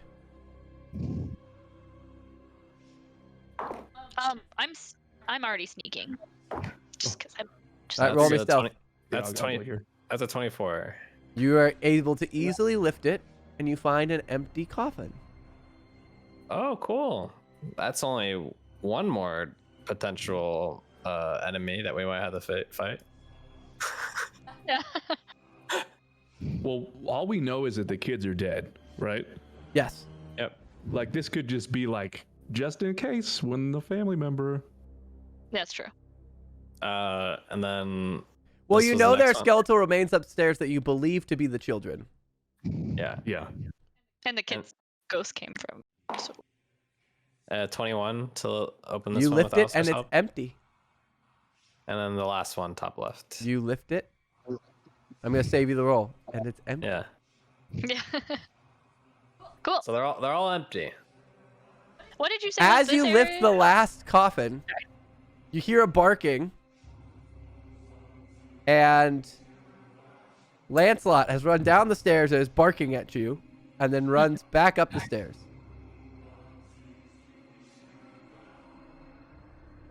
I guess that's a good place to end. If we don't stop, we're gonna keep going. That's a good place to. That's a good place to Good end. enough cliffhanger for me. Yeah. All right, Yep. and I'll give you a quick peek since you guys are right at the end of that hallway. That's what you see into the next room. We don't have a dog. Yeah, love that. Literally, that was my moment of oh shit. Honestly, looking at your guys' facial reactions at that moment, because all of you were like doing stuff, and then you all like, wait. All right. The one Okay. good thing in this house. And he doesn't exist. Oh, that's a perfect. And the chanting stopped too. That was perfect. Starts again with whispers. Oh, it's so creepy. I'm gonna have nightmares. I love it. It's like, oh, what's wrong with this house? I don't know. Maybe it's gated for no one to go in or out. Well, we were drawn to it, so like I know, we were- magically. Yeah, And we had to. stayed, We had yeah. to. We Yeah. stayed I'm after the ghost baby. Unbelievable. All Yeah, right. that was so scary. No, I don't like that. My baby. I hope the title for the next episode is The Damn Dog. Where's The Where's damn Lancelot? Is the Episode 2. Where's Lancelot? See, Lancelot should have just like all of a sudden we should just stopped hearing the barking from like the first room, and you go back and he's not there. And you're just like, where'd Lancelot go? And then he's at the end. He's at the end of the dungeon. He's like, you finally found me, you fools. Oh, I'm so excited. Just this whole like it's funny because this is I feel like I can say safely this experience is called Death House, and it's an optional way to enter the campaign, but it's known for being a like complete meat grinder that will just potentially TPK your party. So I adapted some stuff. Because otherwise it's super fucking deadly. But even then, it's got some scary stuff. That animated armor, if you guys hadn't had potions. Yeah, that bonk. Oh my god. And so, I mean, it did crit me too. yeah, that's true. And so I scaled a couple things here and there, and I took 1 or 2 things out, but I also added 1 or 2 things in. And so, I'm very excited to see what you guys all think at the end. But this I is hope known Lancelot's for. I hope it's just your player characters throughout the entire campaign. Like there's just this dog following us. It's just for fun. Oh man, So I'm so always excited. in the shadows, Lancelot's walking. But yeah, so this is meant to be a very good like introduction to the style and the feel of the campaign, because the campaign is this gothic horror all the way through. And so we're going to have these creepy vibes throughout. Okay. But we're just getting started. So I hope you guys enjoy. You think we'll be level 3 by the end of the Death House, or? Yes, you guys. So be prepared by next session with stuff for level 3, because Gotcha. there will be a point where you will reach level 3 probably by the end of next session. Cool. That's exciting. But yeah, this was fun. I'm excited. Yes. I need to figure out how to change my level up stuff. I have to set things to manual instead of automatic. Those of you in chat, we are now out of session. So we are free to discuss what's occurred, we are free to discuss character stuff now that we are towards the end of the session and everyone has actually met each other's characters. We can answer more character-based questions if anybody has any. I know Pebble's sassing us for going a little long already, which makes sense. But yeah, so we'll have a half-hour section before and after every session to discuss the session together and with you guys. Rude. And also, where did that punch? Where was that? Or is what? There was Pebble redeemed a punch, but I don't even know where it was. Because it's definitely not in It'd be its funny if you normal got it to spot. punch all the players. Oh god, that would be a thing. What would be what? That would be a big commitment. If it punched everyone. It was on me? Okay, it was on me. Good. That's the way it's supposed to be. Beach, we appreciate that. So what did you guys think? First session down. It was fun. Yeah. How are we feeling about our characters? How are we feeling about the setting? Are we still happy with the campaign choice? I got shot in the back. Music mix wasn't always great. That's fair. Like, how so? Too quiet, too loud? Or was it type of music? Like at times. Oh. Okay, I was worried it would be too loud, so that's good to know, and I can turn it up a little bit. Because I didn't want it to be overpowering, so I definitely turned it down. But I will bump it. We'll go 69% just for the meme. Nice. And see how that is. Because I didn't want it to overbear the people talking. So that's good to know, though. I appreciate that feedback because today was kind of a trial and error. You'll notice that we had some cameras freezing up. I think I'm going to need to get a third monitor in order to make sure that people don't freeze up, because it looks like if I cover the Discord call with too many windows, Discord, quote unquote, saves the data and doesn't do video and everyone freezes Oh, up. it idles. Yep. It idles. And so I have to leave that uncovered, but I also have to have OBS uncovered so I can see what's going on. And then on top of that, have all of the campaign stuff open, which is difficult to do on two monitors. So be forewarned, is destined in Curse of Strahd for at least one PC to be horny for the big bad. I'm...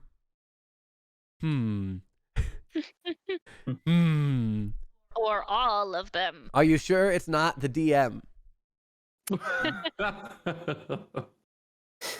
Because Strahd, oh baby.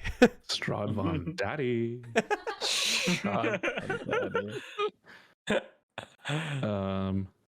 Dude, I wasn't expecting it to be so personal with Canine.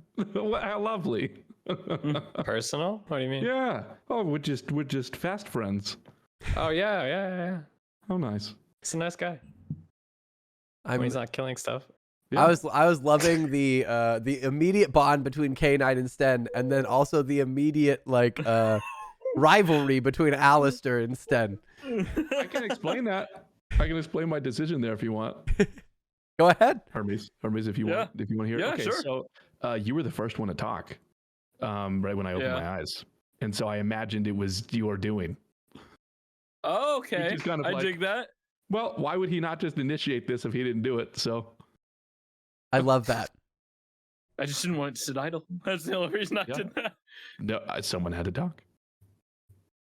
And it was you. Does Andar still believe that this was a prank? He does not anymore. No, not after I killed a teammate and then got possessed by a small child that made me uncontrollably sobbing. That convinced me. That convinced me. I'm excited to see how that plays out as well. The possession did do the trick, I guess. Literally, I'm not joking. It says whoever tries to leave first is immediately possessed by, attempted to be possessed by the ghosts of the children who do not want to be abandoned. And then it gives this the one that is possessed by Rose gets this. The one that's possessed by Thorn gets this. That's awesome. That went on for too long for me. That was a lot. So I didn't pick up until later that's why Cap asked if I was trying to intimidate you. Mm. I was trying to I was hit like, you. oh, I was supposed to do that. You're like, no, and I was like, okay, if you say so. Oh wow. Oh, there's actually way more magic items I can choose from than I thought. So I think that this is it. What's cool is this is a very distinctive group. We've got a fairy, a rabbit, a robot, a person with a mask that's bleeding luminescent fluid, and a human wizard who just thinks that he's all that. Broken sounds are broken. I apologize. I'm hoping to fix them soon. I was hoping to fix them yesterday, but I was prepping all of this. There better be a paladin here. There is no paladin. We have There's no, we there's we no actually paladin, have there's no healer. we have no cleric either. We have literally Yeah, in order wizard, arcane trickster, warforged artificer, fighter potentially artificer, and a bard. I thought you were playing a paladin, Hermes, because you had lay on hands, right? No, I have healing hands. It's a race ability. Oh, yeah, okay. No druid either. Mm-mm. Yeah, I thought about playing a paladin, but I was like, nah. It's the easiest. That's the easy way out. Why would I want a paladin in a campaign filled with horror and vampires? So, That's like, no fun. it would be fun, but also, it's, No, I'm definitely expecting at least 1 or 2 deaths throughout this process. Question, are we taking a long rest in this room, or are we just assuming Nope. that we're just chilling? We're continuing. momentarily? Okay. We are literally putting a pause, and we are moving forward. Cool. I mean, do you want to take a long rest in the under basement of this house that you've literally been told there's a monster in? I mean, there's beds. Come on, man. We call them catacomb cubbies. Thank you. take a short rest. Yeah. Also, Nick, I'm not sure if you saw early on, Mhm. but Crimson said, let me see if I can find the exact quote. Sten's voice is so deep and buttery, it's so regal. Aw. And Aw. Crimson also said, Mim, the massive shiny thing hoarding fairy. Yes, I saw that one. That one made me happy. So yes, I'm excited. I think that this is going to be a great time based off of how this went. Smoldering armor. One of my favorite moments of the day, though, was there's an empty coffin in front of you. All right, what's in it? It took me some time to process. Oh, man. Oh, Cap, we didn't eat lunch. We did not eat lunch. I was thinking about that, actually. What do we eat? I think we had a plan for pizza, did we not? Yeah, do you want to order a stuffed crust cheese pizza? Yeah, I'll work on it. Oh my god, pizza sounds great. Would that sound really good? Pizza party! Post-session pizza party! Yeah, We'll all just post. You have a silvered short sword now too. Mm-hmm. Mm-hmm. I did put it in. I thought I didn't put it in.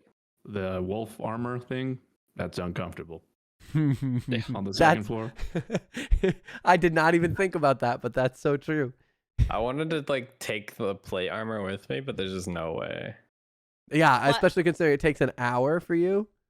Well, I need to be level 3 first to use it anyway. So Ah, I gotcha. Why was the wolf armor uncomfortable? Just it 'cause picture you're- that. Like a normal suit of armor, but instead of like a normal helmet, it's got a snout. It kind of. Yes. Well, I was also thinking of the fact that he's a rabbit. Game of Thrones. Yeah, that's what I Yeah. thought first, but I was like, is there more to it?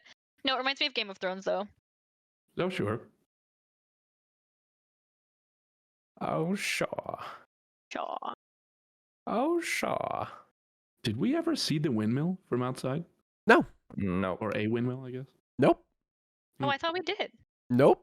There's a Mm-mm. bunch of windmill decor. There's a signet ring of a windmill. There's a wax seal of a windmill, but you have not seen a windmill. Mim owns it. Yeah, Mim owns it technically. What do I own? The windmill. A Oh, lot of I do. things, Yeah, I actually. own the windmill. The Mimmill. And I have the The deed to the Mimwell. house too. The Mimwill. I said the. The Mimwill to the Mimwill And to the windmill. mimmer. Yeah. Ooh. I also want to take the wax seal thing next time, but I just forgot to grab it last time. I wanted it. Eh. How badly do you want a bag of holding, Sasha? I would like it very much because then I can get all the things.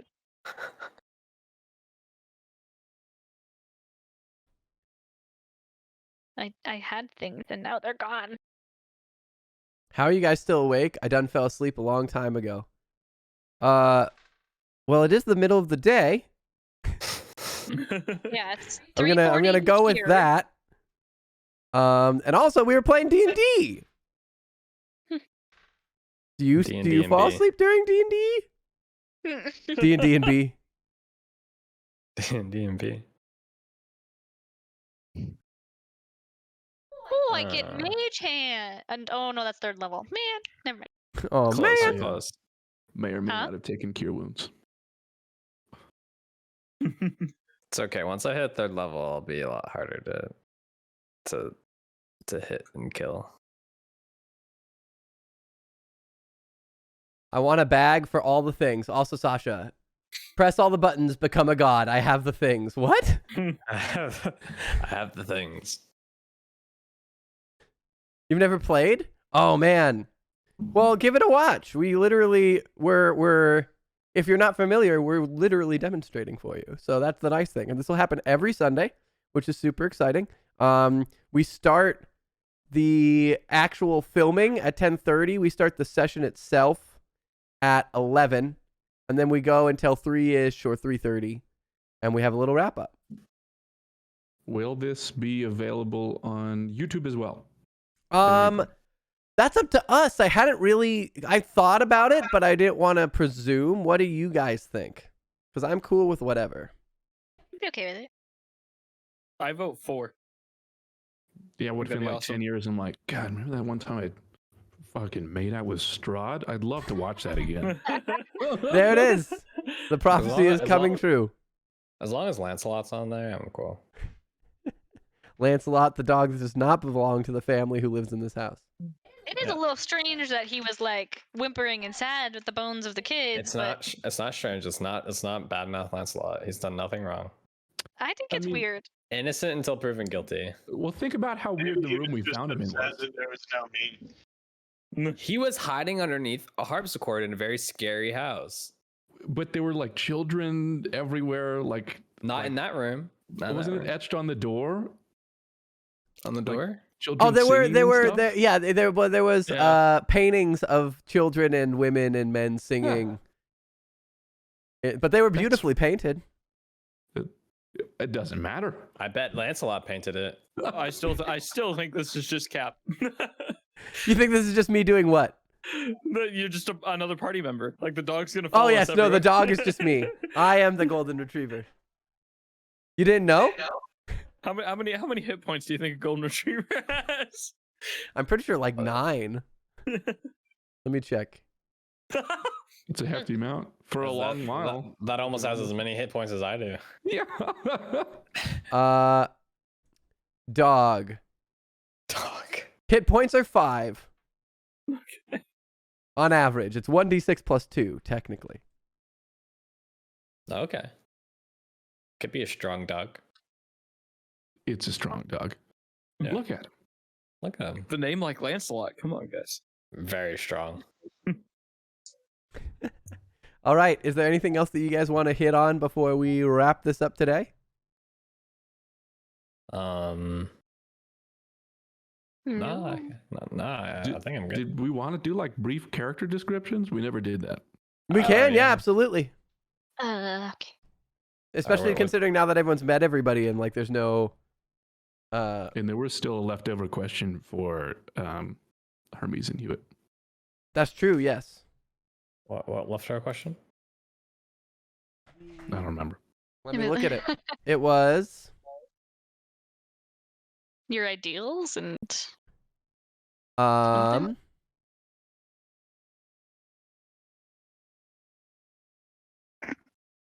What are y'all's classes and races, and what is one defining trait or ideal that your character has that you think may or may not give them an advantage or disadvantage during the game? And then specifically for... No, yeah, it's just for those two. So, what are y'all's classes and races? What is one defining trait or ideal your character has that may or may not give you an advantage or disadvantage? I am a fighter, and my race is not known yet. But ideal that I think will give an advantage, or at least push the story along like in an interesting direction, is he's very loyal to people who are loyal to him, which I think we saw a little bit earlier today. So yeah, I think that'll be cool and interesting to explore. Thanks for saving me. I'm playing an artificer, Warforged artificer. Defining character trait. I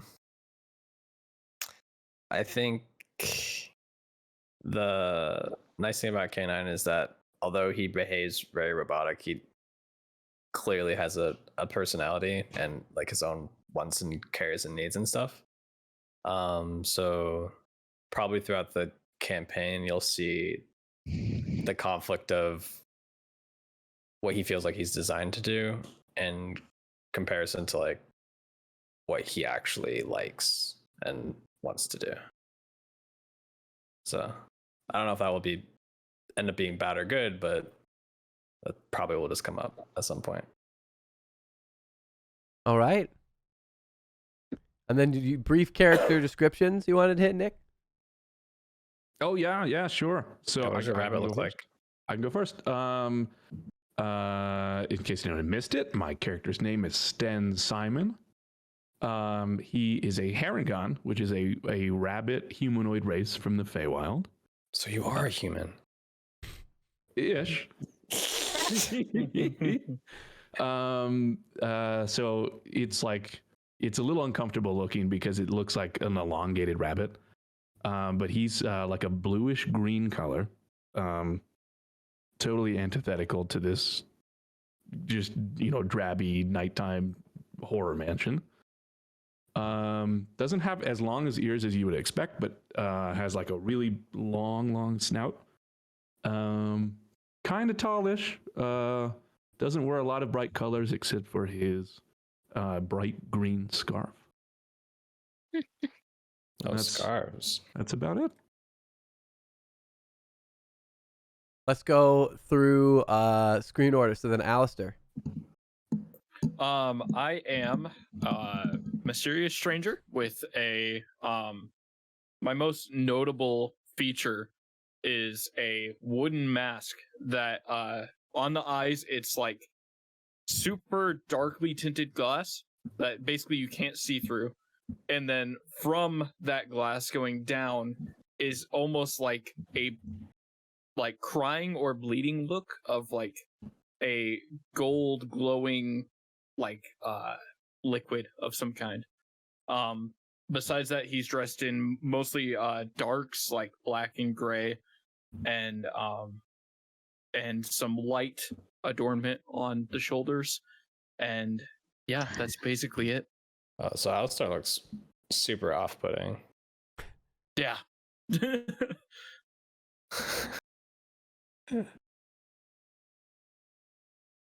That brings us to K9.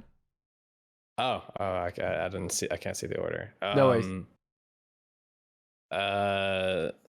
It's robot. Basically, like is mostly like a dark, like bluish black metal, but like in the in the forearms are like cylindrical like canisters almost, like filled with like kind of like a luminescent liquid, as well as like his chest. There's like a circular core looking type thing that also is like filled with the same like colorful like liquid. And he's not just like completely like, doesn't look like, he looks completely mechanical, but like his like waist and like kind of looks like shorts, where like that part of his body is kind of made out of like more like a leather and metal material, so it almost looks like he's wearing like shorts. Doesn't have any pants or anything, doesn't have a face or like a mouth or anything as well. It just seems to like, when he talks or like when he like talks or does anything like that, basically like the like creases and stuff in his like face mask kind of glow a little bit with that same color of like the luminescent liquid in his core or his arms. Ooh. That's about it. All right, Mim. My turn. I'm a little 2-foot tall fairy usually with a mischievous smirk on her face. Red hair, red eyes, kind of like pinkish skin. Yeah, there's not much more distinguishing than that, but that's Mim. Oh, and Mim, this is a fun fact, is short for Mimosa. Let's see what it is, the name. It's a flower that the leaves curl in when you touch them, like, and so it like protects itself and it like dodges you basically. So that's pretty fun. Mim facts. It's Mimosa pudica. I don't know if that's how you actually say it, but pretty cool. And then that leaves Andar. He's well, not a ton to him. He's a pretty standard human. Came from a very affluent background, and he looks like it though. So like very properly dressed. All his stuff is nice and worn correctly. You know, blonde glasses. Generally has his nose in a book, sort of thing. Other than that, pretty unremarkable. What does he use as a focus? He has his quarterstaff that he has the focus on top of. But I wasn't sure if he had his quarterstaff this whole time, since we didn't have that. Technically, he wouldn't right now. So you're just casting without a focus. It's alright, I missed most of them anyways. So that's probably why. The just a guy vibe. Just a guy. Just a guy. I was just having drinks, man. What am I doing here? Also, literally the fact that like everyone was like, I was doing this thing, and he was like, I was having drinks with my friends, and this is a prank. Yeah. Me and my college buddies. Me and my college buddies were just hanging out, having a few laughs. But yes, And then I woke up in the basement. What's up with that? I'm very excited for how this is going to go, and I think we've got a great setup. Although I just realized we have no front line. Huh? Well, crap. We have a bard, a rogue, a wizard, and technically 2 artificers. Technically, I'm a fighter first. I was supposed to be frontline. It's just I don't get heavy armor until level 3, so kind of. Yeah, I also Oh, don't it's a get my main frontline until level 3. artificer. Yeah. Ah, It's just, okay. It's just in the subclass, so I can't really do a lot of the stuff that I want to do until I hit level 3. That makes sense. That's Same. see, because I know Alistair's gonna be like a ranged artificer primarily, yeah. Mm-hmm. Yeah. So Well, I was it's- like, Yeah, I'm going the Matt Mercer gunslinger. yeah. Yep. But they aren't particularly tanky, are they? A little bit. Oh, okay. Firefighters got shields. Yeah, I can also use a shield. I'm proficient with them. Cool. Well, then that makes more sense. So then, because I was gonna say K9 was acting as the tank, but I felt like that was a temporary gig. But if it's more permanent, then I think we'll be okay. We'll just have a robot front line. Mhm. We basically have a Reinhardt out front, and then a bunch of blasty things and a sneaky fairy. Yep. I'm excited for your sneak attack damage to start scaling. Yeah. I think it's crazy. I Oh am man. excited.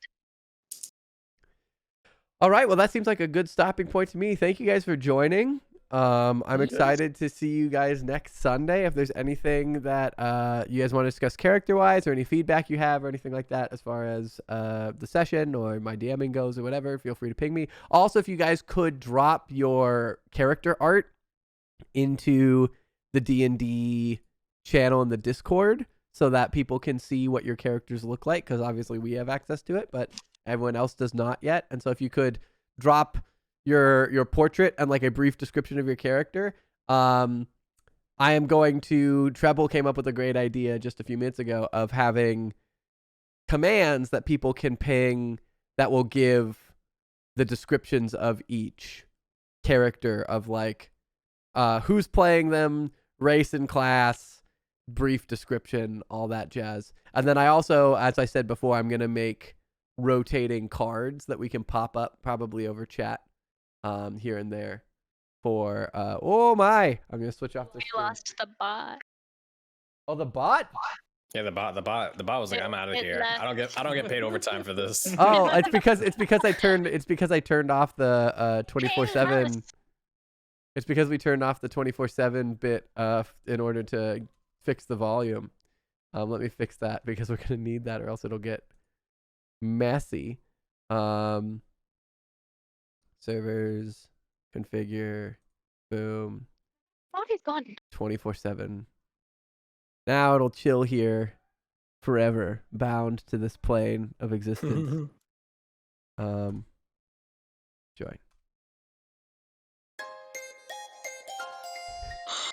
That's the music that plays in K9's head. You didn't know? All right. Well, I'm very excited. I think this is going to be good. But yeah, if you can shoot the art into the chat and a brief description of your character just for people to see, so that they can digest it until next week. Make sure you guys are prepped for level 3, because that'll be coming very shortly. And then we're going to be heading into the main land of the campaign. This is merely the gateway to the world that is Curse of Strahd. So Gateway. All right. Ooh. I'll talk to you guys later then. all right. Thank you guys so much. Bye. Hey guys. See ya. Bye. Bye.